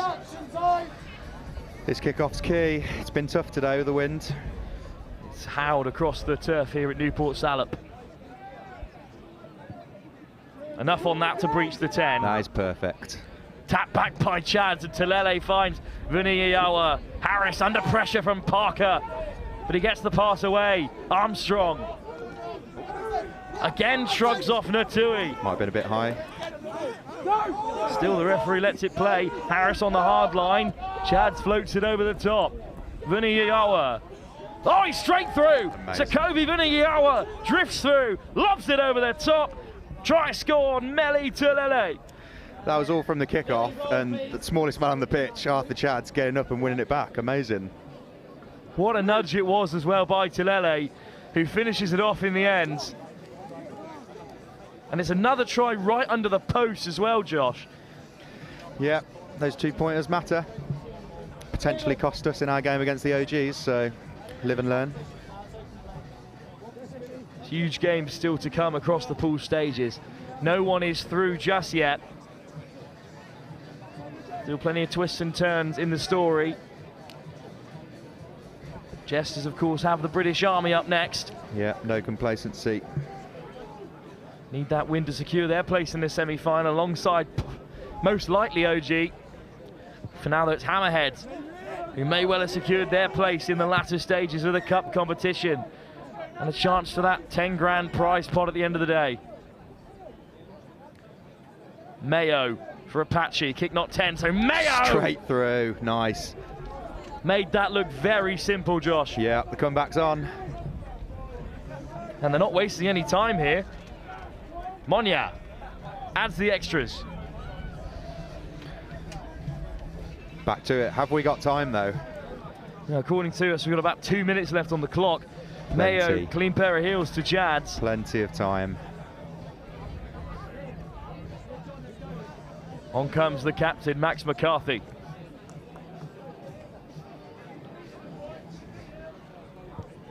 That's a fantastic kickoff. Great restart. And nobody wants it. I think that might have come off a hammerhead. Indeed, it is going to be a line out for Apache. A draw would certainly keep them in the running in this pool. A loss and they've got their work cut out for them. Line out just too quickly there from Monya.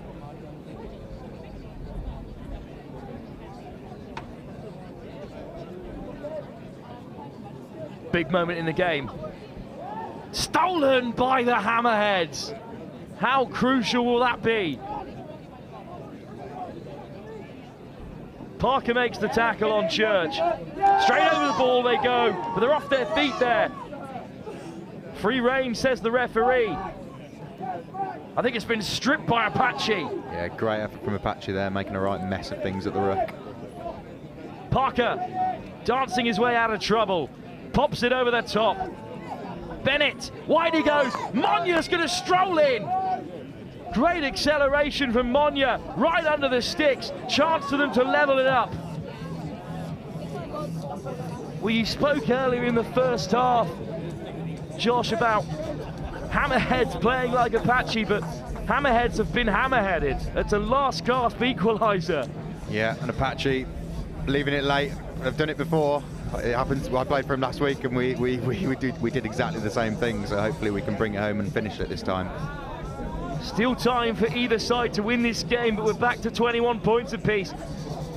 Kind of feels pretty right, considering how the game's gone throughout. Great kickoff from Max there.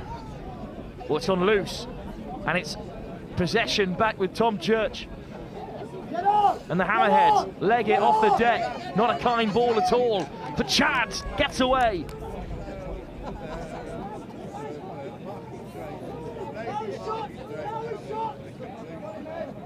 Apache drift across. There's a quick release from Telele. That was a good piece of skill, that. From that time it was Vuniyawa on the deck. And here's Telele, skipping away from Monya. Telele, has he got the legs to go the full tank? Meli Telele shrugs off another, finds the pass inside, leg it! Oh, just brought down. Great McCarthy over the ball. Unbelievable tackle, but still the Hammerheads play. So Kobe Vuniyawa, wrapped up by Ned Bennett. It's so loose on the deck. Here's Brass. Loose. What's the referee going to call there? I think just a knock on. And this will give Apache one last chance to win this game. Otherwise, we're going to have to get our calculators out again. It'll be a second draw for Hammerheads, 21 apiece. There's still yards left in this one. OG7s will look to secure their place, undefeated 4 from 4 in their next game against the Petelo All-Stars. But for now, Apache have one last shot. Monya, met by Telele. McCarthy. Well, this time it's Bowers. Bennett. Still going, Bennett. Great strength. Then caught up. And shrugs off another. Finally, Telele brings him down. penalty Apache. Huge moment for them. Max McCarthy wants us to get going. Phillipson. Big hard line through the centre by Hayhow. Look at his second try of the game. McCarthy shows and goes, dances through. Maxi boy. Max McCarthy stolen it for Apache. Try. Is that the score that secures the group? And the captains come up clutch. It's Max McCarthy. Great line from Spencer there, creating that. And then quick feet from McCarthy. He'll add his own extras. He clears 6 sets of posts on the way through, but Apache have done it. What a game. 28-21, they are the victors. Just how I predicted it, no? Absolutely. What a performance. Well, thanks for having me. No, thanks for joining us, Josh. Later. Best of luck against the British Army up next for the Ramblin Jesters. And more action from that pool. It's going to be OG Sevens in their final group game, looking to secure their place as top of the pool. They take on the Petelo All-Stars, who'll be doing the likes of the Army and the Jesters a favour if they can win here.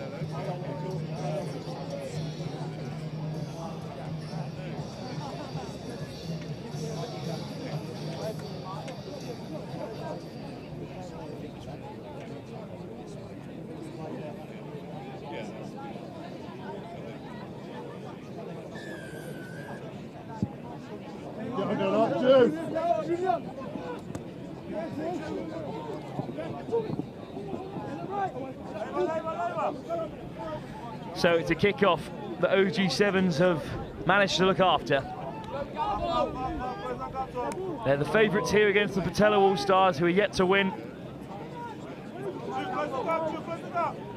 And they're looking to break early down the left here through Isaac Noakes. But it's been stolen by the All-Stars. Oh, lovely offload. Almost through Wakinidrola. Still carrying here, Mata. Frees the hands again, always backwards. Omar Lai looks like he's going to open the scoring for the Petelo All-Stars. Well, this is a turnaround for the books. OG Sevens need another win to go 4 from 4. A defeat will open the door for the Ramblin Jesters, who will need to beat the British Army to secure their place in the semi-final, but could defeat the British Army and top the group.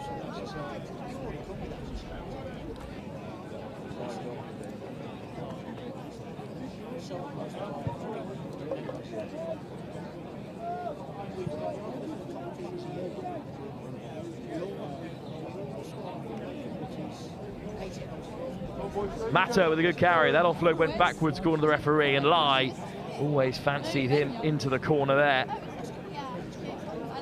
Crowd starting to spill out of the tent to my left-hand side.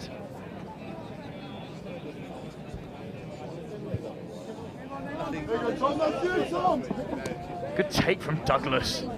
Put down by Mata. Wakinidrola straight over the ball. Turnover from Petelo All-Stars. What a start for them.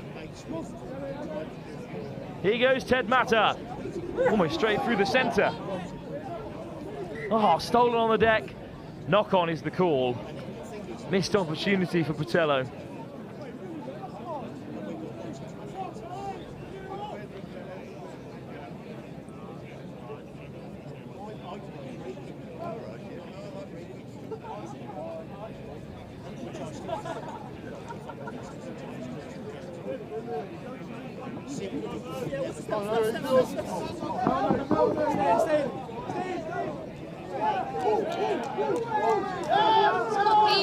Good carry by Ewan Priest-Jones, but another turnover. That time from try scorer Omar Lai. Oh, switch has not gone to plan there. I think knock-on is the call. An error-strewn first few moments here.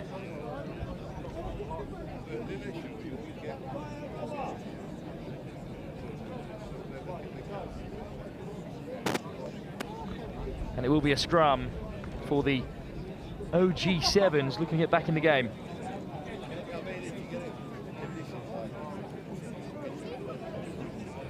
Oh, the pass is behind, but regathered. Had to retreat a fair way back here. Here's Naylor. Nice step. Naylor round two, and it opens up, and there's no one in the backfield for the Petelo All-Stars. And OG7s, it's back to business as usual. They'll nudge this over to take the lead.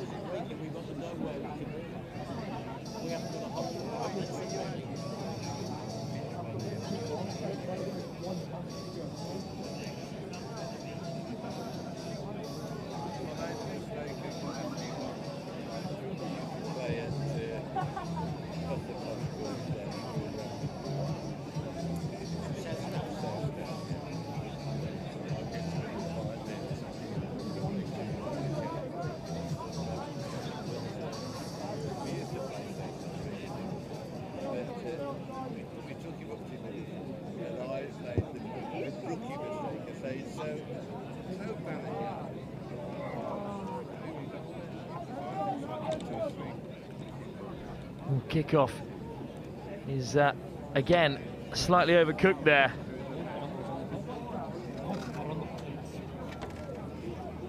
So it's the OG7s with a chance to go further ahead. Does come Naylor's way, but he's caught by Mata.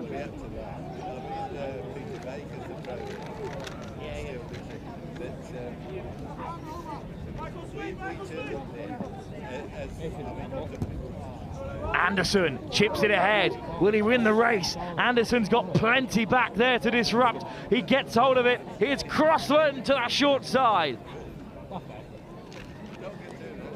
Charlie Gamble made the tackle, but he was beaten to it by Anderson, who picked out Eddie Crossland to score. And this is how we expected things to go in this final round of group stage games.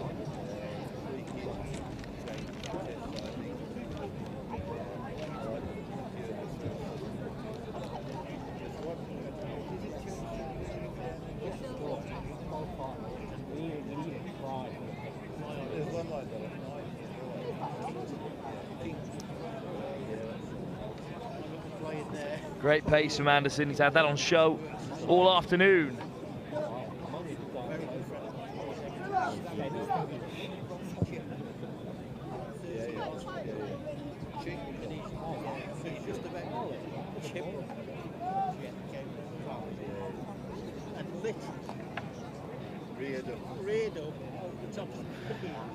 Another deep kickoff that finds the touchline again. This time at least it will be the Petelo All-Stars who get the throw.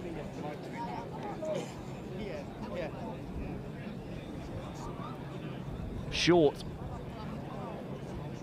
But the ball's come loose and it's come back the way of the OG7s. Noakes. Good grab from Crossland. And Crossland goes himself. Scores his second. Had two outside him in Anderson and Painter. Didn't need either of them. Another score. In quick succession.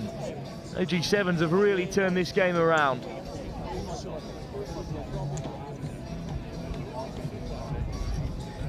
Well, that will surely be the half. After a good start for the Petelo All-Stars, they've let the lead slip. OG7s in the driver's seat, they lead by 19-5. And this is their final group stage game. It will secure them top position in this Pool A. The Ramblin Jesters will hope to meet them a bit later when they play the British Army. Of course, we'll have the conclusion from Pool B as well coming up.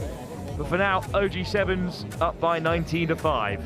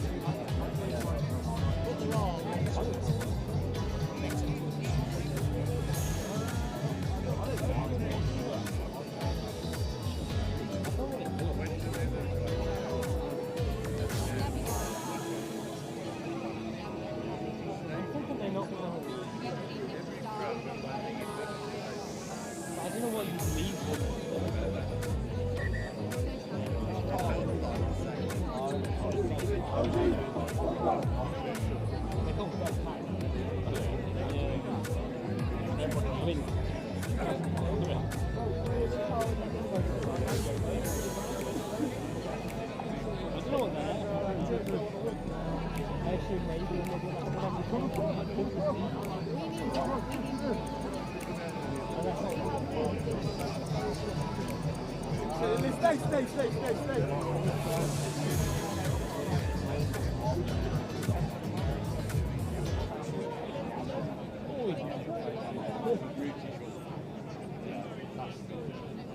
Go on, Gamble.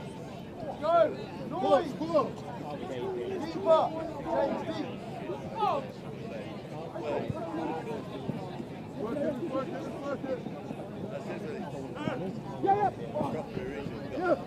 Strong start to the second half of Petelo All-Stars, and brushing off defenders and looking to close the gap here, and it's one-on-one down the right. Can Turpin make the chop?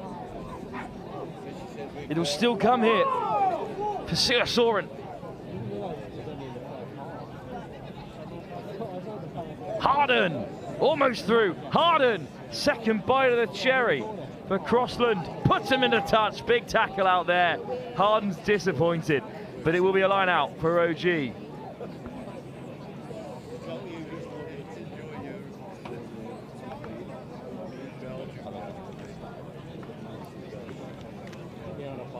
We've got forwards.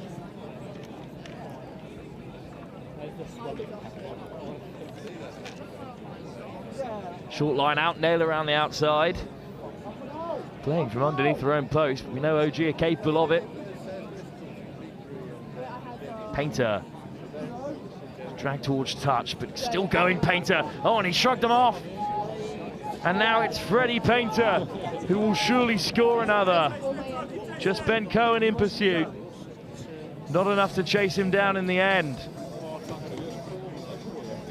It's been a long day of sevens already in these group stages. This is the fourth game of the day for these teams, and when it's not been your day, as it hasn't been for the Petelo All-Stars, this end of the fixture can get a little bit more difficult. 9 minutes gone, it's 24-5. With a kick under the sticks for Ben Turpin.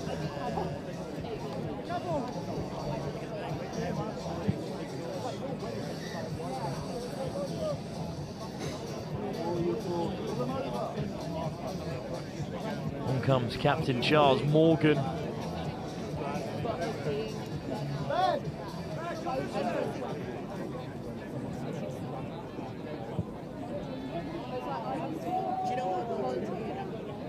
Could take off the kickoff for Harden. Frees the hands, but it's a high press from OG7s. Nice footwork again. There's the offload. And now they might be in behind. Oh, look at the pace.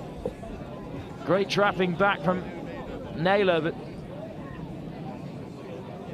flag goes up. Referee's just waving play on here. It's a steal for the OG7s. Disappointing for the Petelo All-Stars.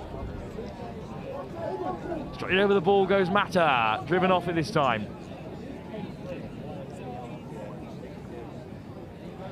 Morgan puts it down, always backwards. And what a step, Morgan's away! Over halfway. Does he have the legs here? Mata chasing him down. Shrugs off the first man, lifted over the top for Noakes. Back to the short side again.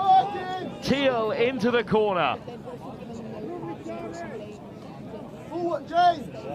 Very lackadaisical from both sides in the end. But another score, and the 30-point barrier broken again by OG7s. They set themselves up well here. Big wins against the British Army in the Scimitar to open up the day, and then that Jesters game was crucial, and then it left them this Petelo game, which was, I'm sure, targeted towards the day. It's one they could win. That's all they needed to make it through.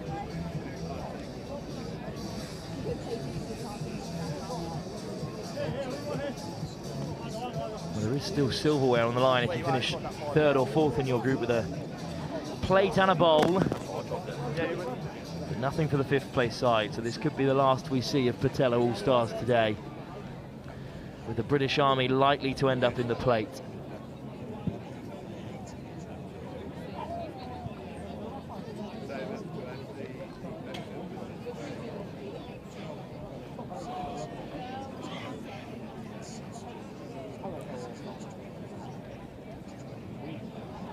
It's a nicely worked try by OG7s, even if it means little to the grand scheme of things today, in a game that they have tasted victory in surely now, as it's knocked on from the kickoff.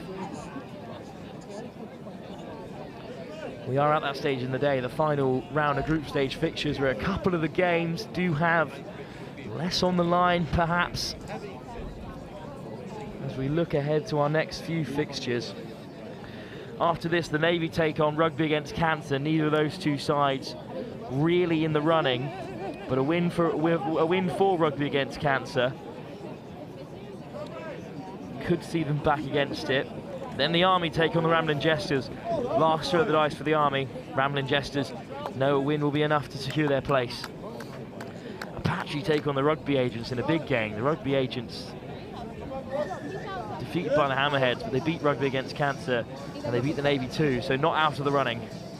Petelo All-Stars take on Scimitar, another dead rubber, before Hammerheads take on Rugby against Cancer in a game that, if results go Rugby against Cancer's way, could see them an outside chance of qualification.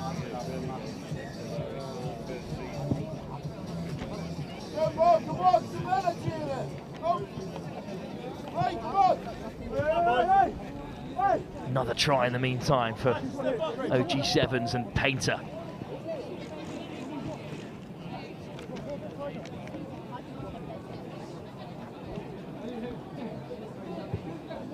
And at 33-5, it's a bit of a procession. Great take off the kickoff by Mata. And the Petelo All-Stars might have something to shout about in this game. Into the corner he goes. And with 30 seconds on the clock, perhaps the Petelo All-Stars will have the final say in this game.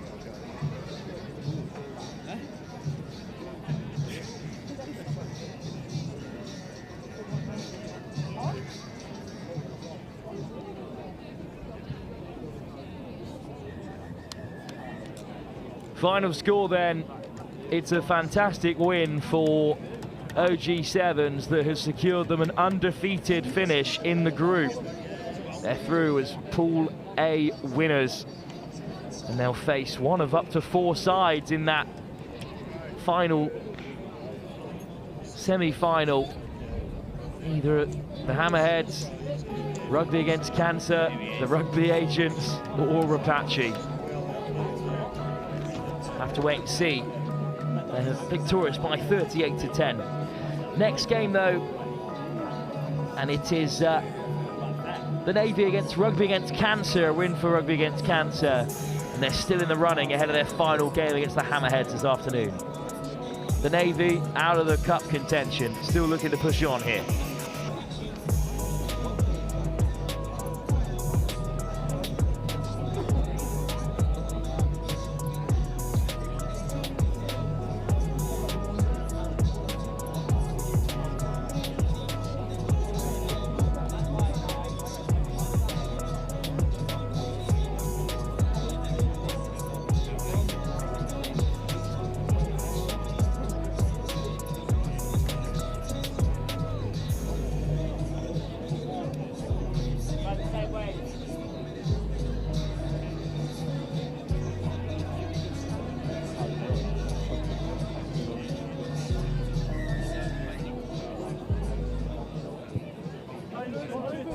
So there is faint hope for Rugby against Cancer in their hunt for a place in the semi-final of the Cup for the top 2 sides in this pool. They have claimed the kickoff just about from the Navy. Smith takes into contact. They lost to the Rugby Agents in their opening game of the day, but then rallied in their second game to beat Apache. 2 more games for them against Navy and the Hammerheads. 2 wins, and they will likely head through ahead of Apache. Hammerheads 2 draws and a win, but a draw only worth 1 point here today. Alex Edun looking to get on the outside of the Navy, who are in their navy blue now. And I'm hoping that the majority of them will have kept their shirts the same, but I'm less hopeful having scanned who's on the field at the moment.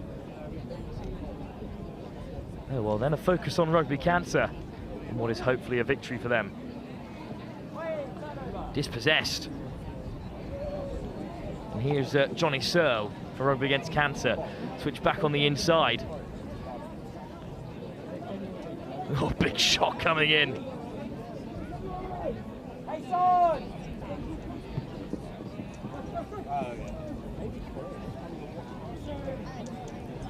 Good offload here. Little dummy from Rugby Against Cancer. Chipped in behind in search of Smith, but it rolls in a touch. Bit of territory for the leading charity partner here at the British Elite Sevens.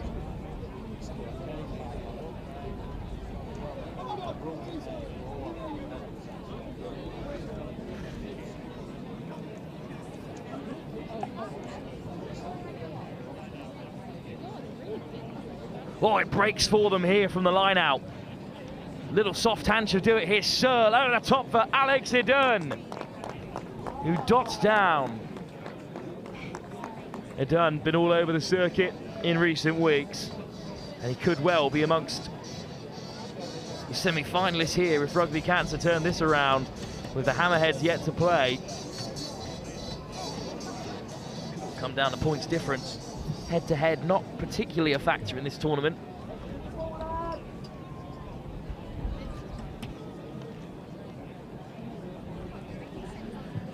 Good early store and a conversion as well. Plenty of height on it.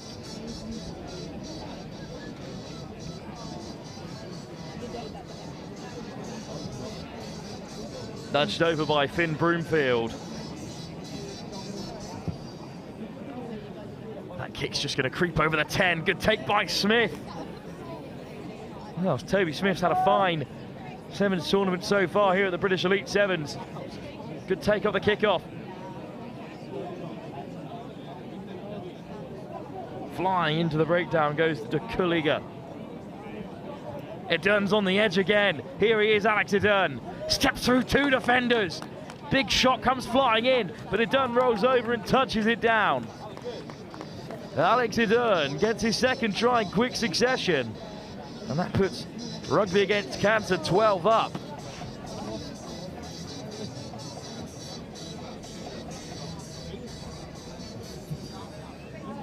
Lovely finish on the edge, stepping through 2 defenders.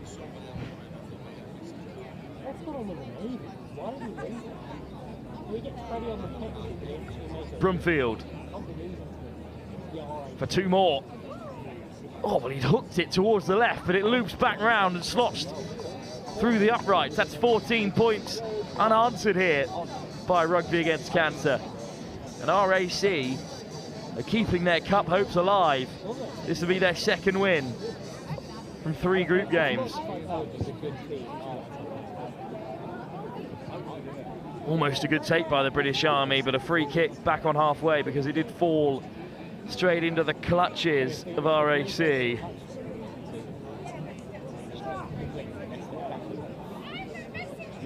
There's the tap for the British Army. Good line into the high tackle. You heard it from the bench as well, but the ref waves play on.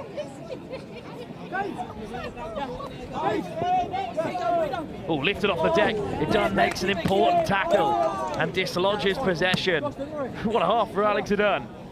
2 tries and a huge turnover as well to boot. And this is going RAC's way.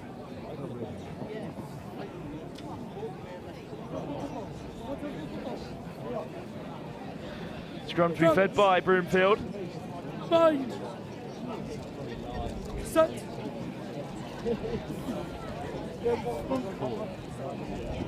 One more chance before the break. Oh, straight through. Alex Threisen's going to score. Rugby against Cancer have a third, and crucially a third right under the post. So they should go into half-time 21-0 ahead. It looked like the tackle was going to be made, but one slip tackle at this level is enough to punish you. RAC go the length. And this is a fine performance by a side looking to keep their tournament alive. And there's still time to go before half-time here. Well, that tackle needed to be made in the defensive line for the Royal Navy. I think they might just be aware that they're out of the running here, despite a strong start to the day for them against the Hammerheads in that draw. And downhill since there. And it's RAC who are looking to turn their tournament around. Good, powerful carry by the Navy. Switch back on the inside. Setting Grove looking to get over it. Might be numbers short down this near side. Chance for the Navy maybe to break before half-time. Desperate to free the hands, instead driven towards touch. Flag stays down.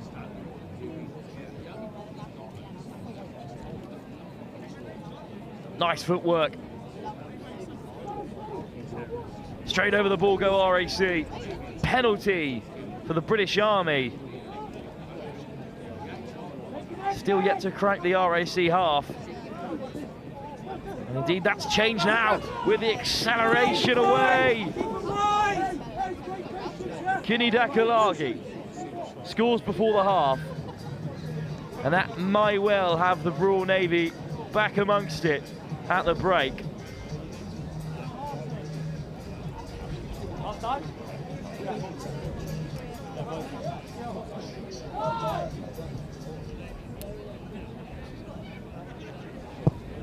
Wide from the conversion, and the scoreline remains heavily in favour of RAC at the break. It's 21-5.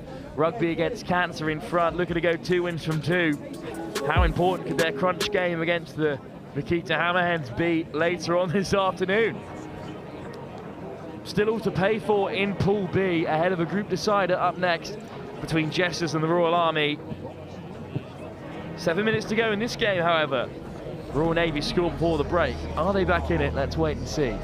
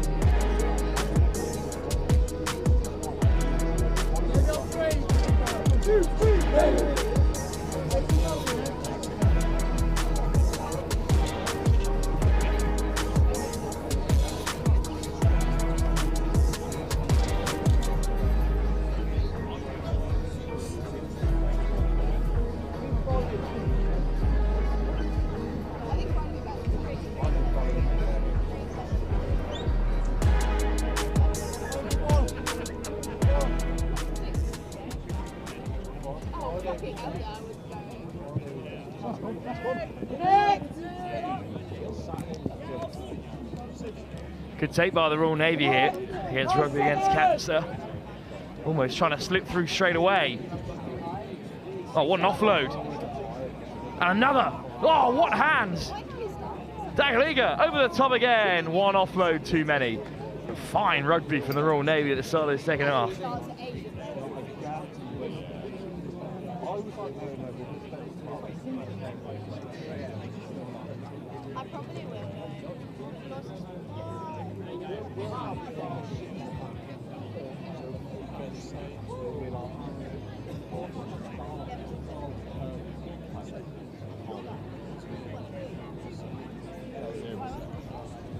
Free kick for Rugby against Cancer.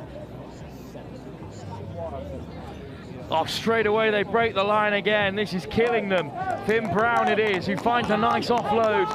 And now it's a foot race that Holloway will win. Coach killer for the Royal Navy. That's twice that one missed tackle has done them in. RAC re-establish that three-try buffer, and again it's right under the post. They're going to go 28-5 ahead.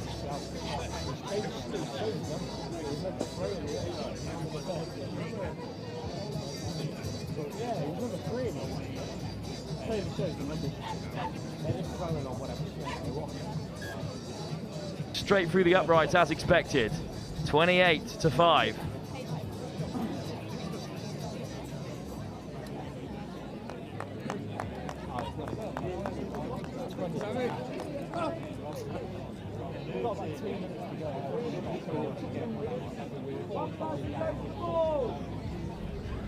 Here comes the kickoff. Broomfield. Oh, has he undercooked it? Royal Navy contest, so I think referee's going to wave play on. Grove, Broomfield. Grayson back into the inside channel, flicked him but under the legs by Grove. Crucial to get away from the onrushing Navy. Bliss, Smith. Smith looks to go on the outside. Great tackle. Off the deck though. Little show and go, almost allows Max Bliss to slip through. He's still going, Bliss. Holloway, Bliss again. RAC would seal it with another score. Grove winds it up, but then goes himself. The Royal Navy was stretched. And in the end, RAC capitalises. A fine try for them.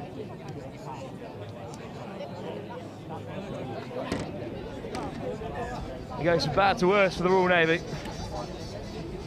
But RAC keep themselves alive. We could end up with 3 teams on a record of 3 wins and 1 loss, in which case we will go straight to points difference in this pool. The Hammerheads a draw and a win, 2 draws and a win, sorry, leaves them on 5 points. This win puts RAC on 6 points, ahead of them. Apache at the moment on 4 points with games to come. Still all to play for in this pool, and let's not forget that the Rugby Agents are currently on 6 points as well after 3 games played. And RAC do have 1 more game to play against the Hammerheads later in the final pool stage of the afternoon. That's not going to go 10, and this time the free kick is going to come for the Royal Navy.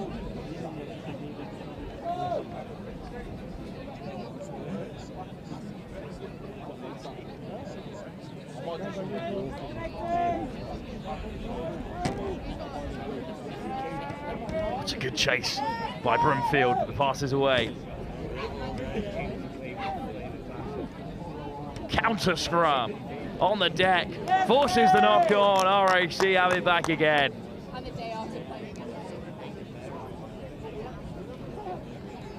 When it rains, it pours for the Navy here. Split, one each side, Get closer.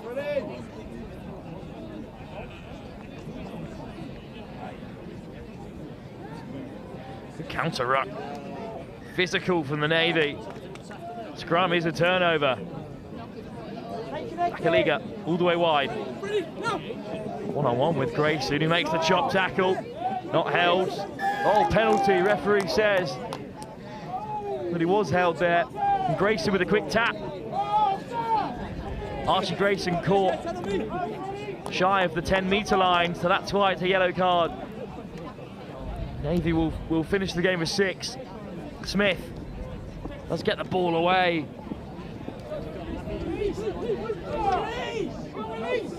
Surely a turnover for the Navy. No release from the tackle. Smith is away, and he will score. Even fends off the last defender. 40 points up for RAC.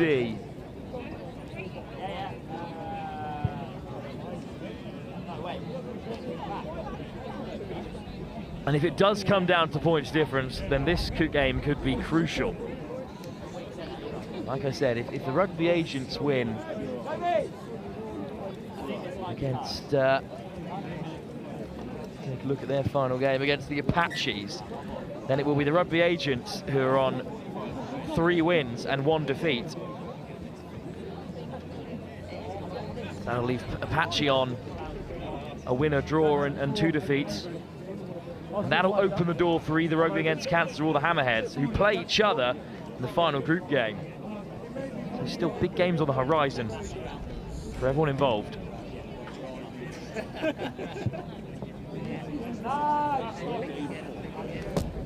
Good contest right on the 10-metre line. Tapped back by Max Bliss. Broomfield. Nice step off the right boot. RAC are not done and dusted here despite being up by 42-5. This could be the biggest score of the day if they ram another one here. It's nicely through the hands. Last pass is given as flat. Navy thought forward. Max Bliss dots down. And this is the biggest score of the day. That will make it 47-5.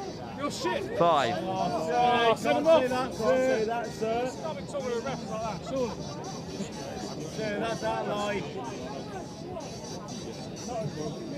So you got to have a word at least. You can't let him get away with that. That's verbal harassment. I'll call the police now if you want. Kick to come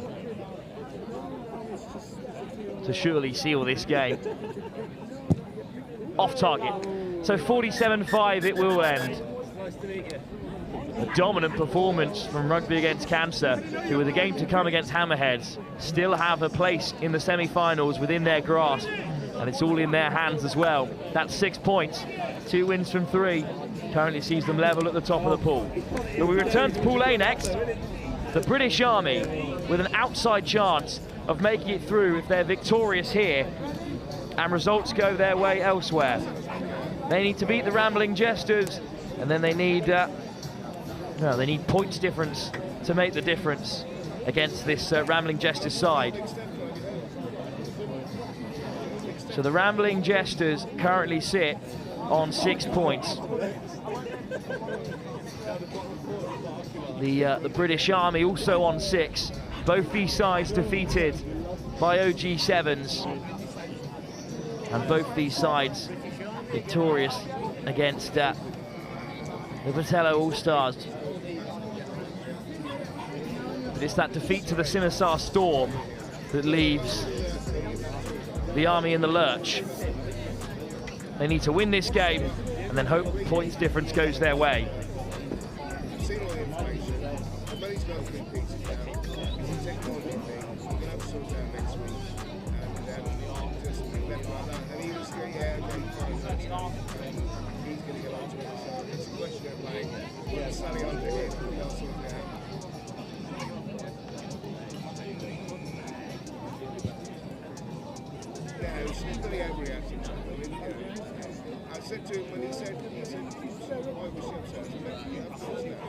Well, it's a deep kick-off, but it's been claimed well by the British Army.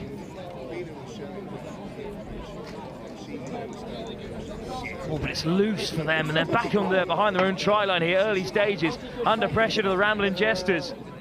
Oh, a little show and go, might cut them open. What a start this could be. The British Army, desperate to keep their tournament alive, could go the length here. One man back for the Jesters, but it won't be enough. A lung-busting run to open things up here. British Army score first in this crucial tie. This is the last game for either side in the pool stages. At the moment, the Ramblin Jesters sit on 9 points after 3 wins and a defeat. British Army on 6.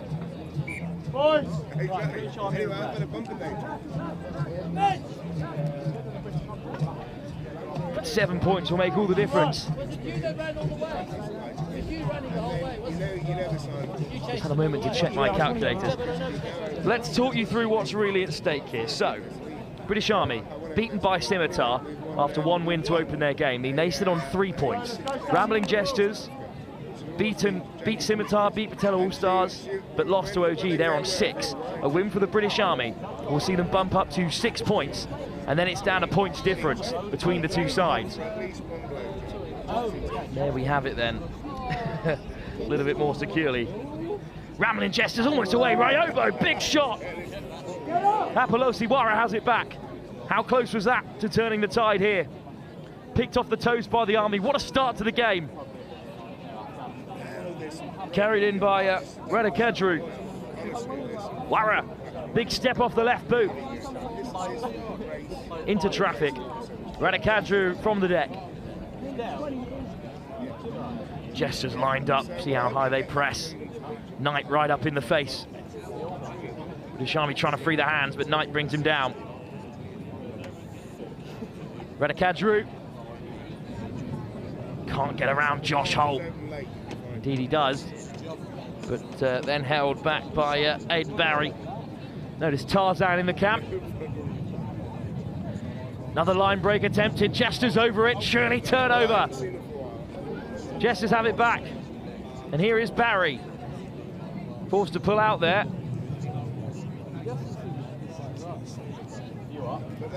Ryobo.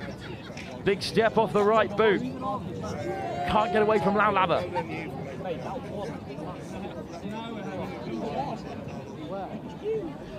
Oh, great delay on the pass, and surely this will open up. It's Bowen. Sam Bowen's going to touchdown equalise for the Jesters.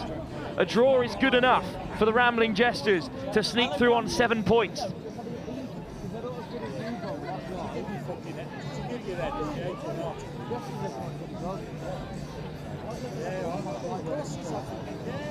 And they do equalise from right under the post. British Army need to recover. I just want to know if there was enough room in the digger when you give your head a shake this afternoon. What time do you leave? Bro, what do we got? You can walk back here. Oh, what a take! Raloka has the British Army on the front foot. Penalty for the Jesters. That could be costly.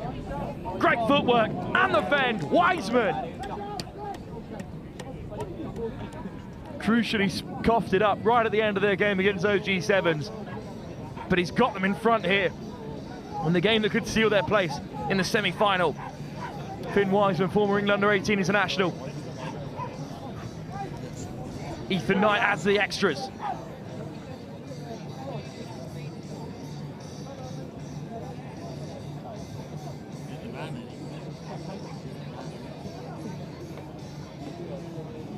Pretty textbook turnover. Once you miss a tackle in levels of quality like this, you're done for. Another good take off the kickoff. Off goes Korolevu. Again, the British Army win this, and they'll knock out the Ramblin Jesters on points difference. Oh, it's just juggled. How about that for a late grab by Seva Seva? Oh, it's cold. Ramblin Jesters will hold firm here. He takes something special to break out. Half a line break by Nayagi. Oh, there's the big show and go. And look at the footwork. Off goes Koravuka. Radakadru. Down on the 10. Good yards made by the Army.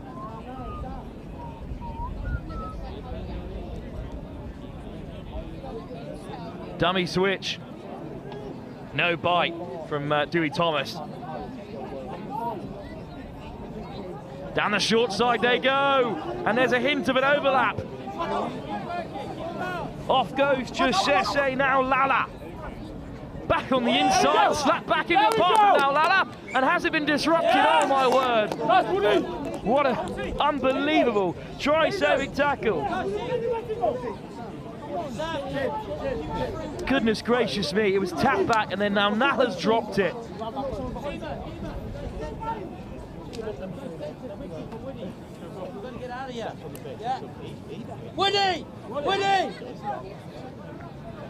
Now a scrum in a dangerous area for the Jesters, but a scrum that will be theirs to feed.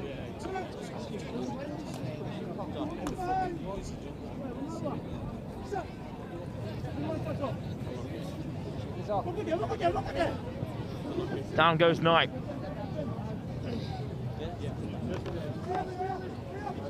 Long ball over the top. Look at that for a step. But it's well read by the Army. Important tackle by Inoke Rasoba. Half time the call. Ramblin Jesters survive right before the break. How close were the British Army to levelling it up there? Great scramble defence. And the Jesters have 1 foot in the semi-final. OG7s have secured their place with 4 wins from 4.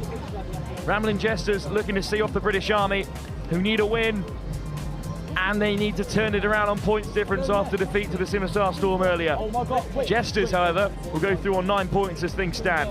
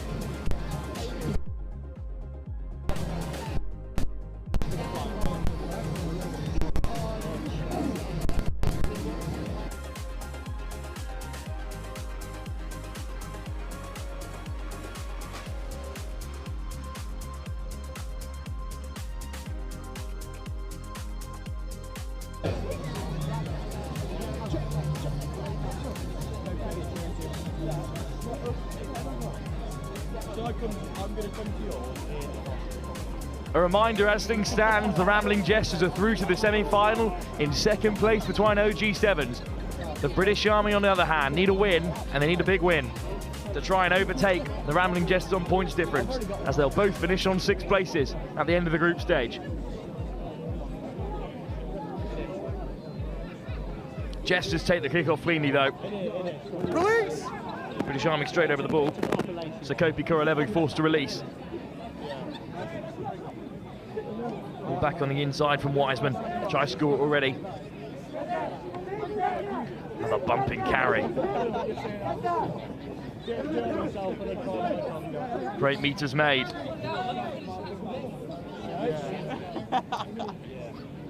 All the way wide, the Ramblin Jesters. Brooke. Missed pass over the top for Wiseman. Maybe a 2-on-1. Good delay on the pass. Oh, lovely work round the corner. And Diamond's hunting him into the corner. What a tackle. Ball comes loose. Oh, but it's forwards off the British Army. Here's Lucas Brooke. Wrapped up on the 22. Quick release. Brooke back to his feet. Great scramble D from the British Army for now. And I think we're going to come back for the knock-on. AR says there were 2 in there, so it will be a scrum for the Ramblin Jesters. Just shy of the 5-metre line. Big chance for them to get further out in front. Lucas! Yeah, Lucas! Have like one side green and one side red. Yeah. Elbow. Elbow. Yeah.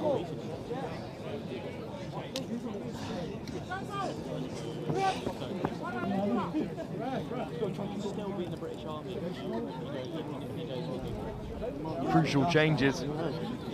Ethan Knight will feed this scrum. Do you know what needs to go against? Here's Knight. Will go himself. Caught by Wara. That'll be a good match. And by Nasilin in the bower.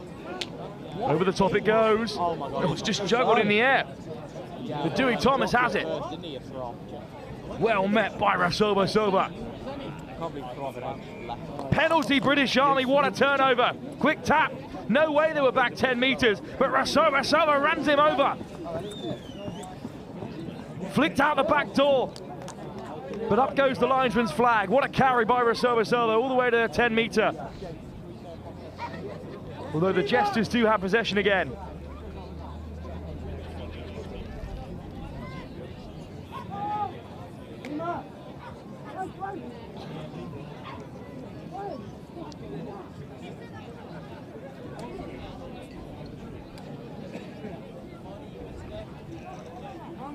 On come a plethora of changes for the British Army. 1 or 2 for the Ramblin Jesters as well.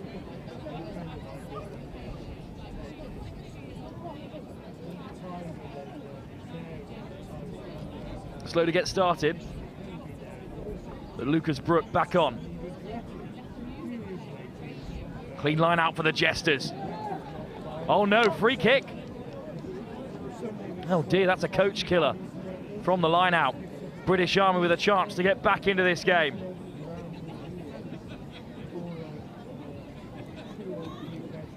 Korolevu. Dragged down. Yone Korevuka. Seva. Apolosiwara.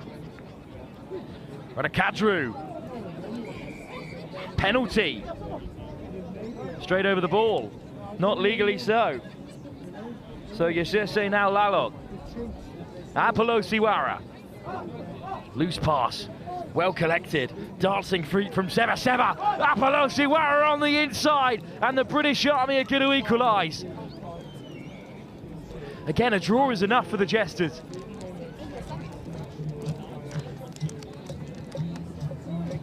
But they don't want it to go down to that, do they? They'll go through on 7 points to the British Army's 4. If things stay as they are. But a glimmer of hope for the British Army.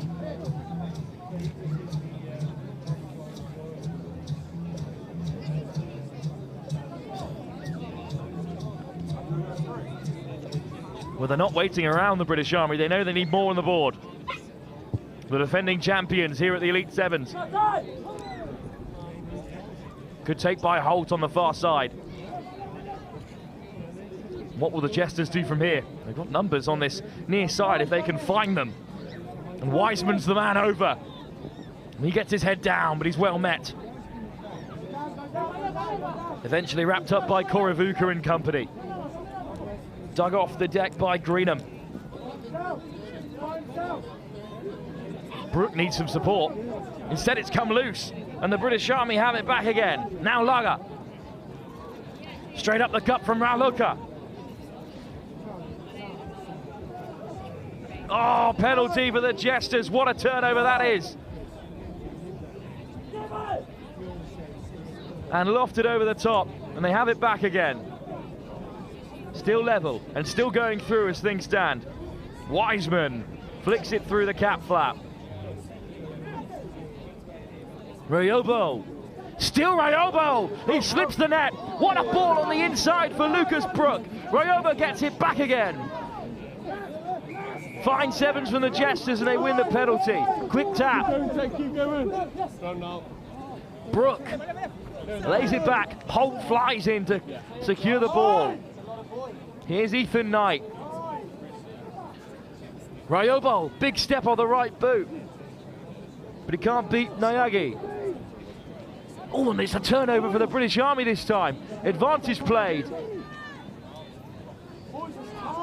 They come alive with ball in hand, but they need a few more scores on the board to close the gap. Flying footwork, and they are through. They'll need support. Back on the inside from Seva. And Stakopi Korolevu will score. Seva outstanding. And suddenly the game is opening up. Well, that may well be time. And I'm not sure that the swing in points difference is enough for the British Army. We'll have to get our calculators out, especially in the judgment box down to my right-hand side where the tournament organisers locate. But the British Army have beaten the Rambling Jesters. And that's game. Both sides are on 6 points, with the OG7s through at the very top on 12. We'll have to wait and see who goes through. But here the British Army and the Ramblin Jesters have both finished on a record of 2 wins and 2 defeats in the pool stages. It's down a points difference. We return now to Pool B, where Apache need a win in order to keep their tournament hopes alive against the Rugby Agents, who are looking to rack up a 3rd win in the group stages.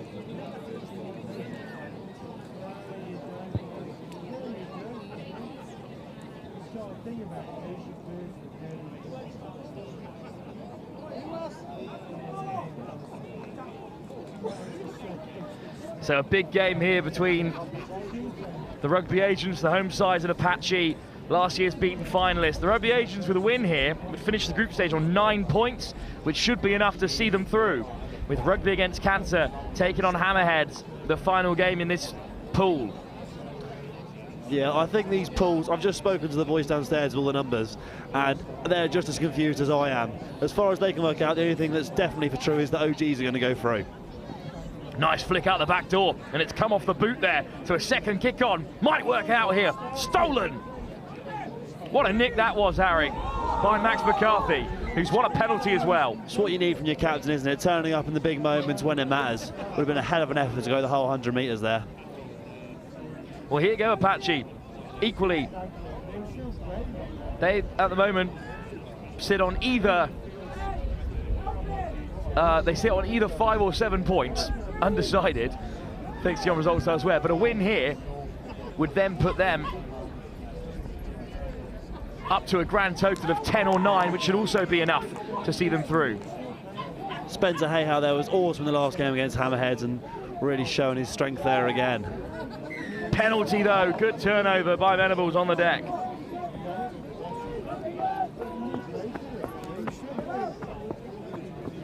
Kinnikinilau. Little hitch kick and off they go.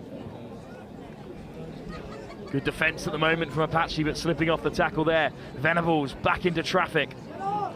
Good offload. That's a Kinnikinilau, great footwork. Steps through one. Can't beat McCarthy. Again, the ball has been in play for a long time here, but some absolutely knackered bodies on the pitch.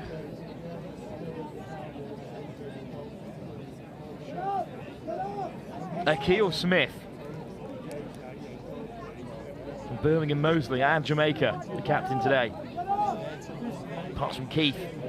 Venables. Rugby Agents find themselves really flat here in attack. I don't know if it's the line speed from Apache or just the tired bodies from them. Durant. Stepping off the left boot, brought down again. Nothing on here Except a quick snipe straight through the centre from Jack Edwards, who's been pulled back for a penalty. That's a tough call for Apache. They're so relieved, but for the rugby agents, that is so tough. I think the referee's called it there for holding onto a man around the ruck. Be interesting to see now if Apache can make them pay. Quick tap from the captain, McCarthy. Kenner. Good line speed from Abi Bavadra. And Bavadra still driving his man towards touch. Down goes big Spencer Hayhow. Right to left, looking to stretch them here. Parker. Oh, great step onto the outside of Kinnikinnilau. And now Parker just has kicked Keith the beat. Parker steps on the inside, slips off his man. What an effort. Viv Parker goes the length, as he so often does in Apache Blue. And they take the lead here in a crucial game in their bid to qualify for the semi-finals of the British Elite Sevens. I don't often like being nice to my friends, but I have to admit that was something a little bit special there from old Finny boy. And he adds the extras as well. It's a huge try. First time he's been in their half, Harry. Indeed, everyone is absolutely blowing out their hooter now as they set for this kickoff. That ball has been in place since the start of the game.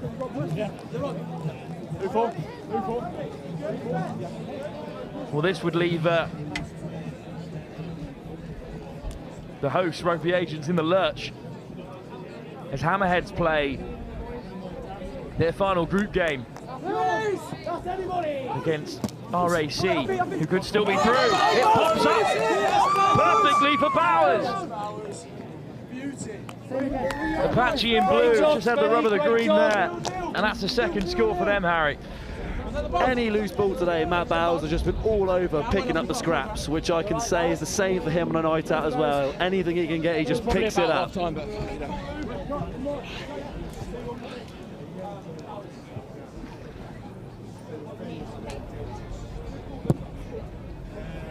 Off target from the kick. The win there really showing as that first kickoff. Just the ball hung for an age in the air, becomes anyone's ball. It's really just who can jump the highest and stay up there the longest. There's 3 up for it. Bowers is in behind, sweeping. Another kickoff. This time it's hit deep, and it's still come for Apache. And it's Hayhow who's bounced to all this time. Straight over the ball, go Fine Rugby now. Oh, the kickoff so key. And Apache have won 2 from 2. Here's Tuma. Tuma looking to get on the outside. Flick back through the body there. Fantastic offload. Phillipson. McCarthy. Hayhow wants a hard line, but it's pulled out the back instead for Tiernan White. White. Louis Natal takes it on a short line. Rolls past the 22.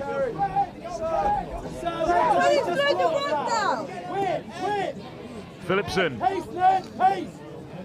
Here goes Bennett. Apache really starving them with the ball here, just keeping it really well, tempo high, just trying to tire them out. Spencer Hayhow. Oh, brushes off a number of players there. Fast feet for a big man. He's up deep into the 22. Indeed, for a large man, he moves so well. I think he'd be a fantastic salsa dancer. Phillipson floats it over the top, straight into the path of Bennett. Great defence at the moment for the rugby agents. McCarthy. It's tireless. Oh, great footwork. Then he accelerates through the hole. Wrapped up by the agents. Still on here for Apache. To the open side they go. Hayhow. Dancing around Kinnikinnilau. Oh, brought down by Rocky that time. Will it come for Apache here? It's slow ball. Phillipson. Bavadra puts in the shot. McCarthy. Natui. Yes, Louis! Takes on Akil Smith. Going to be held up here by Bavadra. Indeed, held up is the call. And they've killed it, the agents. Well, it's great defence, but they're not going to have a chance to counter because Apache have wound down the clock all the way to half-time, Harry.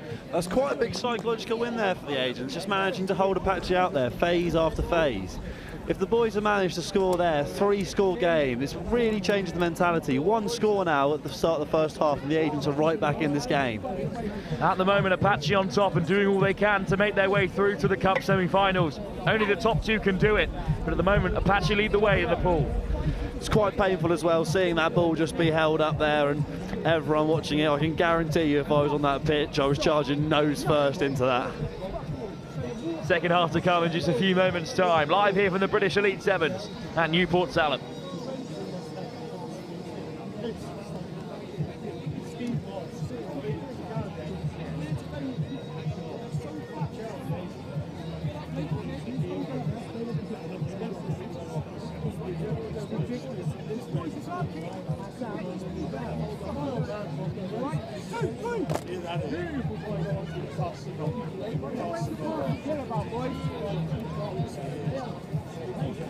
Oh my word, Benny.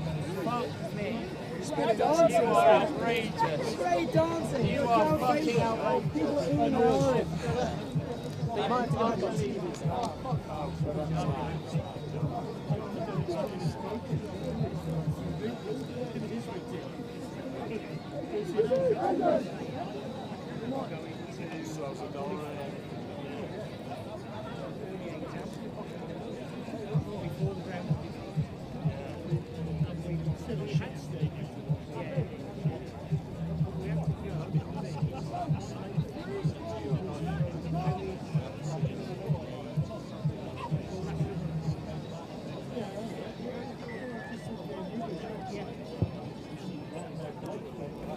Well, it's a deep kickoff from Apache. It's going to run straight into touch. Interesting start to the second half, Harry. It's not actually a bad result, to be honest, because the line out in this wind is such a 50-50 ball game. Whoever can get up and win it. So pinning a team in here and then either defending your heart out or winning the ball back, I don't mind it. I don't mind it. Line out to come. Delay while the ball is collected. And a beautiful touch and control from the liner on that far side. Sure, he'll be clipping that one up for his highlights. Nasser Kinnikinilau with the throw, short to the front of the line out again. And they do secure it, the Rugby Agents. Big bumping carry, almost up to the 22. Where do they go from here? Back to the open side. Look at the acceleration, but what a chop tackle that is. Straight back to their feet to steal a few more yards. Good defence from Apache. Rugby Agents still on the offensive, now being driven back. Again, they're quite flat, as you were saying in the first half, Harry. It's great work. They're just ruining all their options, and so the attacker's left with nothing but just to carry on their own. It all comes down to fitness, I believe. Who's willing to work harder? What an offload from Kinnikinilau. Still not the yards needed for the Rugby Agents, who are down by 12 unanswered points. Oh, it's a very physical collision into the line, and it forces the line break they were after. And Jackson brought down, and the penalty given. Big turnover, and it's Finn Parker again. First time for everything, Finney with the turnover. Oh, that's a high tackle. And I think we should be seeing more than a penalty here. Indeed, it is a yellow. Big moment in the game for Apache. Suddenly, it's turned on its head. You'd think here, if they were able to go 3 scores up with the extra man and with the win, that they'd be looking at securing this game. But you never know in sevens, is the beauty of it. There's a high tackle by any metric.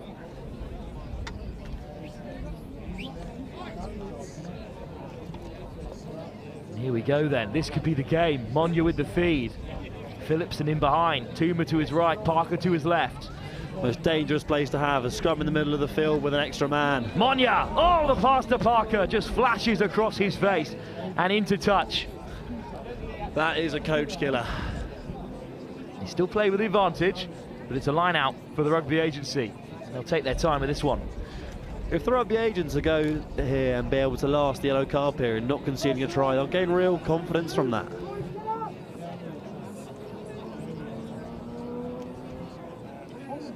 It's a little bit loose at the line out. Oh, it's been given as not straight. That's a bit of a let-off for Apache. It is, but I think if that was not called as straight, then I would have been jumping off this small tower we're on.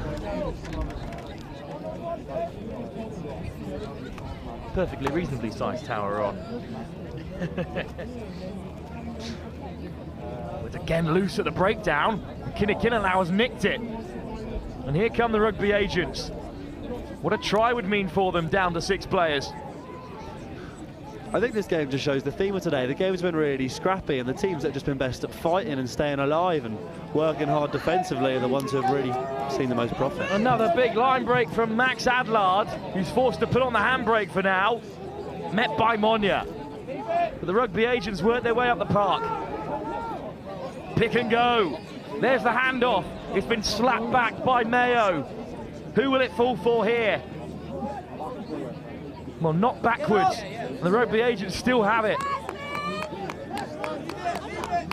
Can the 6 players of the Rugby agents get back into the game? Get up! Venable. Help him, help him! Let's go, Tom! Lovely step off the left boot from Sam Clark, who takes the direct route. Venables at the base. He'll go himself! Winds up a big show and go. And Charlie Venables has scored a big try. Down to 6 players, but getting amongst the scores. That is this game blown wide open. This kickoff now becomes absolutely crucial. You'd think whoever claims this kickoff will go on to win this game. It does seem for this game both teams have decided that no one's going to tackle below the waist. Boys, get in position! Must have been something they agreed on the full game. Tom!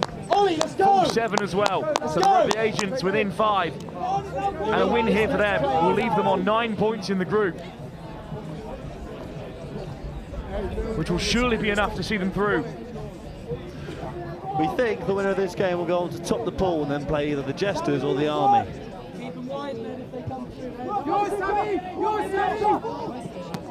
Tap back, bomb the kickoff well by Kenner and then put down, and the door is open for the Rugby agents. This is almost squeaky bum time here. 12 minutes 30 on the clock. Minute and a half to go. 7 points puts the Rugby agents in front and surely through to the knockouts. If the Rugby agents score here, Apache, you've got to keep them wide. Adelaide. Venables flashes through Monya. His pass is loose, regathered. Oh, the big wind up. But instead Clark takes contact. Pulled out the back. Just short of numbers. Off goes Durant. Get up! Get up! Allard.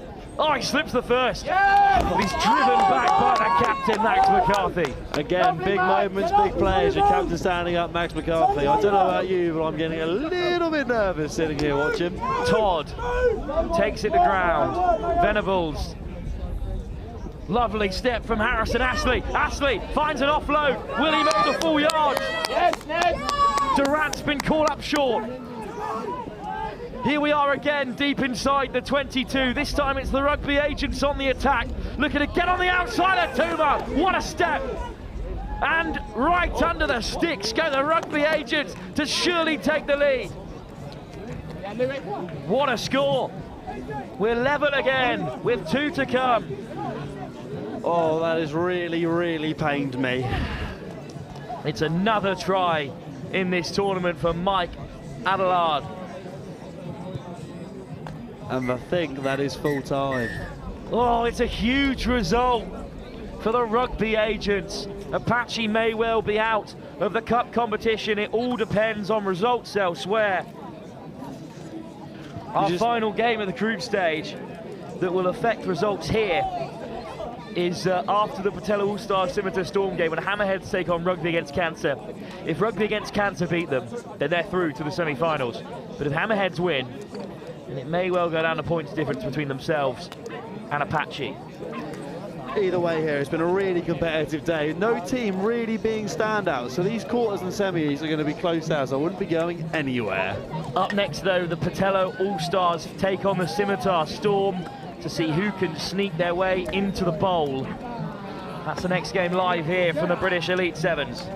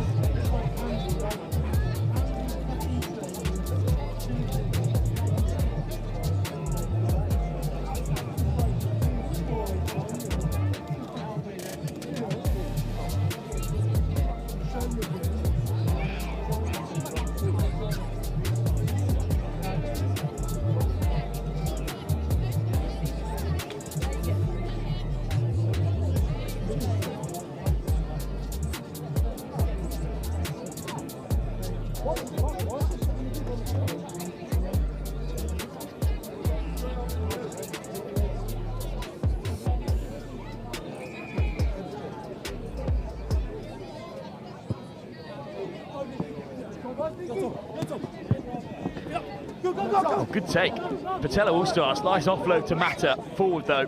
So Scimitar Storm have it back. Not been Scimitar Storm day. Again, a really tough start, losing to the Ramblin Jesters and OG7s as their opening opponents, the two best sides in the pool.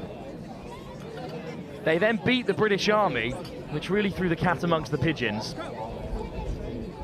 And a big enough win here against the Petelo All-Stars, and they will finish on 6 points, which is the same as the British Army and the Jesters, but it would have to be a huge win. We'll have to wait and see here. The Petelo All-Stars have been steadily improving throughout the day. Could be a turnover for them too. Instead, it's a penalty for Scimitar instead. It's Patterson. Sifue Mazibuko. Mazibuko through the hole. The former Blitzbocker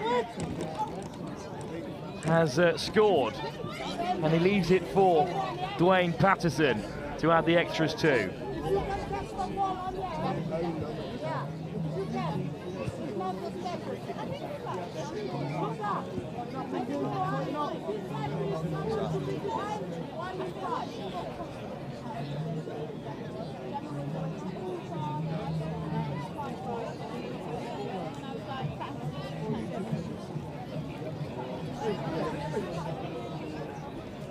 Patterson to take the kickoff for Scimitar then, who've taken the lead.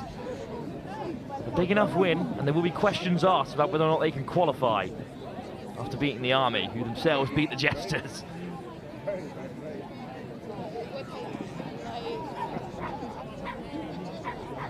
Mata steps off the left boot, puts in the big fend, and they're over the halfway, lifted over the top. Flat to the line, says the linesman. Nice offload as well from Musko. Long ball over the top from Wakinidrola. And look at the acceleration cutting off his wing, brought down by Mazibuko. Penalty. Petelo All-Stars back amongst it. Musko. Lai. Omar Lai.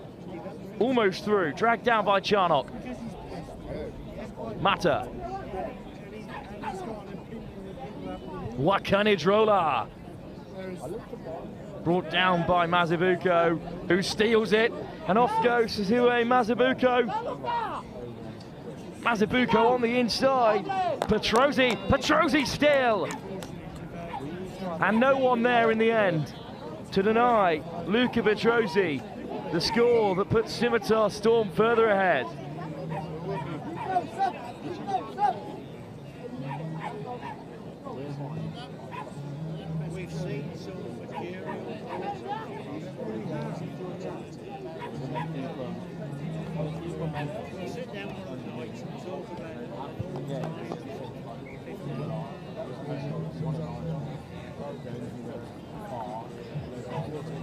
Well, that's a second score and a full set of 14 to go with it. and the Scimitar Storm are certainly going to secure their place in the bowl. But again, 3 sides finishing on 6 points in this pool. How's the legs? It's an interesting one. When you stop, isn't it? Tap back by the Petelo All-Stars, goes loose off a couple of toes. I think the ref's going to wave play on here. Petrosny gets it back. Patterson. Nice step off the left boot, to the outside they go. Could be on here for one more opportunity before half-time. In fact, plenty of time to go. Patterson skips away. This will be another score, Dwayne Patterson. Oh, just about gets it down. And that's a 3rd score for the Scimitar Storm.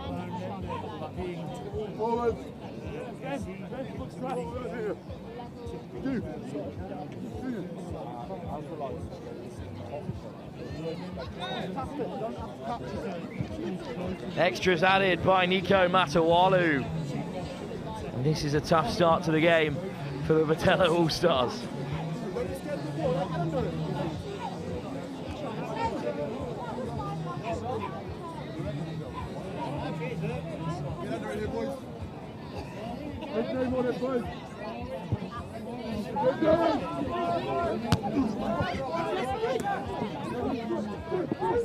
Another kick-off. This time it comes the way of Scimitar Storm. To the short side they go. Petrosny looking to side through the centre. Matawalu lofts it over the top. Charnock. Charnock to the outside, and he's going to go to the leg. Oh, he's just been held up short. What a covering tackle. Ball comes loose. Penalty, Petelo All-Stars. Now set, just set, reset. Pressure on them. Harden Pressure on them. for the All-Stars, looking to break. Looking to bust his way through the tackles. Patience! Patience! Lai, look at the pace from Lai. Oh, he looks for an offload, but the ball goes to ground. In the end, a couple of knock-ons leave possession back in the hands of the Scimitar Storm. Subs, please, subs.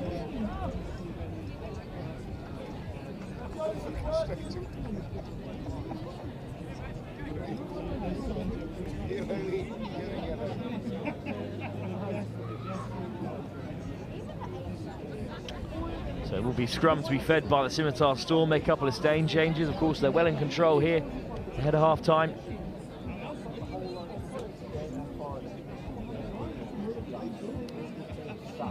Nabo Sekoye. Kill done. Hard line from Dillon. Comfortably over. James Dillon. Another score before the break.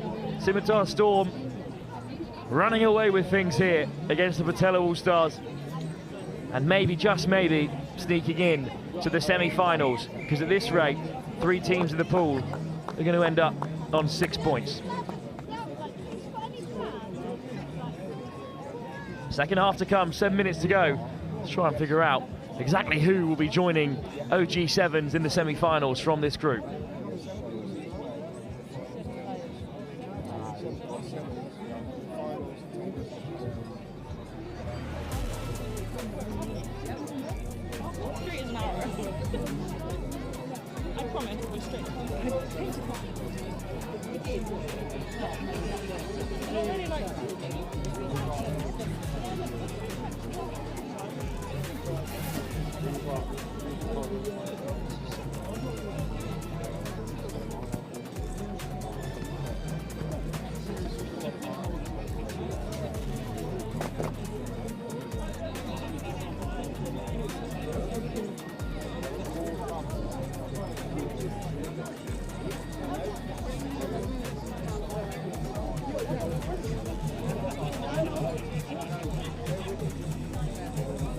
And then we go and finish it, okay?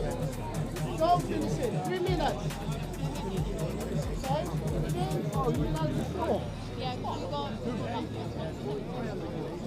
The end. Not there. Always working there. I'll catch it.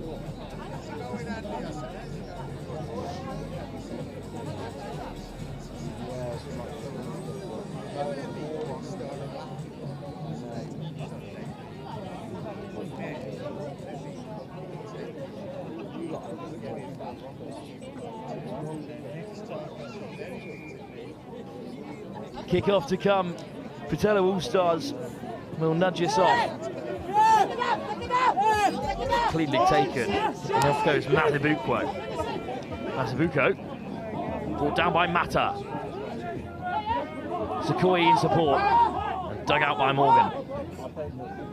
Dylan. Green.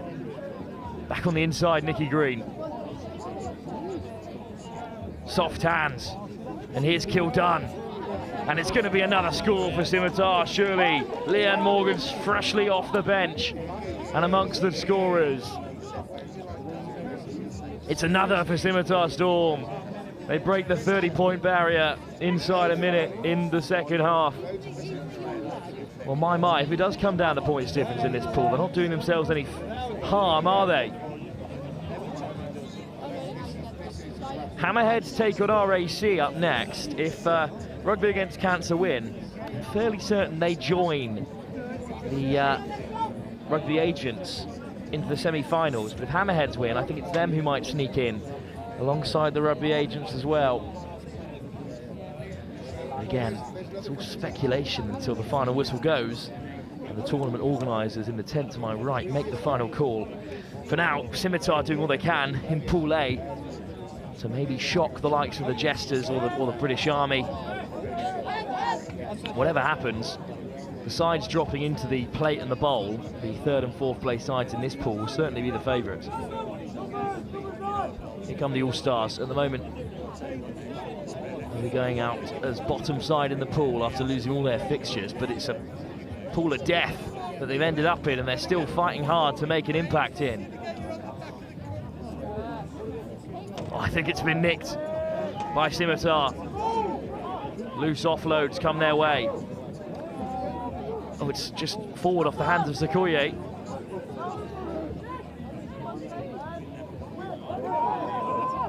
Penalty for Petelo All-Stars in the end. It's as loose as you can get here. Sequoia makes the big shot. Here's Harden. Chopped down by Dylan. Straight over the ball they go.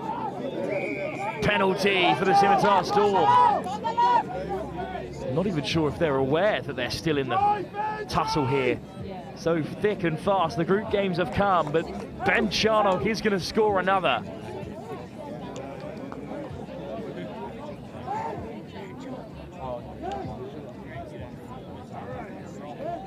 Scimitar go 38 up.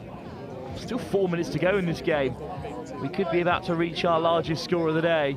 If they can break the 50-point mark for the first time, they're going to surely pierce the 40.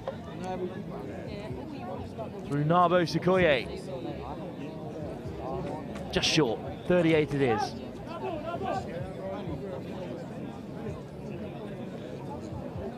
Another good score after the turnover. It was really scrappy in midfield. Seemed like anyone really wanted it, per se.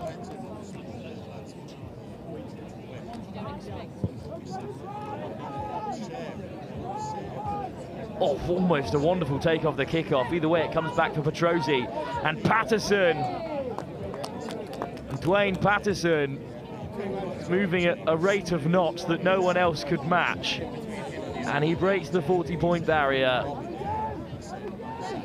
And the full 7 as well. So it's 45-0. Scimitar Storm lead. And the floor has just fallen out for Petelo All-Stars. They have disintegrated in this second half, and Patterson just about gets it over the 10, skips around the first man. Here's Petrosi, inside and out, fast feet, just lobbed over the top. That's a lovely try, or at least it would be if the pass from Nick Green wasn't forward. We have one more group game to come after this. We return to Group B, where RAC all of a sudden are fighting for a place in the semi-final against Hammerheads.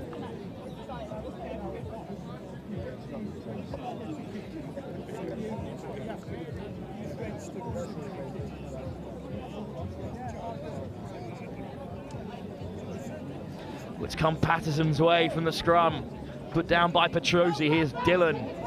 Dylan stepping inside and out.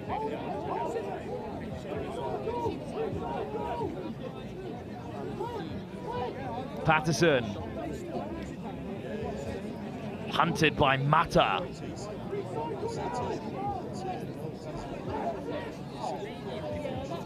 Almost straight through, straight back to his feet. Chip away, Mazibuko. 50 up for Scimitar Storm.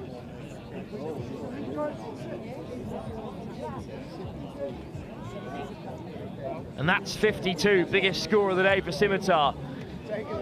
Once again, we've touched on already that points difference might be the thing that separates these teams. 52 points is the biggest score of the day. So after beating the Army and clearly beating Petelo All-Stars, they finish on 6. British Army, they beat the Ramblin Jesters and Petelo All-Stars to finish on 6. And the Ramblin Jesters, they beat OG and the Scimitar.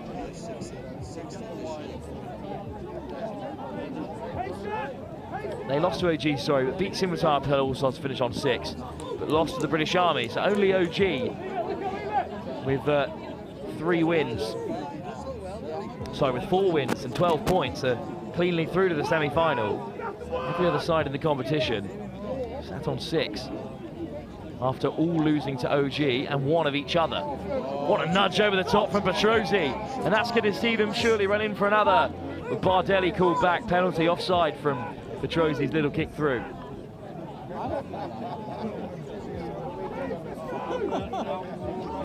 Remarkable group stage.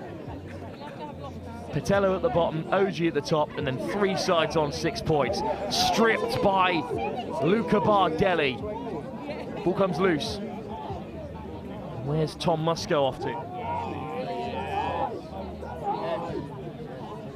Nowhere to go really for Petelo All-Stars here. Looking to get on the outside. The offload does go to hand. Flying across comes Scimitar.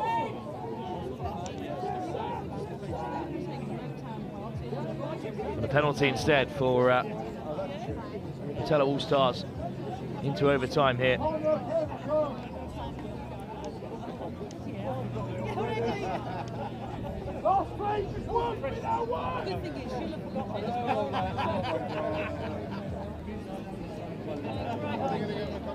Chance for Petelo to get on the board for the first time. It's loose. It's swept up by Scimitar. Over goes Nicky Green. 57, soon to be 59-0. 9 unanswered tries. Scimitar Storm could be through to the semi-final with a performance like this. Can you believe it? Well, it will all come down to points difference. 3 sides in the pool on 6 points. OG at the top, Petelo at the bottom. And we'll allow the tournament organisers to get their calculators out and finish up the rest of the pool. In Pool B, it looks like the Rugby agents are through on 9 points. Hoping to join them is Rugby against Cancer. If they lose to the Hammerheads, that's when it gets complicated. For now, though, it's a straight shootout for a place in the semi-final up next in Pool B.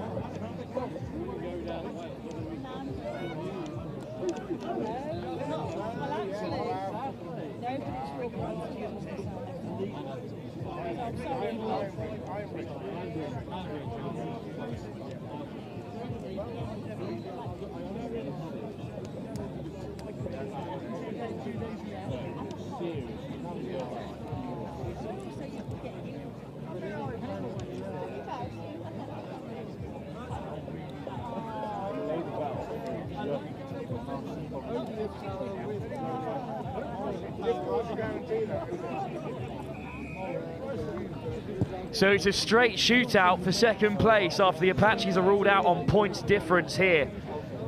It is true that the Rugby agents have topped the group. It's the Hammerheads taking on Rugby Against Cancer. Rugby Against Cancer in the all-white up against the white and purple-red of the Hammerheads. So Rugby Against Cancer in possession, playing from right to left. And Harry, I'm so glad you're here so that we know everything that's going on. Yeah, I have been downstairs chewing the ear off the nerds who are crunching the numbers. And yeah, OGs go through top, Jesters in second. Scimitar on that last game needed to win by 43 points, I believe, to come third, and 70 to come second. So they've got third. From what they've told me, Apache are guaranteed third, and the winner of this game will get second, with Rugby agents topping the pool. So the winner of this game will play OG Sevens shortly. I'm not quite sure what the timings are. What, and the loser will drop into fourth place to play the British Army in the bowl? Yeah, which seems rather tough all in all, but either way, a bowl's still a trophy, I suppose. And Scimitar will take the plate after their tough start to the day. It is Rugby Against Cancer, though, who have recycled well, and now they're looking to break the line for the first time. Just ducking under tackles over and over again. And then a ball on the inside suddenly opens it up for Shannon Grove. What a start to the game, Harry, for Rugby Against Cancer. Yeah, great start to the game. Rugby Against Cancer really finding their stride. Really difficult first game, and then from there they've just built and built and built. There is good news as well. We are officially now live in the corporate tent here at the British Elite Sevens. Good to know. Had a few come over to us in the tower asking to put the noise on. And we are up and live and going, and this means that Rugby Against Cancer will be through to the semi-final as things stand. We're obviously just so entertaining, and it's so boring in the corporate tent they need something to talk about. Absolutely here. Rugby Against Cancer draw first blood in this knockout tie. They did have Ben Youngs and Dan Cole in there. I'm sure that would be entertaining enough. It'll be entertaining if we can get them up here later on. We'll have to wait and see, as the kick-off is soon to come from Johnny Searle.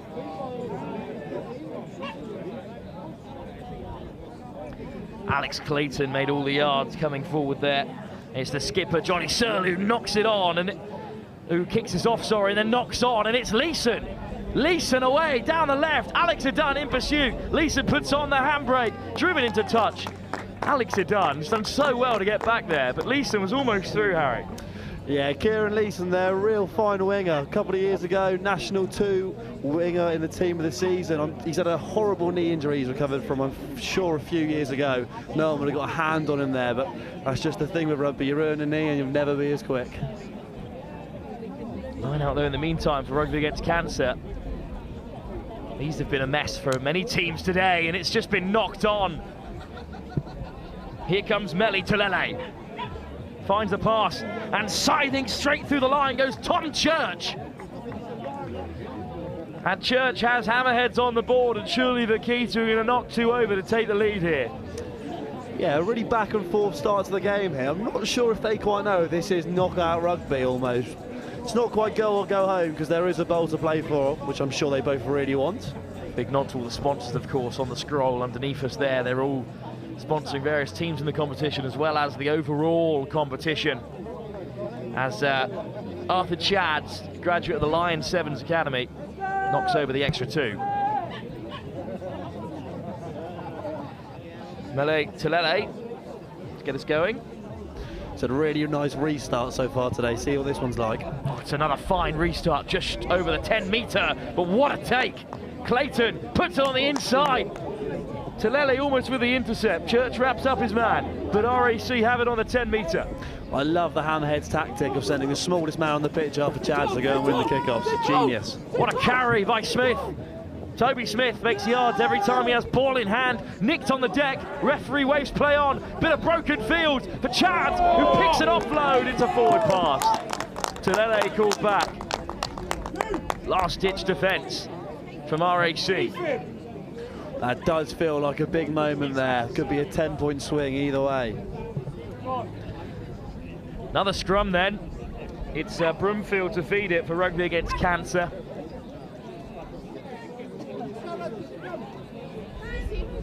Searle outside at first receiver. It done all the way on the far side on the wing.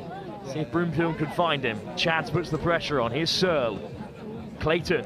Edun. Big step off the left boot on the outside of Leeson. And Alex Edun wrapped up by Kieran Leeson. Church is back there to scramble for the Hammerheads. Still RAC play.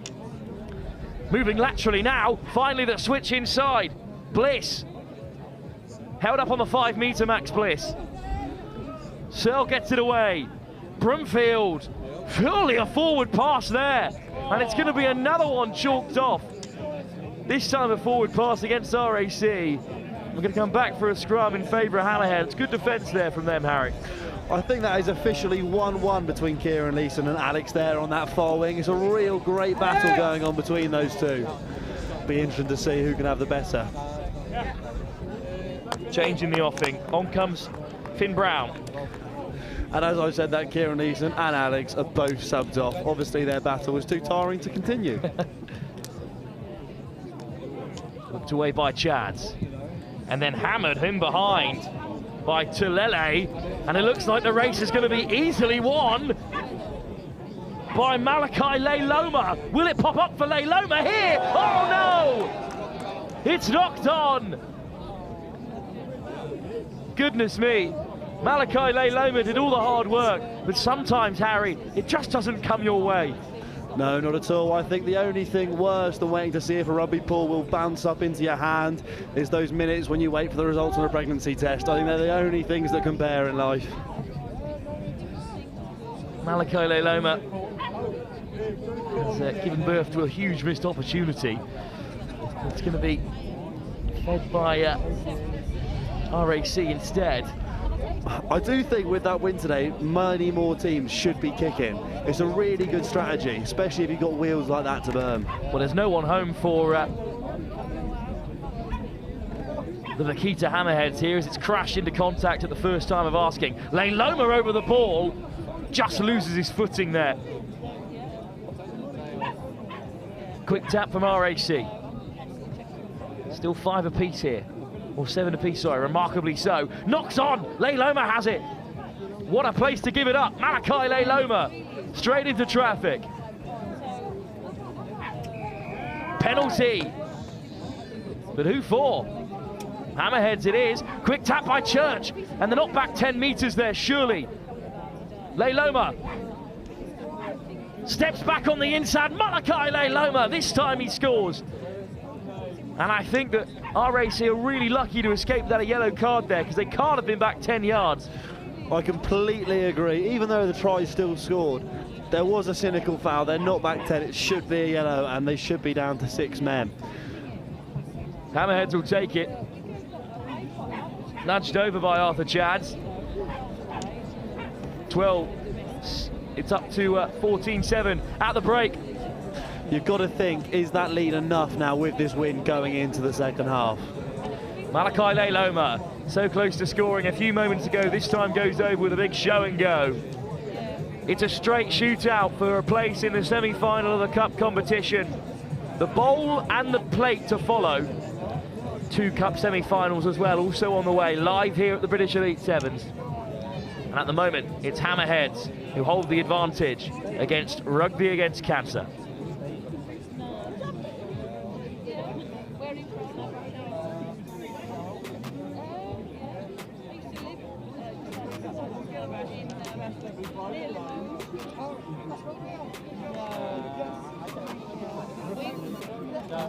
I don't mind. I like when you got one day, so you come down,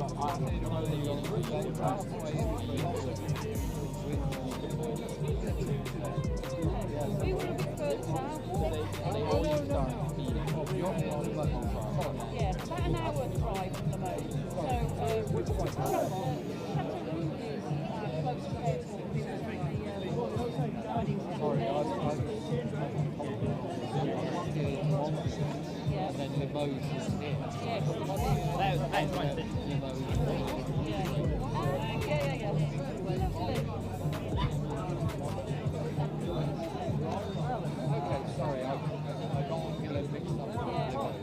We lived here for a while. It's all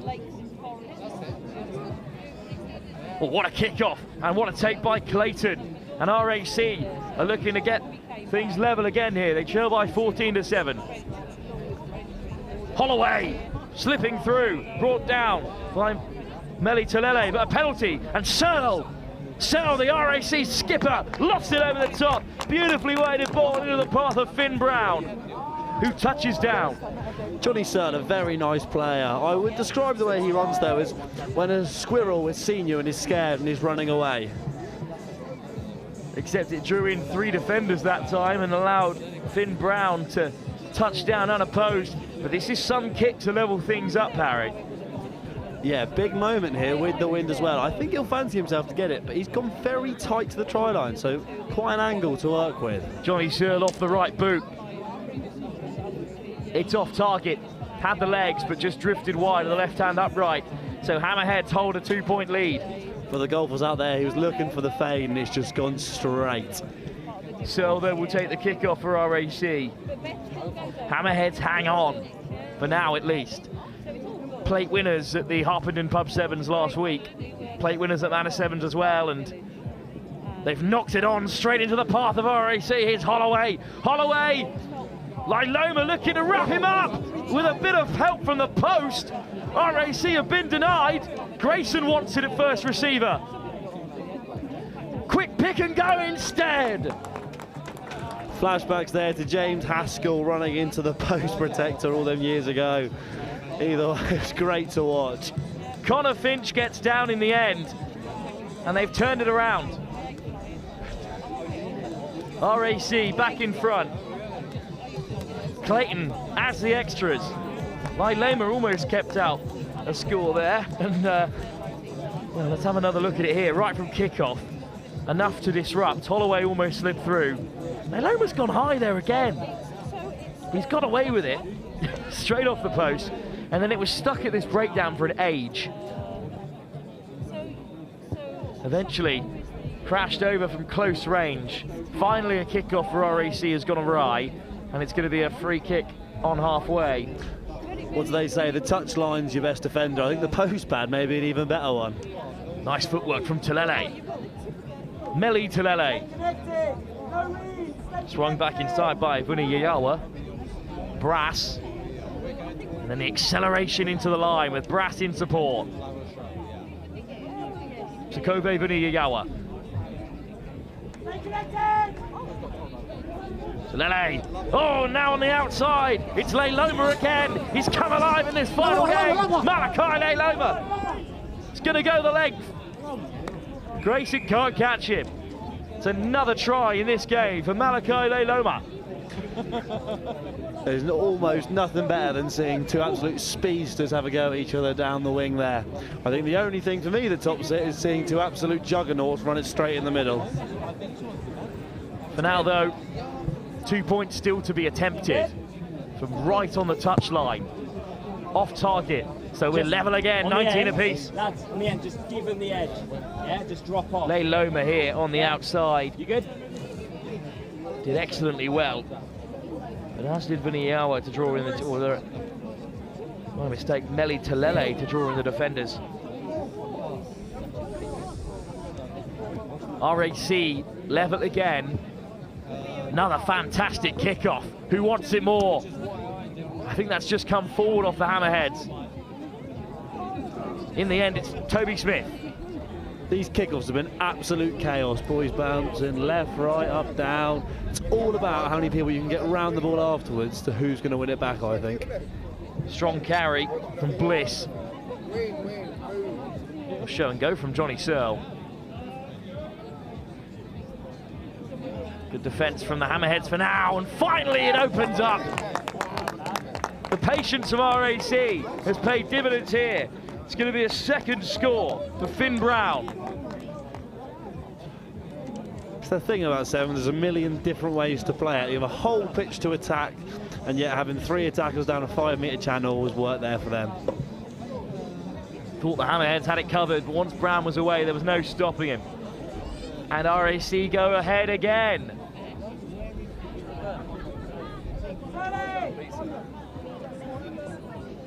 I think this is going to go down to the clock deciding this fixture. One side might just run out of time. Still a bit left in the tank for the Hammerheads to respond here. Rugby against Cancer must really be kicking themselves after that first game they had today and making it so hard for themselves to get out of the pool now. But they're going the right way about it for now. Hung up by Broomfield. Oh, Smith is right after it. I think it's just deflected off Toby Smith there. I think the referee might have given the line out to RAC. I can't make this point enough. These are very good athletes underneath the high ball and restarts. There is a proper gust here blowing that's making them look a little bit silly at times. In the end, it's Hammerheads who escape with the scrum.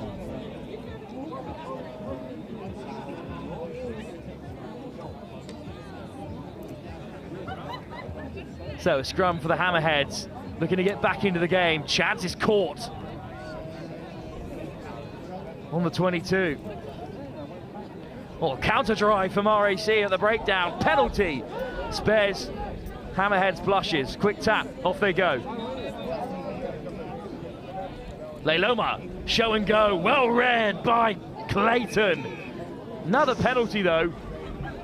Leiloma with a quick tap. Oh, he's lost it. Oh dear. Knock on. RAC have it. I would like just to take a second here and commend the referee for this game. I think this game has been refereed really accurately. It's a difficult one there. But in the end, it was just knocked on by Leiloma with a quick tap. That's a coach killer for Hammerheads, and it may come back to bite them here. Free kick as well. I think Broomfield's just going to reset. That's what he wanted to do. Instead, the quick tap. Here's Toby Smith. He'll back himself one-on-one. Smith, oh, he's freed the hands for Grayson. Leiloma looking to wrap it up. Try given. Despite the best efforts of Walker and Leiloma, Grayson's got it down. And that could be the game. Indeed, it will be. And RAC are through to the semi-final. It's an interesting one there, because they had the free kick and they called the scrum. But obviously the new rules in 15 say you can't call a scrum from a free kick. But in sevens, there's no goal line dropouts and there's no 50-22s. So I'm actually not 100% sure what the ruling is on a free kick in sevens, if you can have a scrum or not. Well, regardless, they took the quick tap and it caught Hammerheads out. Here's the kick from Broomfield, but it will matter for naught. Off target. But regardless, it's a huge result for RAC. Such a tough start to the day for them, but this is the score that sealed it. And that will put the Hammerheads into a bowl, which they will compete against the British Army in a blockbuster game. And that's going to kick off in about 50 minutes' time. So a chance for us to break Harry for a short moment. But huge games ahead, 2 big cup semi-finals. And then, of course, the plate and the cup, as well as a blockbuster bowl, Hammerheads, British Army. Well, we'll be back for all the finals and semi-finals in just a few moments' time. But for now, a 15-minute hiatus, in the words of the tournament organisers, because the Hammerheads are back in action in the bowl against the British Army. Who won that?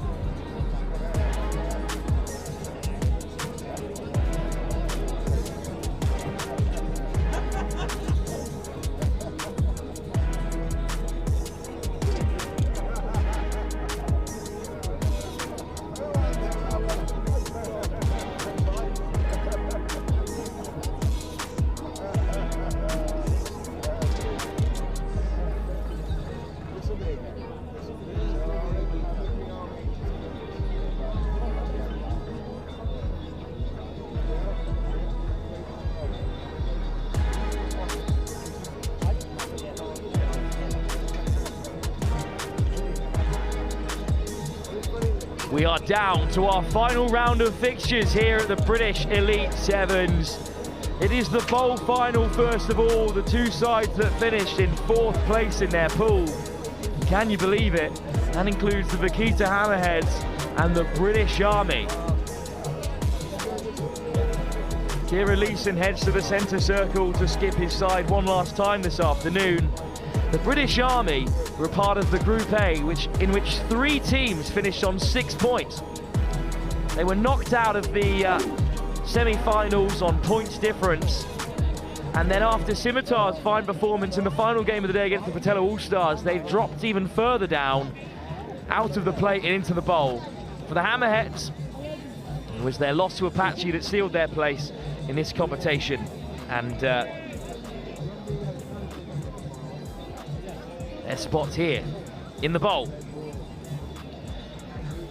It's going to be the Hammerheads who kick us off, having had a short break, a quick turnaround after their defeat to RAC. And Harry Park back alongside me for this one. It's been a long day of sevens. There's still silverware on the line, and it will matter a lot to these guys who have travelled far and wide and worked hard all day so far, Harry. Indeed, you have to feel the Hammerheads here, really short turnaround, play a game, little break and back on.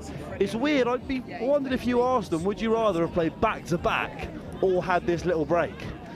Because obviously you'd be more tired if you play back-to-back, but you've got to get yourself back up for this game now after 15 minutes off. And you're still just as fatigued, so it'd be really interesting to know what they think. But again, their fine kickoffs have won them back possession. That ball to Lay Loma. But a good game against RAC is off target. Here he goes. Yeah, I do honestly believe Arthur Chads may hold a world record for amount of kickoffs won back percentage and height of human. It's a good graph to have a look at anyway, as Chads plays it away. Oh, slipping through. It's Armstrong, who might be opening up the score here if he can put it inside to Tulele. But back came the British Army, and they did just enough. I think it was Yene Koravuka who turned it over, but they're not waiting around here. Here's Diamond. They're going to take on Malachi Leiloma, and Diamond does beat him. Hammerheads, that's a story of their day. How many tries have they left out on the pitch begging? They're going to be absolutely kicking themselves. Penalty though, and a quick tap for Leiloma. So on the retreat is Apolosi Wara.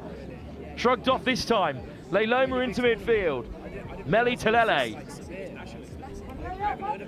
Dragged down but finds an offload. Here's Chads. Leeson wants it out wide, but Chads will skip through himself. Chads will score the opener in this bowl final.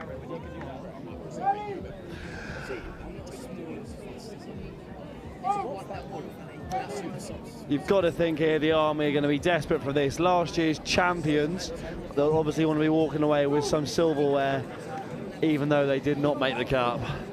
Both these sides have met a number of times this season. On the Lit Super 7 series, the Army have had the run of things in those meetings previously. Might be different here, as it's certainly a festive atmosphere, Harry, here at the Elite Sevens. Yeah, it's got much better during the day, hasn't it? People have ended work and they've come down, and then the corporate event has ended, and now they're all watching. What a lovely take, though, on the turn from former Fijian international Peter Ratakadre. Just pops up in front of Josiah Sebaseba, and Sebaseba can spread his legs. Oh, what a grab that is by Rasoba Soba, who loses out back on the inside. In fact, it was knocked on by Sakopi Korolevu. Regardless, it's a ball back for the Hammerheads, and at the moment the Army just ain't able to break out of their own half. Indeed, you do wonder though, is that the power of the wind again, and will we see the Army coming back in the second half? It's chilled out a little bit, but we can't underestimate how much the wind was blowing this morning, especially in the early stage of the afternoon. Yeah, the actual first game was played in rain, which I'm sure you'll find hard to believe, as I can imagine it's beautiful sun in the rest of the country. Lovely evening here it's turned into as well, but here's Leeson looking again on the outside. He picks out Leiloma. Leiloma is ushered out of it by Korolevu. Back inside to Leeson. Good step off the left boot to get around Sebaseba. Still going Leeson. Great carry by the captain. Sukovi Vuniyawa just takes it on the toes, puts in the fend. Good carry by Vuniyawa, but he misses out here, and the British Army could counter. It's head in hands in the box for the Hammerheads, and the first time the British Army enter the Hammerheads half, surely they'll score. Hunted down by Armstrong, but in the end, it's Onesivoro Neyagi of the Royal Yorkshire Regiment who scores the opener for the Army and levels it up. A really exhausting phase of rugby there. When that try was scored, there were 2 Hammerheads and 2 Army players still walking around the 22 trying to get their breath back. Neyagi went through and swiftly exits play for now as the Army ring in the changes. It's a real strength of the Army is how quality they are with their starting 7 and the players off the bench. It's one of the most demoralising things in sevens when you're in a close game, you've just had a score against you, you look up and 6 fresh faces have just come on the field. Pretty casual through the centre there by Josiah Sevu.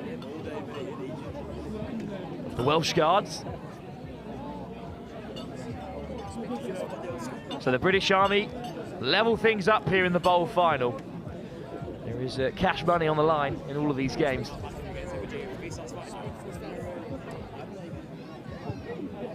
Rosaruta Bua Tawana Yayulua starts this fuff from the kickoff, but unfortunately it's not gone 10. The old negative yard restart. I think that is called a trick shot.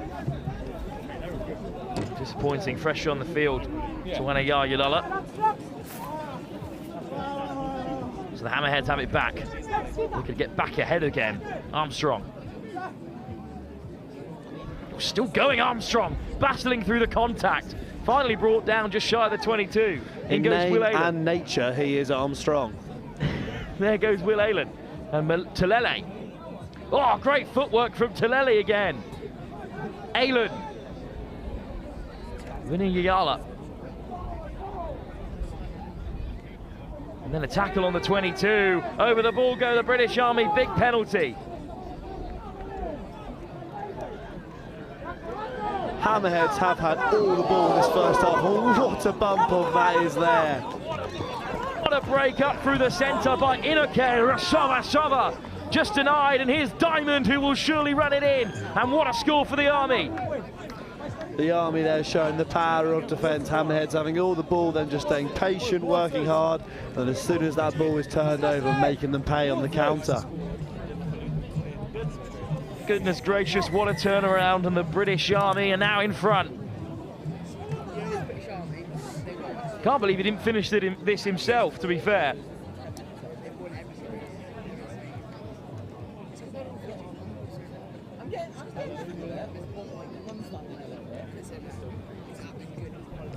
Well then, that takes us through to half-time. Can you believe it, how quickly the bowl final has flown past? For now though, British Army in front against Hammerhead, 7 minutes still to play.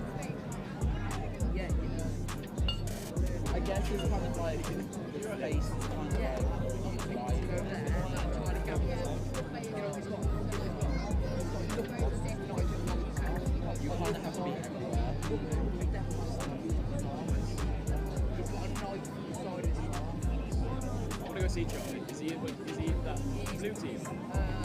That one over there with the 8. Yeah, that blue one, yeah. He's on that team. Is he Studs? Studs.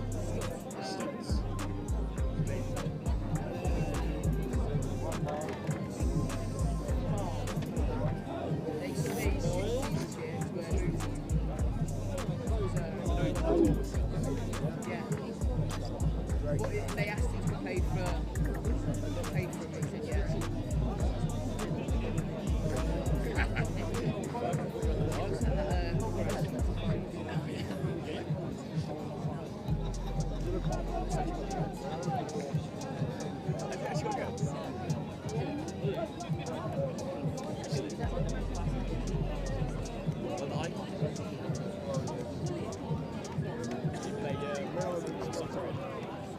Kick-off from the British Army, hung up by Seva.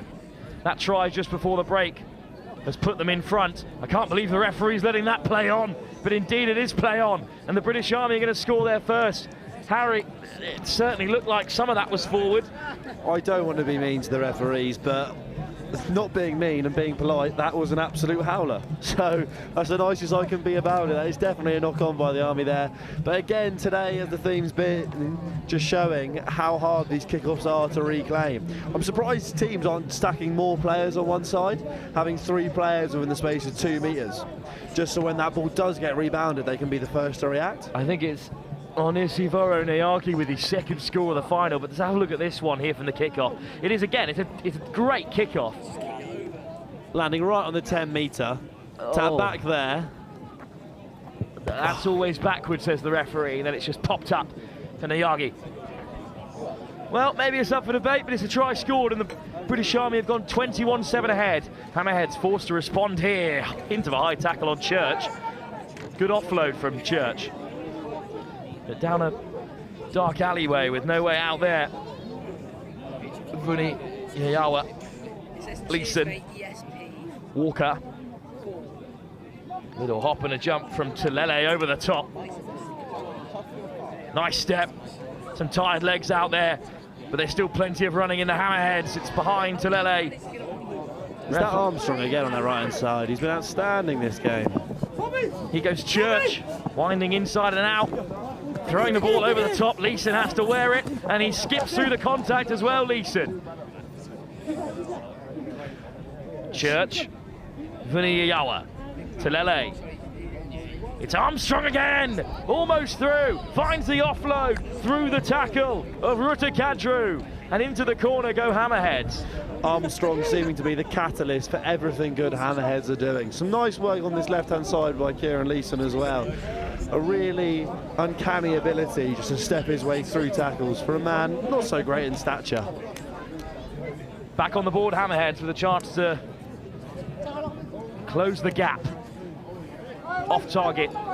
So 21-12, 2 tries required then to turn this around for the Hammerheads still. Leeson with a great carry. Armstrong broke through, found a good offload.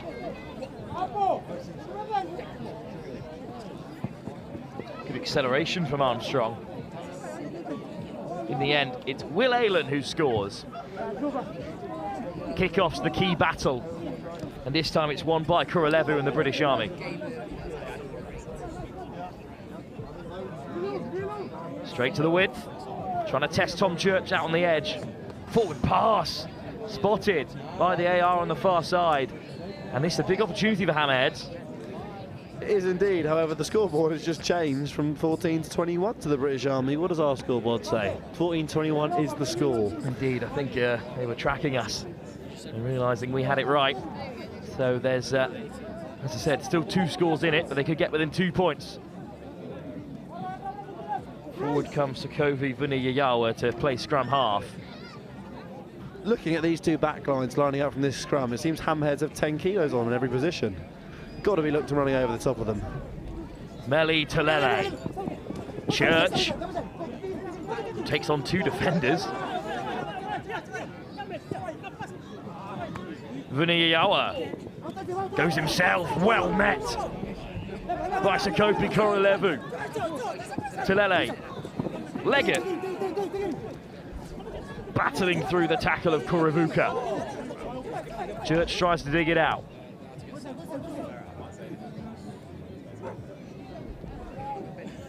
Wider still. What can Brass create out on that right wing?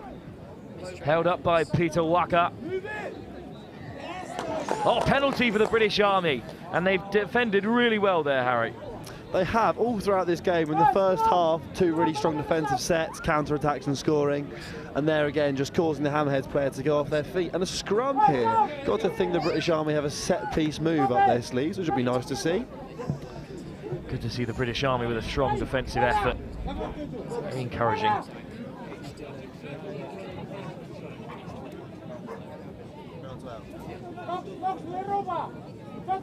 So, plenty of changes in the offing for the British Army. I think that's why they took the scrum. Harris, they get all these changes on. And amongst them is Seva. Will fresh legs do the trick? Big step off the right, looking to get the offload away, but 2 and Hammerhead colours to deny it. Oh, that's so unlucky. Telele over the ball, but hands on the deck. Seva. Rasova. It's a good read by Brass, looking to put the pressure on. Ratakadru somehow gets away and flings it back on the inside. And now it's a foot race. Off goes Paloka. He half gave up chasing them there. I think he could have got him if he really went balls to the wall. I reckon he's jumping on him 5 metres short. It's another score for the British Army. I think it may well be a hat-trick for Onisi Voroniagi, who's just come back onto the field. Always in the right place at the right time in this game. Onisi Voroniagi. This game does just show how close it's been today, with the really tight pool games and now going into the bowls and the cup semis, that it's tight again. Really not a lot between these teams today. A few of them would argue just a few refereeing decisions, bounce of a ball, and they could have been on the other side of results and in the cup semis. Ratakadru did so well to get out of there. And then it's a hat-trick in the final for Onisi Voroniagi. Hammerheads, I think, are out of this game. Knocked on as well. And that may well be the end of things here. Not long to go. I think one last chance for the Army. Yeah, that's not going to help Hammerheads with this comeback here. Well, our next game, it's 2 cup semi-finals, but the first is OG's perhaps favourites in their semi-final against Rugby against Cancer, have grown into the game and into today. Be interesting to see in that semi, because OGs have had a long time off, and every game they've won by tight margins, where Rugby against Cancer have been building and look better and better in every game they've played. British Army carrying through Nasulinibawa, and then here he is, the Fijian international Ratakadre, who goes over. And British Army seal it with another score, and in the end I think it's going to be 35-12 final score to the Hammerheads, with the kick still to come. A rather flattery score, I'd say, to the Army there. The game's been actually a lot tighter than this.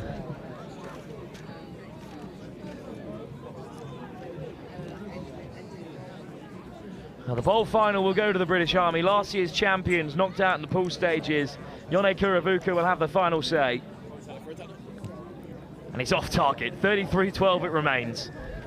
Big result for the British Army, who can't believe they finished as low as 4th after finishing on 6 points in the pool.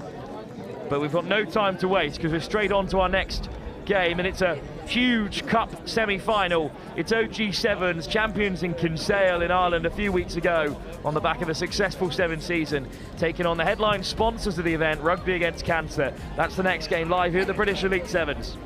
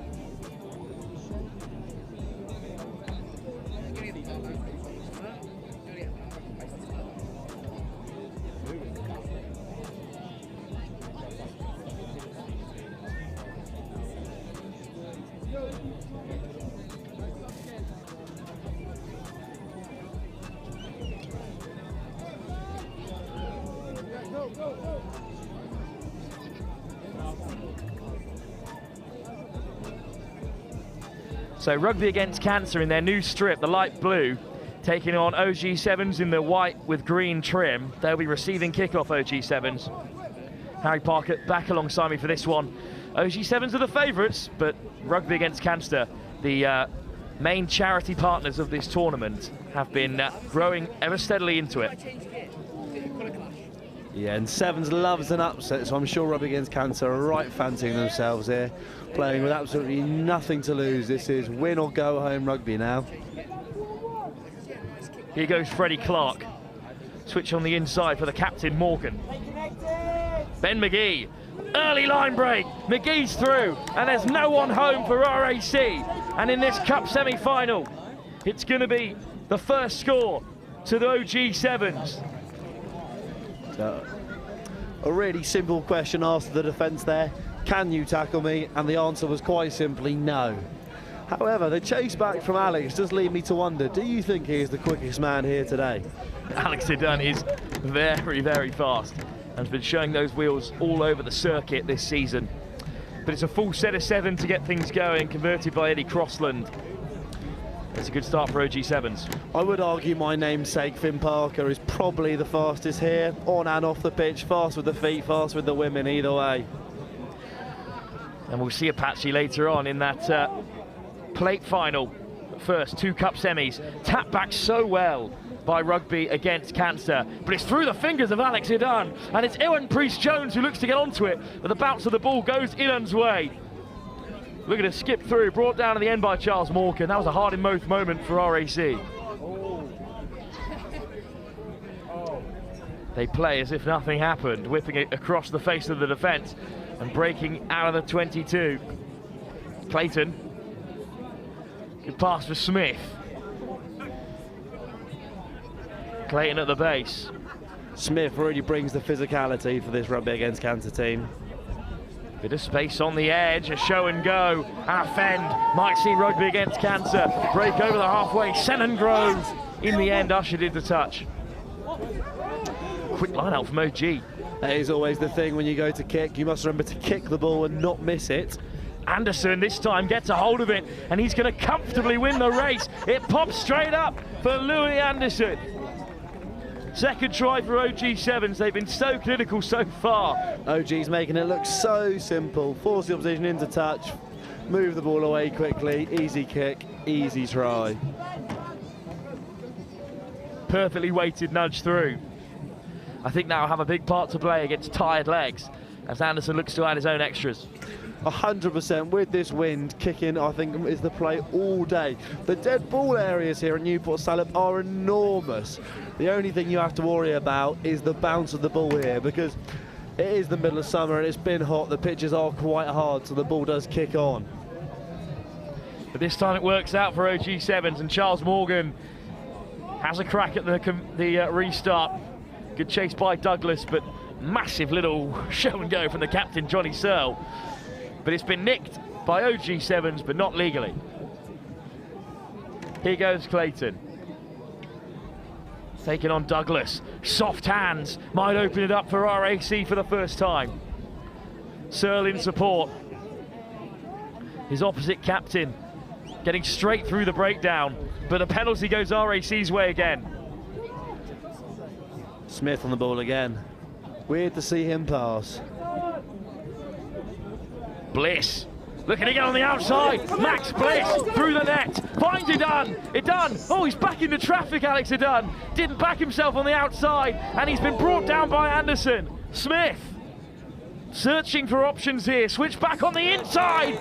Johnny Searle races through. First try of the game for Rugby Against Cancer.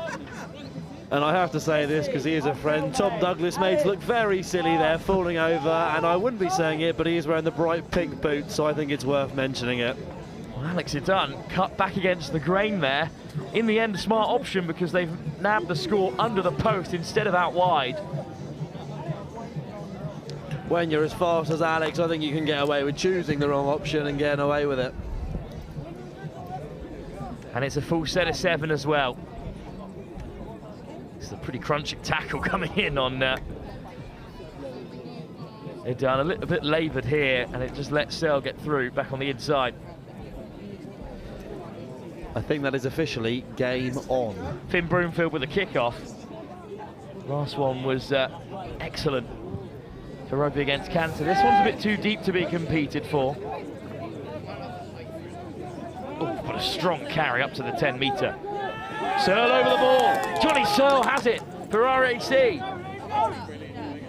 They do say the key to a good jackal is getting low, and Johnny Searle is already low enough standing up, so he wins that one there. But they've just been sent back another 10 yards for not releasing the ball, and it's a yellow card for Isaac Noakes.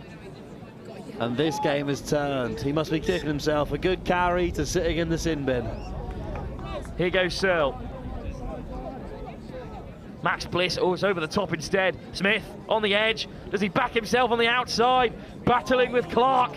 It's been stolen by OG. And again, there's no one in the backfield. So it's a race. It looks as though Finn Brown's going to get there. One of him or Clayton. It is Clayton. But he's got Ewan Priest-Jones and Eddie Crossland for company. Crossland and Naylor. Oh, it's been ripped by Crossland.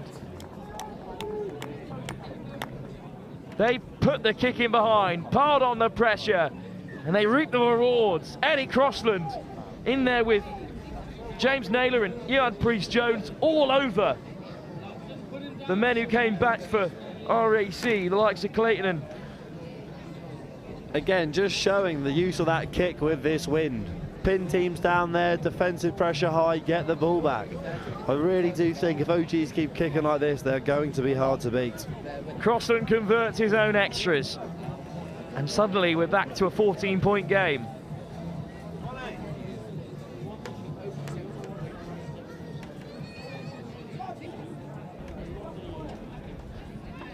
Nudge to come from Louis Anderson. Oh, it's just a little bit short there. So a good chance for RAC to get back in the game. Indeed, that is called opening the door. Johnny Searle taps from halfway. Searle looks to go direct and take on Clark. Still going Searle. Now he frees the hands. Clayton. Clark wraps him up. Smith flicks it through the cap flap. Clayton, big pump and then gives the pass. Searle accelerates. Broomfield, Bliss, the man outside him. It's Finn Brown, cutting back in. Brown, Bliss, surely the score. Some lovely operating there on the right-hand side from Rugby Against Cancer. Unfortunately, though, it looks like Smith has picked up an injury within that play. Well, they'll have the half-time break to discuss their changes. But it's a big try for RAC. This is a huge kick, though, from Finn Broomfield. Right on the stroke of the break, they do score, get themselves back in the game, but they need these 2 points. He'll fancy himself here to slot this. Oh, it hung up, just not enough wind to swing it back towards the post. So at half-time, it's 21-12 in our first semi-final of the day. 21-12, that OG7 still lead.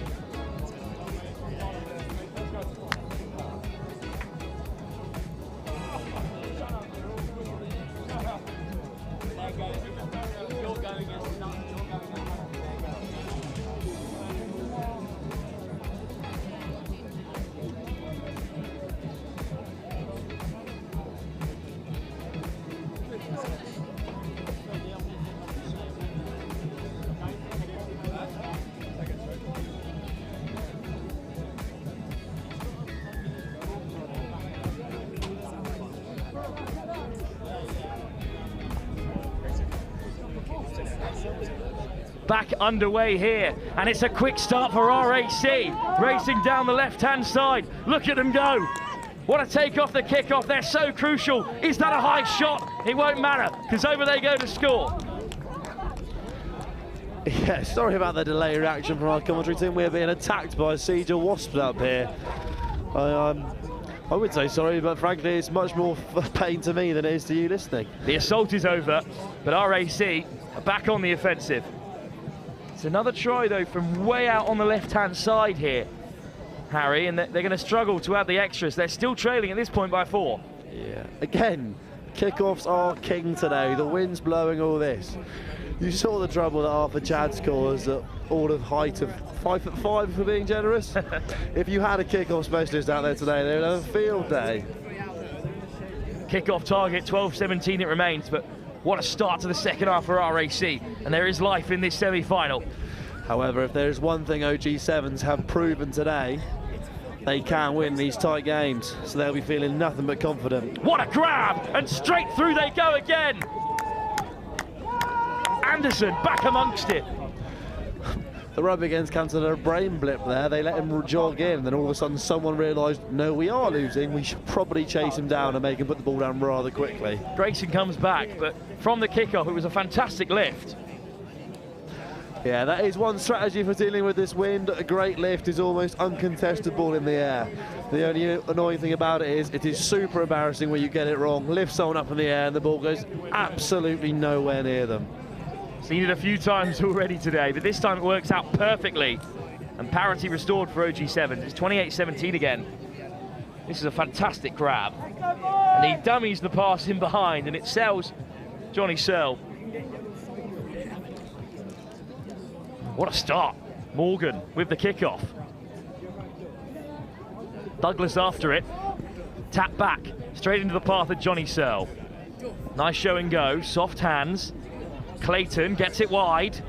He's been left in the lurch a little bit by Luca Teal. But RAC up to halfway, knocked on, and indeed will be back for a scrum. What do Johnny Searle and Babies have in common? I don't know, Harry. They both love their dummy. Sorry about that, but it was too easy not to say. Welcome to the knockout stages of the British Elite Sevens. Silly season in the Sevens calendar. It's going to be a scrum, though, for OG. Free kick, early shove. That is a coach killer. I think it's the captain, Morgan, who went after it as well. So his opposite number and his opposite captain, Johnny Searle, will tap and go here. Clayton. Grove. Grayson. Little show and go from Grayson. Straight through. And it seems like at this stage in the tournament, his missed tackles are popping up a bit more often than we expect. He's backed himself to kick the conversion as well. Will it be to his own peril? Archie Grayson slots it. 24-28, 4-point game again, just one score in it. I like that from Grayson, has the confidence. No, Johnny, you stay back. I'll kick this one over. Grayson just floated through. And timely, on comes Alex, the absolute pace man. Oh, it's short from Searle. And he's going to lift it into the path of Grayson. It's genius. And out wide they go. This could be the score that puts them back ahead. Finn Brown forced into the corner by Ben McGee. But they're ahead again. 29-28. RAC in front. What a turnaround. Big games, big moments. Your captain stands up. And looking at him, you might be wondering, is he going to stand up? But no, Johnny Searle definitely did there for his team. Good hands from Grayson as well. What an impact he's had in the second half.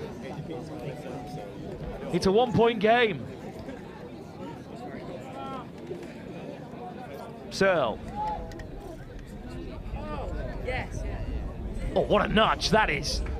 Beautiful kick from Johnny Searle. RAC are certainly amongst it.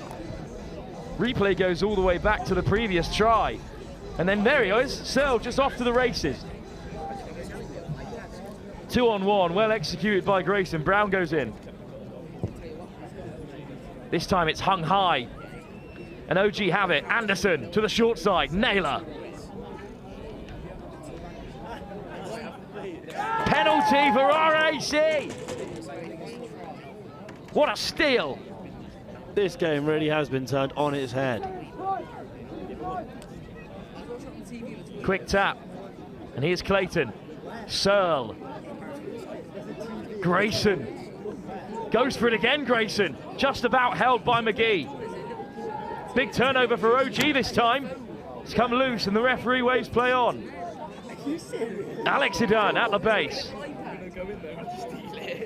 Johnny Searle steps back on the inside, slips off the tackle of Douglas, popped over the top, oh, put down. Difficult pass to grab, right on the toes of Luca Holloway. That feels like a big moment. You think if Rugby against Kansas had just held onto the ball there and spent time on the 22, they would have scored. They went for the big play. We'll have to see if it was wise. About a minute left to go on the clock. And OG7's trail by 3 points. Dug out by Anderson. Here goes McGee, brought down on the 22 by Grayson. That's a good battle there, McGee and Grayson, two physical and fast players.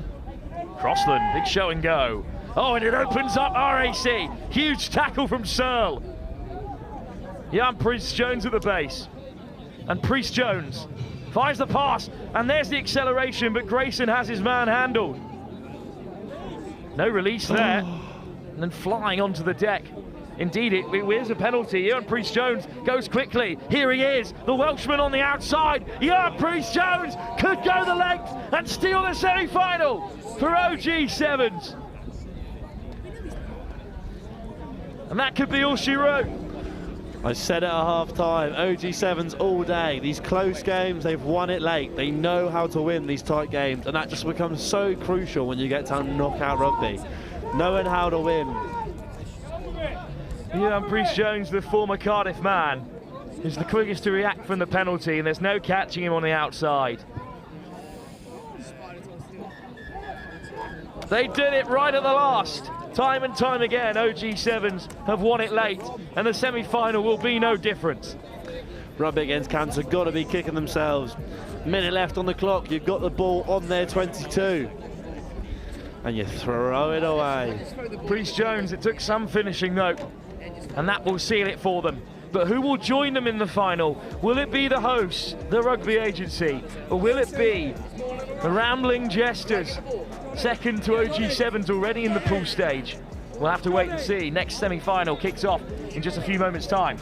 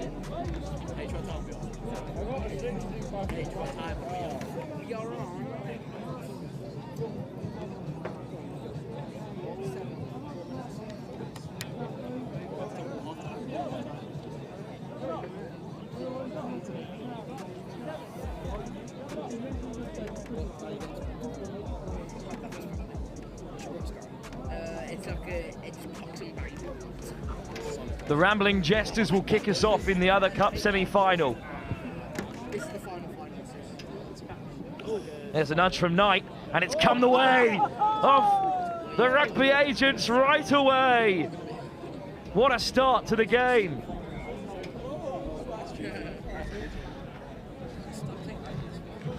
Well, it's a hometown hero for that Rugby Agency. Happy Bavadra, who goes over, came through the ranks in 2019 and went on to represent Great Britain. And here he is back on home turf, scoring in the semi-final. It's a fantastic restart from the Jesters, and they go and claim it back. They just don't have enough men around the ball to win that rebound. Today is all about those rebounds off kickoff. Well, I'm beginning to sound a bit like a broken record, but the team who wins kickoffs today will win this. And that prediction comes true again. It's the opening score. Tapped back by the Jesters, and the quickest to react is Happy Bavadra.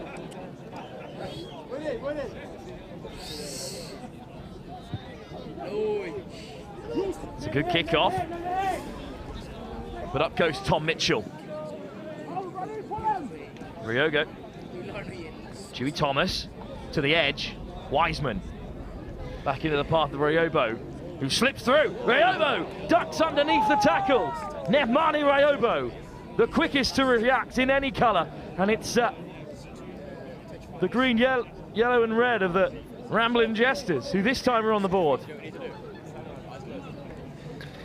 In any colour is a good way to describe the Jesters kit. It is a kit for the man who is colourblind. Off target from right under the sticks. That's a big moment for Nemani Rayobo. You can't put too much on him, he just ran the length, but he's missed the conversion right under the post. So we're level at 5-all still in this semi-final. Can you imagine if they go on to lose by a point? He'll be absolutely kicking himself. Ethan Knight of Durham University, former captain of Hampton School. Contact on the 22. Bavadra. Long ball over the top. Where will it lead? Strong carry by Venables of the Leeds Tykes. Off the deck by the Dubai international Harrison Astley. Little hitch kick on the fast feet of Mike Adelard. Bavadra. Astley. Little hitch kick. Off he goes, but brought down inside the 22. Excellent feet and excellent moustache. Venables. Right on the toes of Bavadra, who whips it wide. Stepping inside and out of Wiseman. Another former Hampton captain in this Jesters side. Wiseman's looked really strong today, I thought. Next to University man, here's Venables drifting towards the open side. Well, they've made plenty of yards here, the rugby agency, but yet to really threaten in behind. There's no one home and for the Jesters. So one line break, and that'll be lights out. And there it is. Mike Adelard with another great score. He's looked dangerous all day. From what I've been told about him today, he was a regular on the 7th circuit, but a nasty knee injury had him out for a year or two. But it's good to see he's back, and, or some might say, to his best. Formerly of Rugby League as well, so cross-format player. And he's had some outstanding scores today. That's another great little step phase through the line. 2 points added this time, so it's 12-5 in the rugby agent's favour. Lovely show and go, even sold the camera on its way through. Harry, I think we're in for another fantastic semi-final, sorry, just like the games before. Every game today, apart from a few, mind, have been very close and very entertaining. It's been a great day of sevens. One of the highest quality in the country. It's a deep kickoff, but it hangs up in the wind. And it's a fantastic take by Tom Mitchell. He's proving very, very effective under those grease starts. So important on a day like today. Straight over the ball, go the rugby agency. Is it a penalty? Do they have it? I think it has come their way in the end. Referee letting play on, and it's dug out by Ronnie Durant. Bavadra in support. Here's Durant again. Adelard. Stepping back into the traffic goes Ant Jackson. Rayobo over the ball. Durant over the top. What a pill for Bavadra, who steps on the inside looking to free the hands. Ronnie Durant goes himself, bumps off the first, fends off the second, beats 3 defenders on the way through. Venables in support. Short line again, this time for Ant Jackson. Straight over the ball go the Jesters, and they win the penalty. And Jackson there just playing a bit of 15s. 5 metres out, I'm going to truck it up straight off 9, and it just showed that playing 7s is the way to go, not 15s. What a break by the Jesters. Wiseman, fantastic tackle to bring him down, but he's straight back to his feet. Wiseman back on the inside. So hard to put down that man. Surely they go on from here to score against Broken Field. There's the missed tackle they were after, and surely now they'll go the length. Right into the corner they go. The ball is loose, but the try is given. He's done very well to keep them wide there. If it gets close, the 2 points missed earlier, and now you'd think the 2 points missed on this kick with the wind could really come to tail. Astley forces him out wide, but it's still a try for the Jesters. They trail by 2 for the moment. But this is a kick that could restore the scoreline. And it's the responsibility of Ethan Knight. It's a good shape on the kick, but it's always off target. Jesters back in the game though. You feel a score here before the end of the first half could really boost one team's momentum going into the second. A big kick-off to come. And again, it's Ethan Knight with ball in hand. Oh, it's a really teasing one there. I think it's just come forward off Akil Smith. Akil Smith, that's another man I'd like to see in the 100 metres race at the end of today. But for now, it's a chance for the Jesters. Nemeni Rayobo. Rayobo inside and out. Needs someone on his shoulder. Just couldn't pick out Bowen on the way through. Oh, it's been nicked, but not legally. I have to agree with the referee there. I think that's a very accurate call. And a big chance before half-time, exactly what you said. One of these two sides needed. Ethan Knight calls the scrum. And it is going to be a tense end to the first half. Indeed. Maybe we get some set play magic here to end the half. We can only hope. Saying that, we'll probably have a clap scrum, a free kick, and a tap and a go. Ethan Knight will feed it, and it's a big scrum as well, with the likes of Josh Holt in there for the Jesters. Knight looks to go to the short side. Dewey Thomas has to backtrack to recollect. Taken to ground by Adelard.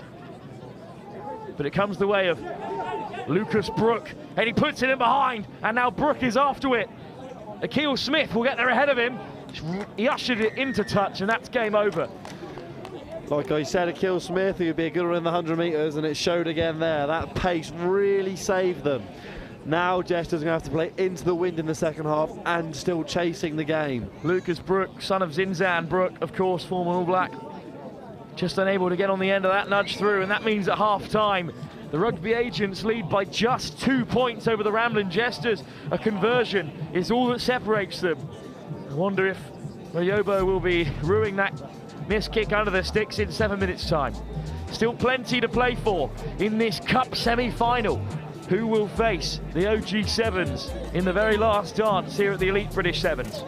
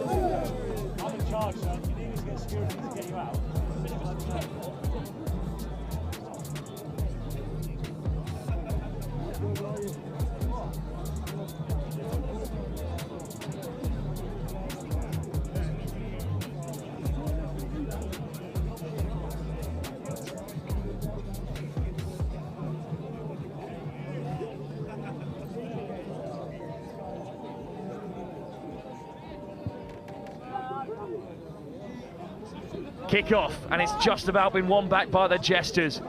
And here's Rayobo. They trail by 2 points. I think he'll fancy himself here. He's been dangerous all day. Beats the first, beats the second, and he's down.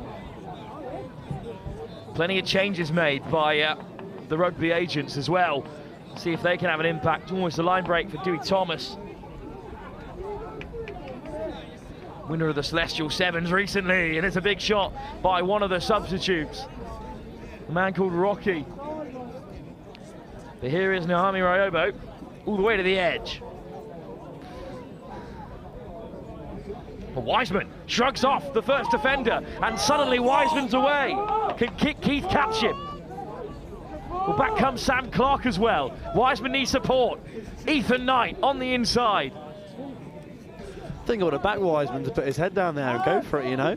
Instead, it's his Exeter teammate, Dewey Thomas, who hands it off to Rayobo. Goose step, hitch kick, lays it back. Quick pick up by Josh Holt. Brook. Wiseman again in the wide channel. Chopped down this time. Has to release the ball. Akil Smith looking to get after it. Thomas, Knight, Holt, Rayobo. Takes them on again. Venables is over him. Just testing the rugby agency defence, but no way through for now. They're over the ball, but not on it. And that's illegal. Just not supporting his body weight there, unfortunately, and having a play at the ball.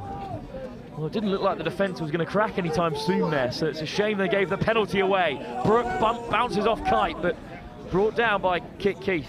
Tell you what, you might not know he's Inzan Brooks' son, but the way he plays the game, that physicality he brings, you can really tell. And Ethan Knight slips through. And the try's been given, and the Jesters take the lead. And after probing away at the rugby agents, in the end it was rather nonchalantly that they went through to score. Full set of 7 as well. They lead by 17-12. Another game, another nail biter. Tell you what, if you're one with a dangerous heart, to come to these 7s today would not be the thing for you.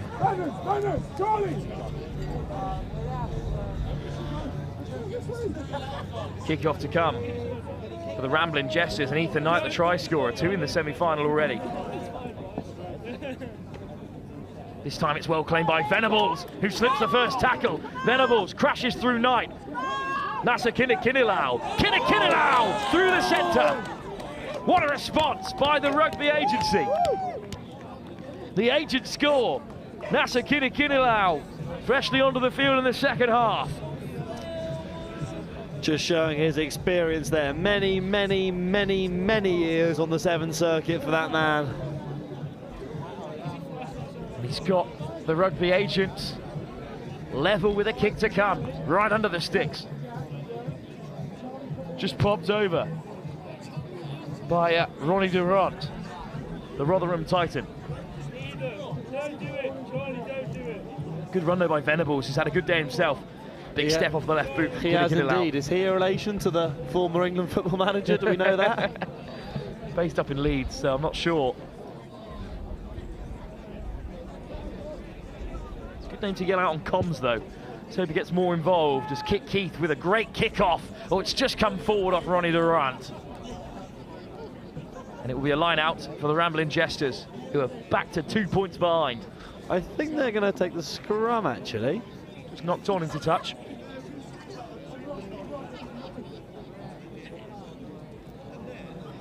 Well, after this semi-final, into the plate final, where Apache will be back on your screens in that competition, the 2 third-place side. They're taking on the Scimitar Storm. For now, it's the Jesters looking to make it into the big dance. What a big bump. And it might have them in behind. Well, it's a hint of a high tackle there as well. Penalty advantage, they might not need it. Kinnikinnilau with a last-ditch tackle. Oh, ball to the outside. It's a foot race.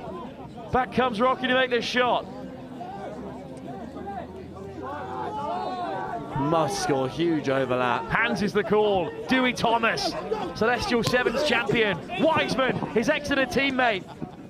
Wiseman, goose step, big fend. Can he find the offload? Thomas, brought down by Kinnikinnilau, but Knight over for the hat-trick. How on earth did these young uni lads keep it alive? There must be something in the water at Exeter that has them on some sort of weird wavelength. Maybe something to do with their rugby initiations. Well, it was Thomas and Wiseman who got things going. Celestial Sevens champions a few weeks ago. Finished off by Durham University's Ethan Knight.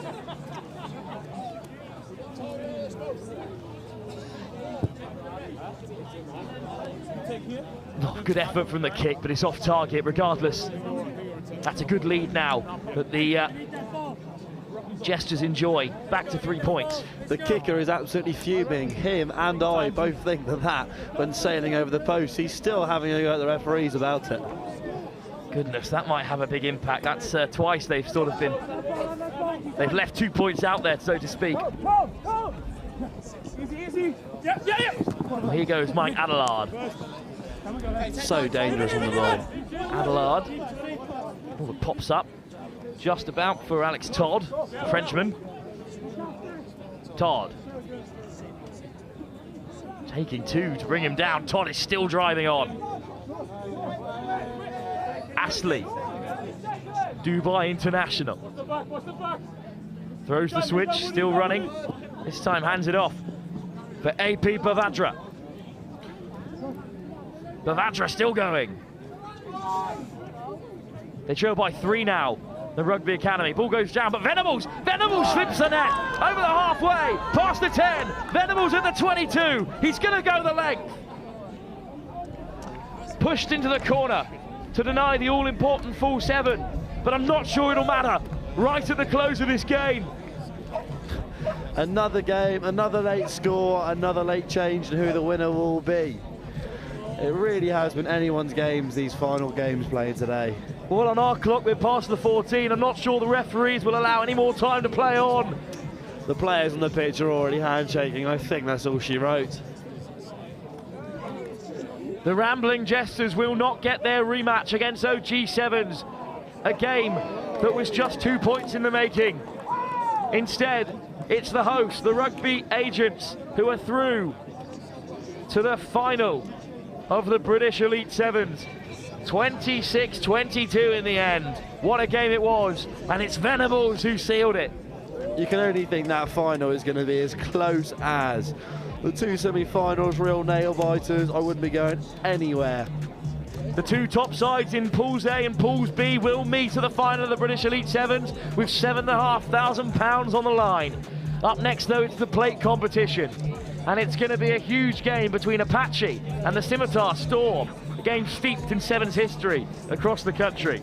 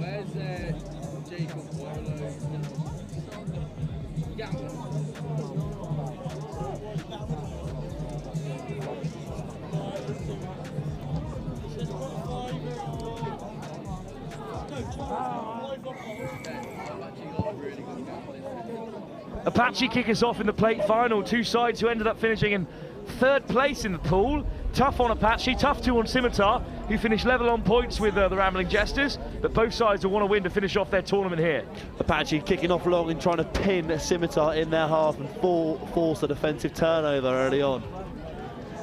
Apache with a high press for Scimitar, who vastly improved to win their last 2 games, including against the British Army. And a massive 59-point win, the best of the day so far against the Petelo All-Stars. But here goes Sifuwe Mazabuko, the blitzbucker, all the way through. Just McCarthy to beat. Oh, he drops it onto the toe of Kildun, but it's just knocked on.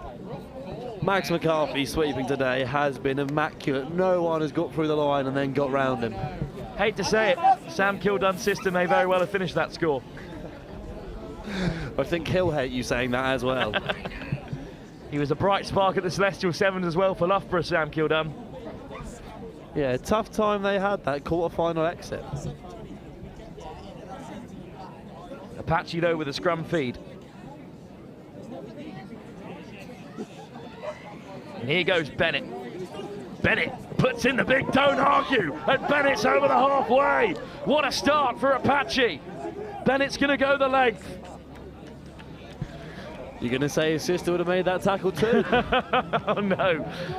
I think that fend-off would have seen off most in World Rugby. What a I think that would be palm. adding insult to injury if you said that.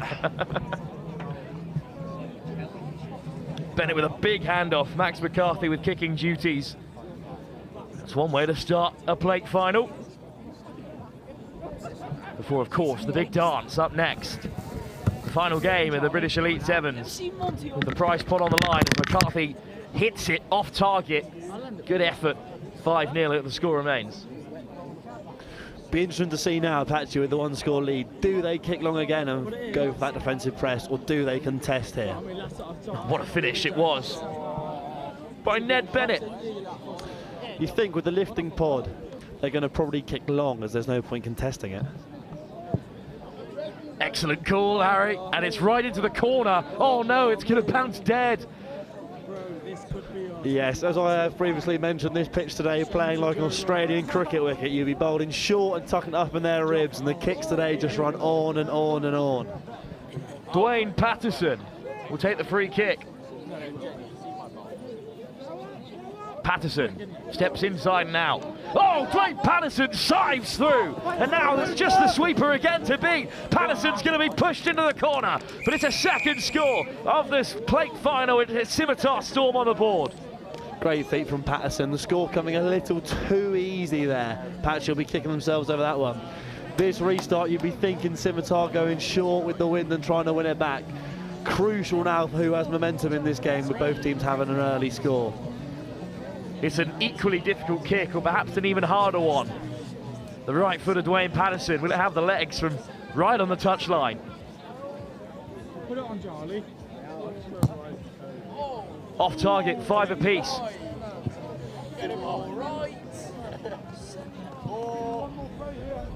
This footwork from Patterson, right on halfway.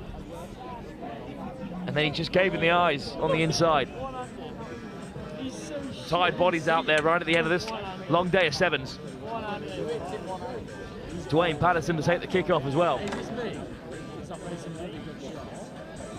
Patterson, flat line of Apache, who wants to chip it in behind them. Instead he hangs it up. Oh, it's an excellent kick off, but it fools everyone. In the end, it's regathered by Sam Kenner. And here's Hayho, the big man, up to the 10-metre, rolling past Petrosi. What a clear out from Kenner. And it might open things up. What a grab by Parker. Surely held high. Parker's still running on. Gets himself to ground under pressure from Luca Petrosi, who wins the penalty. Can't believe the high tackle call wasn't made there for Parker. Or they're not releasing it. Oh, Parker's been yellow carded as well for not releasing the ball. And here goes Mazibukro, the blitzblocker. Petrosi. Suddenly it'll open up here. Charnock almost through. Finds the pass. Patterson on for his second. Slips past Matt Bowers. And Apache on the sideline are absolutely fuming. Yeah, that's really got a sting there, as they claim a poor refereeing decision, and so would I, leading to that score there. Be interesting to see the reaction they get from themselves here. Again, this kick-off claim will be absolutely crucial. Finn Parker, you can see the shirt come off from around his collar as he was held back, but in the end it was a great turnover on the deck. Finn Parker's protestations led to a yellow card, and it's a full set of 7 as well for the Scimitar Storm, so they're up by 12-5. I think I see Finn Parker mouth, the only thing higher than that tackle is you, referee, which is pretty fair why they've given the yellow card. Kick-off from the player coach Nico Matawalu, who's made a big impact when he came on in the last game against the Petelo All-Stars. Oh, it's a high hit on Hayhow. This time the penalty does go their way. Kenner shows and goes. Yes, and that's a bump off Petrosi. What a carry by Kenner. Monya, the 6 men of Apache, they're going to get back into the contest. They've got to go down the short side. Hayhow takes on Morgan. Matawalu over the ball. Big clear out, but what are the options here? Playing the 9, quick penalty, off goes Bennett, looking for his second. Surely the option is the kick in behind. Monya in support. Again, they're playing the 9, and this time they're going to see yellow for it. This referee is not one who takes kindly to a difference of opinion on his decisions. Tim Deering, the former Ireland international, sent off, and now it's 6-on-6, but Matawalu has ripped it off of Monya. Turnover, but the knock-on is from Scimitar, and finally everyone can take a breath. It's 2 yellow cards in this semi-final already. Parker desperate to get back on. Sam Kenneher jogging off here, being a certain colour of red. I think you call that medium rare in the steak world. On comes Louis Natal, and Finn Parker is back amongst it, and suddenly it's Scimitar defending with 6 inside their own 22. Up comes James Dillon to join the scrum. Monye will feed. Monye, wrapped up by Nabo Sekoye, who's held him up. Matawalu's in there as well. It's been killed. And Scimitar survived right before the break. Halfway through their yellow card, and they've managed to escape into half-time unscathed. With that first half, to me that seems to go by really, really quickly. Not actually an awful lot of rugby was played by either side, but Scimitar finding themselves with the 7-point lead. Scimitar lead at the break. 12-5 they are in front. Apache with work to do to get back into the contest, but they will start the second half with a one-man advantage. 7 minutes still to go in the plate final of the British Elite Sevens.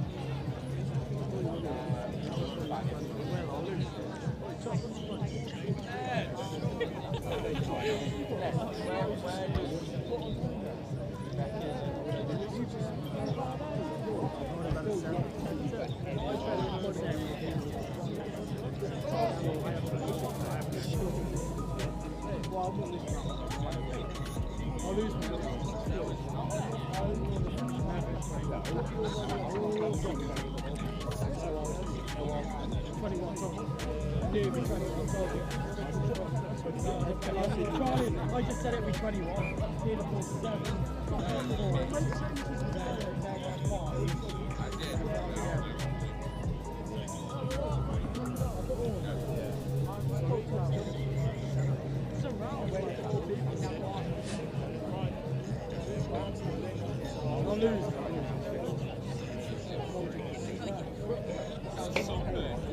Change the dealer.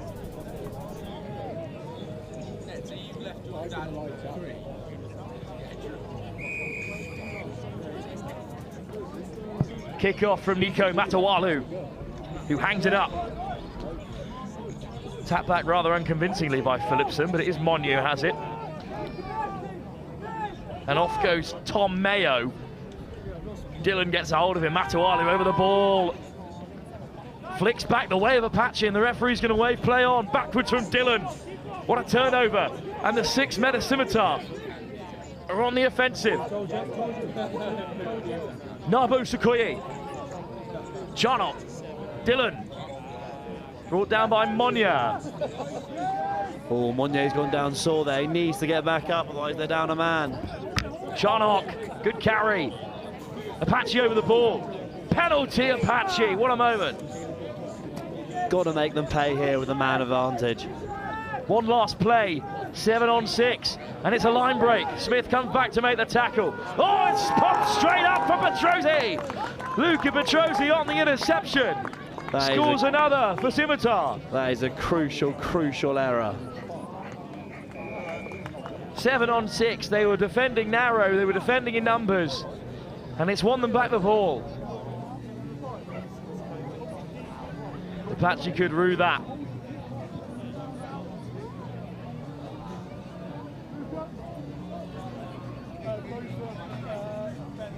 Well, you can see there's a couple of runners in blue that Mayo's trying to pick out here. Or in fact, it's Matt Bowers. But I think it actually deflects off of Dillon on the way through. Yeah, I think they've been arguing that he hasn't rolled away, and that's where the deflections come from. Regardless, it's going to be 7. It's 19-5 now. Scimitar lead. Fine margins of 7s. What a kick from Patterson. Is going to roll towards touch, and I think they'll take that.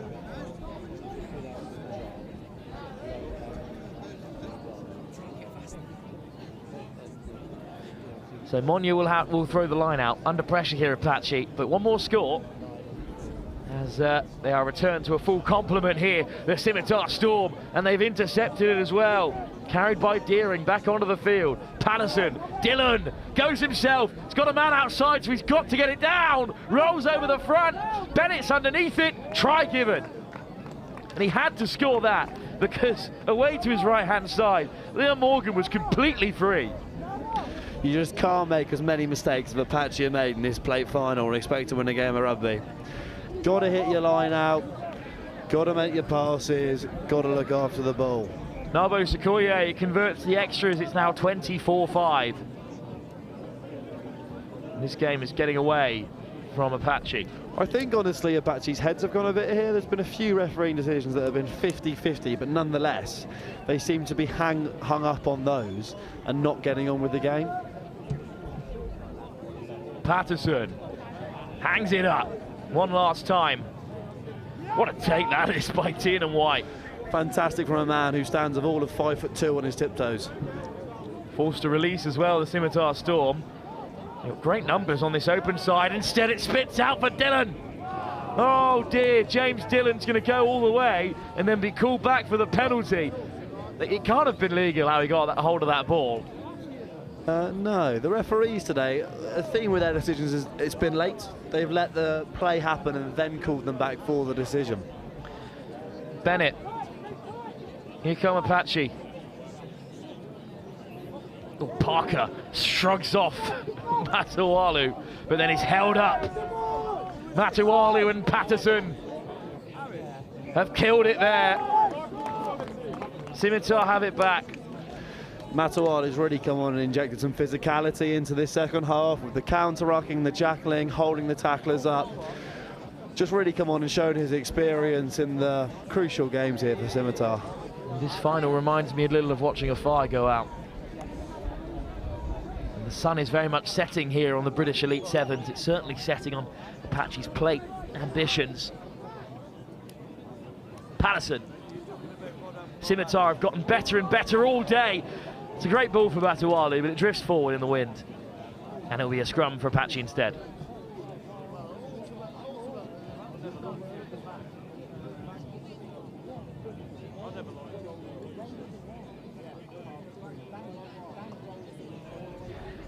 Well, in our closing moments here, 2 minutes on the clock, the points very much in favour of the Scimitar Storm. Do not forget, our huge final is up next. OGs taking on the side who snuck through in that semi-final, the Rugby Agents, very much deserved finalists. Here you go, Apache. Bennett eyes up Matawalu, and again shrugs off another man. 2 high shots worn by Bennett. Max McCarthy. Kenner. White. Little dink over the top for Parker, the chase. Oh, what a catch! Finn Parker takes it right off his nose and will race in to score. Is that the faintest sign of a comeback or just a consolation? Finn Parker will add the extras and he fires them over. And that'll make it 26-12. 14-point game. I've seen stranger things happen. It's a lovely nudge from Tiernan White. Parker with a fantastic take.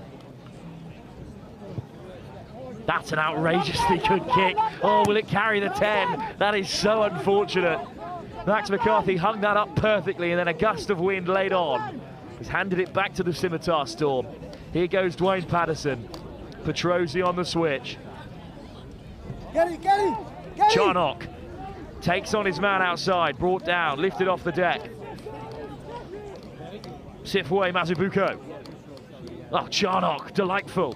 Petrozzi, Mazibuko. Could be on for Scimitar now. Patterson. Good line speed from Apache to shut it down. Deering goes down, straight through the ruck come Apache. Referee waves play on, says the ball's out. Soft hands could do it. But Spencer Hayhouse caught. What a carry from Hayhow. Still going.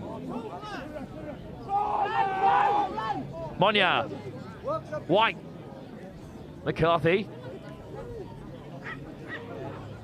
Oh, McCarthy just turns the switch, and now Parker's on the outside. Parker with Killed to beat, puts in the fend. Here's MacArthur back on the inside. Max McCarthy and Finn Parker link up again. But I think it's too little too late.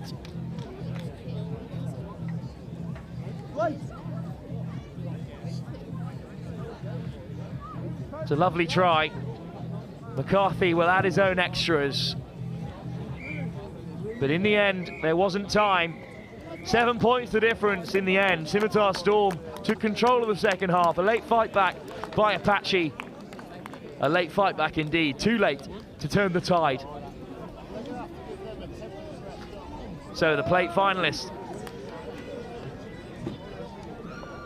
Apache and Scimitar Storm. In the end, it's Scimitar Storm who go the length, claim our second piece of silverware. Who, however, will have the final say? Will it be OG7s or the Rugby Agency, the hosts? Find out up next in the final of the Elite British Sevens.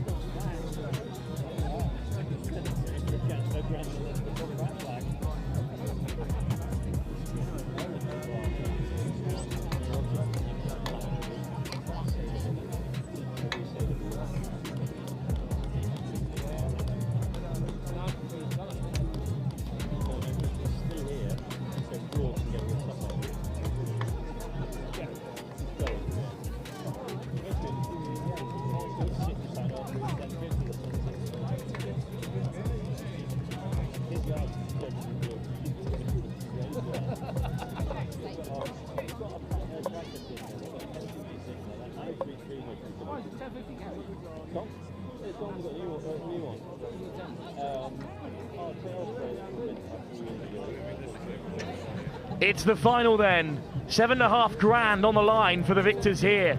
It's the host, the Rugby Agency, the tournament organisers, who are taking on the OG7s. Kinsale winners in Ireland a few weeks ago. Dubai plate winners back at Christmas time. Silverware at Bournemouth. And plate winners just last weekend at the Egg Chaser Sevens. And they take on the Rugby Agents. They've got a proud history with Akuma of putting out strong Sevens sides. And they'll want to do it on home turf here as well, with their organiser and director watching on. Alongside me is Harry Parker for this one from the Apache camp, but we were just discussing predictions before the kickoff.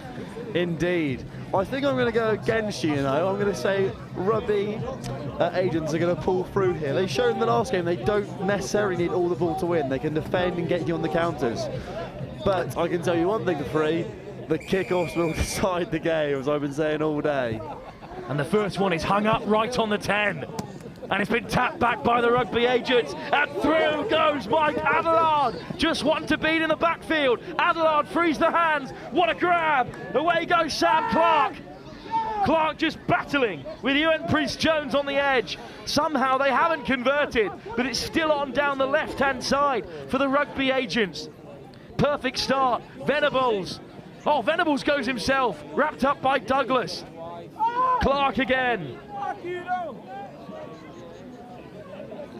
Clark brought down by Crossland. Straight over the ball. Huge penalty. Fantastic defence by OG7s. Tell you what, Douglas has been absolutely tireless in defence for the OGs. Just showing here on the ball that you don't need talent to be good at this game. Off goes Anderson over the top. Here's a man with talent in spades. Ewan Priest-Jones weaves away from one. And then a hard line from Crossland. Brought down inside the half. The Rugby Agents deciding to call it forward instead of tackling him there. I can't say I think that's the clever move. Priest-Jones. McGee, bit of a game breaker himself. McGee almost through. Dragged down by Ronnie Durant. Oh, Anderson's free down the left. Anderson. So now he takes off the handbrake. Anderson's going to race in to score. Gets on the inside of Adelard. And how on earth did Louis Anderson find himself in so much space? Must be a miscommunication somewhere for the Rugby Agents. It's a good battle there, Anderson and Adelard. Two really dynamic and quick attackers there. Anderson will add his own extras. We've got to have another look at how he found so much space on the short side. OG's in front, the only undefeated side here at the Elite Sevens. Went 4 from 4 in the group stage.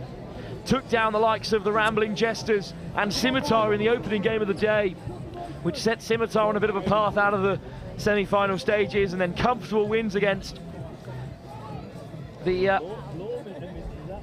All-Stars, and then a fine win against the British Army. Hooked high by Morgan. Well taken this time. The Rugby agents step back against the grain through Ronnie Durant. Oh, Ronnie Durant is still going. Durant just buffers Crossland. Really great carry by Durant there. Stay out! Venables takes on 2 defenders. Quick ball for Ashley. Keith. Jackson. Api Bavadra.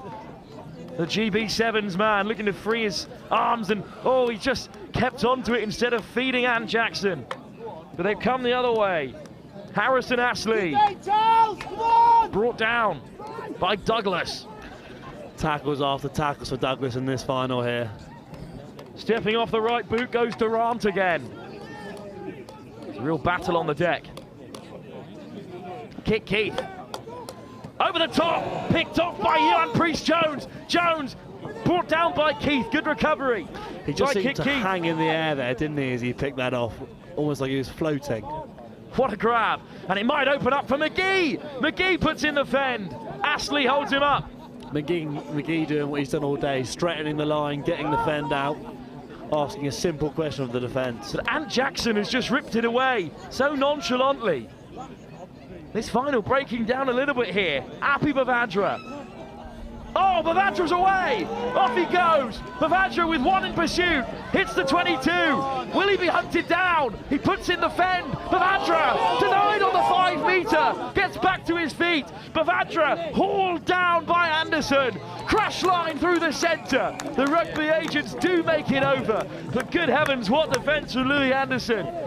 Awesome stuff from Louis Anderson. I'm not sure on the ruling there. I think he's held on the floor when he lets go of it and picks it back up.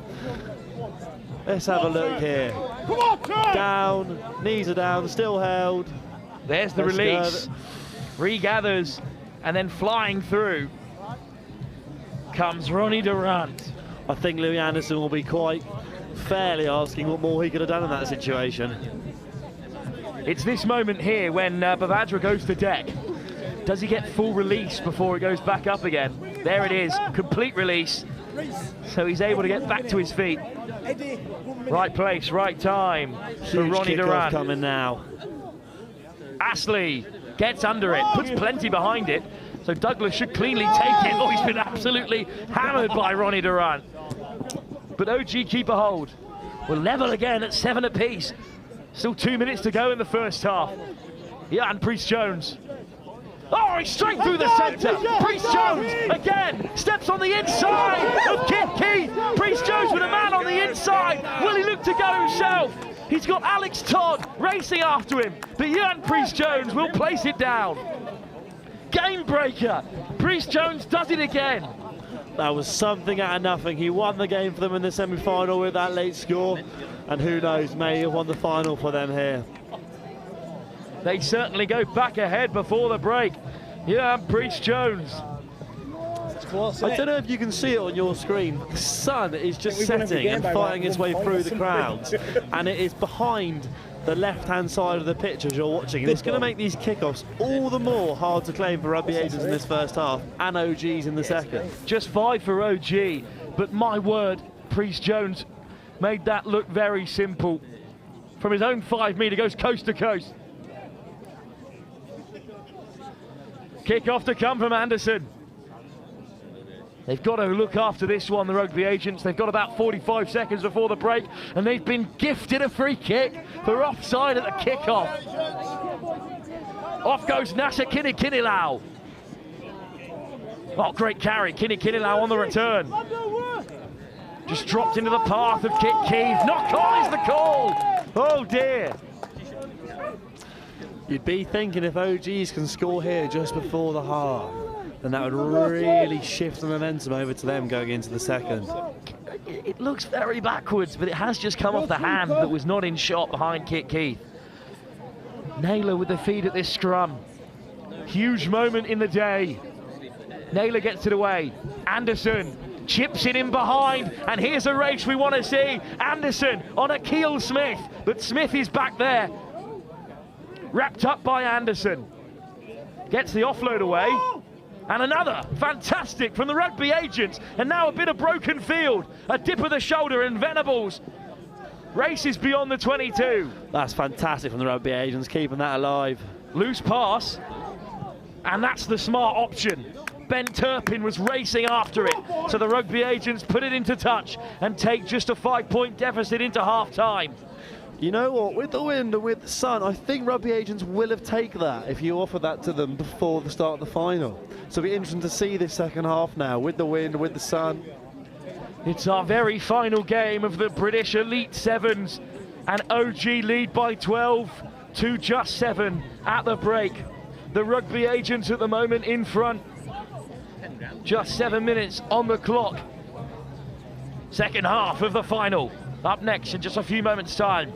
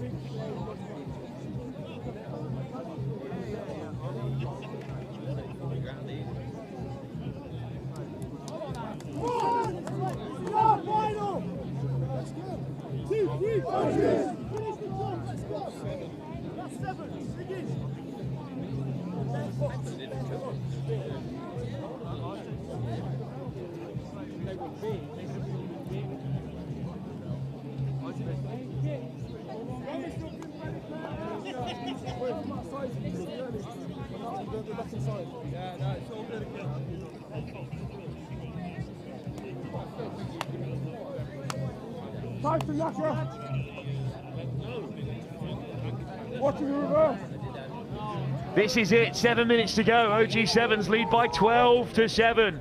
The Kinsale champions from a few weeks ago taking on the Rugby agents, the hosts, and it's Kinilau who has ball in hand again.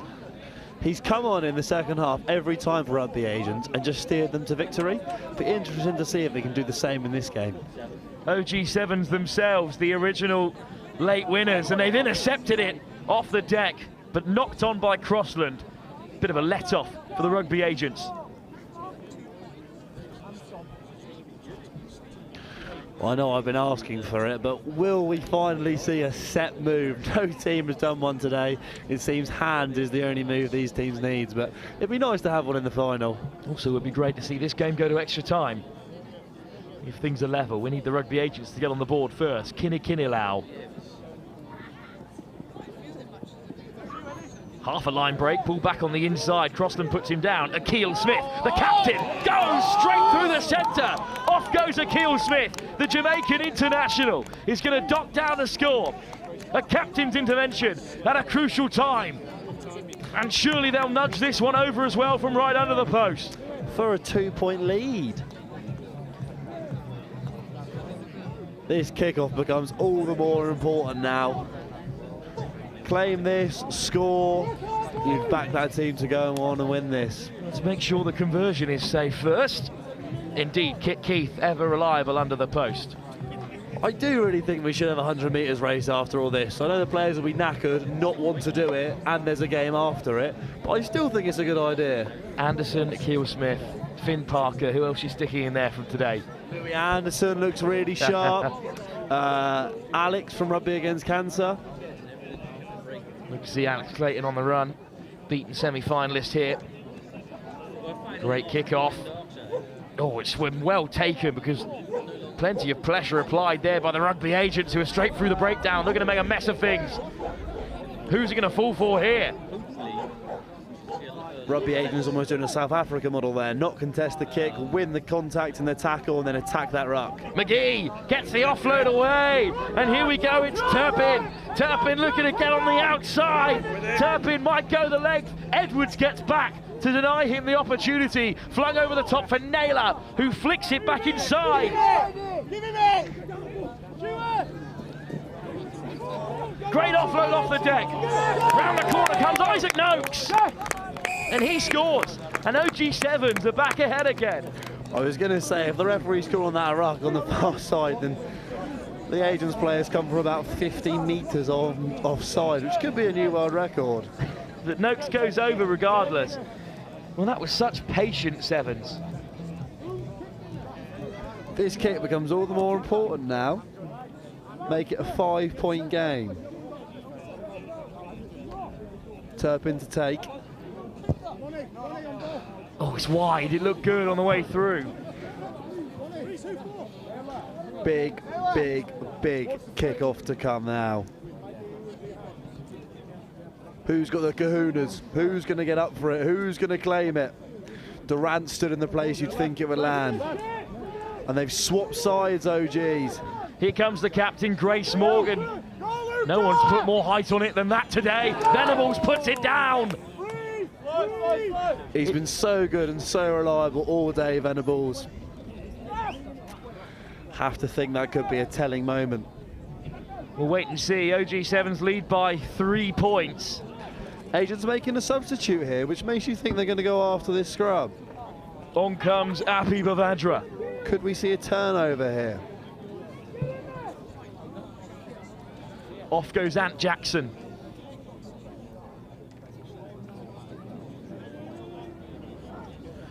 Well, they've just about managed to get away. McGee. Yeah, Priest Jones. A man with magic in his feet. Takes him on the outside, Priest Jones. Oh, and then the pass was into the path of Painter, but he wasn't expecting it. Well, a bit of a lifeline for the Rugby Agents.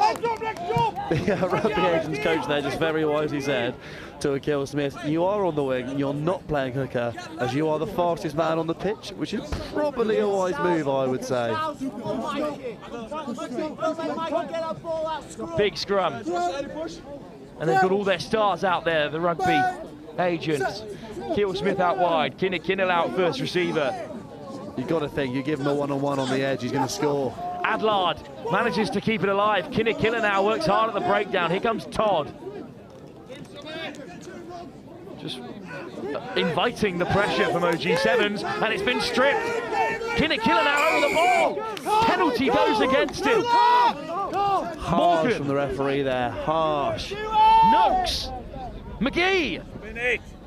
McGee takes them on. Oh, he's beaten the first defender. He slipped off the second. McGee's done it. OG7s have surely taken this game away from the Rugby Agents with a kick to come right under the sticks to make it 10 points the difference. That McGee handoff, how many people has that beaten today? I'd say almost every game has led to a try. The Rugby Agents can't believe they coughed it up inside their 22. Charles Morgan adds the extras.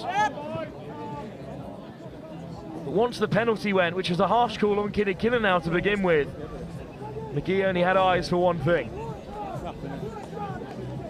Oh, little shimmy on the inside and a fend up top.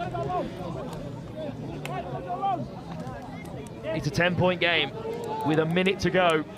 If Rugby Agents have any chance of winning this, they have to claim the kickoff. They should do, as OGs have kicked long. They've got to go the length, right here, right now. Astley on the inside.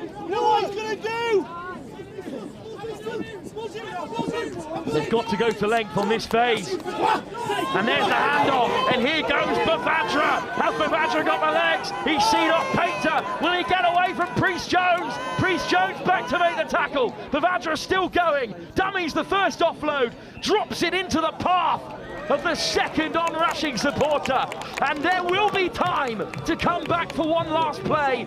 Api Bavadra back on home soil, where he came through in 2019. Oh no, they're out of time. Bavadra goes the length, but his efforts are not enough. OG7s have claimed the title. Champions in Kinsale, silverware in Bournemouth. Plate winners at the Egg Chaser Sevens just last weekend, and now for the first time in its 2 editions they are champions of the British Sevens. You've got to think for today's sevens, it couldn't be a more fitting end. Another nail biter to finish the day off. Final score, nothing in it. Big win for OG Sevens. They're the only undefeated side in the competition, and they've gone the full length. The home side, the Rugby Agents, just couldn't get over the mark. That second half, they just let it slip. Well, I'll tell you what, you did predict it right. Another close game, another OG wins. What a tournament. Harry, thanks for joining us throughout, and we'll hope to hear you in Bury St Edmunds in a week's time for the final leg of the Lit Super 7 series live with Next Gen 15. I hope so too. The only limiting factor will be if I can get into the commentary box. And thank you all for joining us here from Newport Salop Rugby Club, a fine venue for an outstanding tournament. In the end, it came down to the final play, and they just ran out of time, the Rugby Agents, and they have been defeated by the finest of margins, 24-21. They are the winners. Presentations will take place in the clubhouse. So from all of us here at Next Gen 15 and myself, Wilfred Kemsley, thank you for joining us today at the British Elite Sevens. We'll of course be back tomorrow for a bit of touch rugby, the school national finals live with Next Gen 15. Or if you're after more sevens, the Bury Sevens will be next weekend. But thanks to everyone here from the British Elite Sevens, the second edition. The winners this year are OG Sevens. Thank you all for joining us, and good night.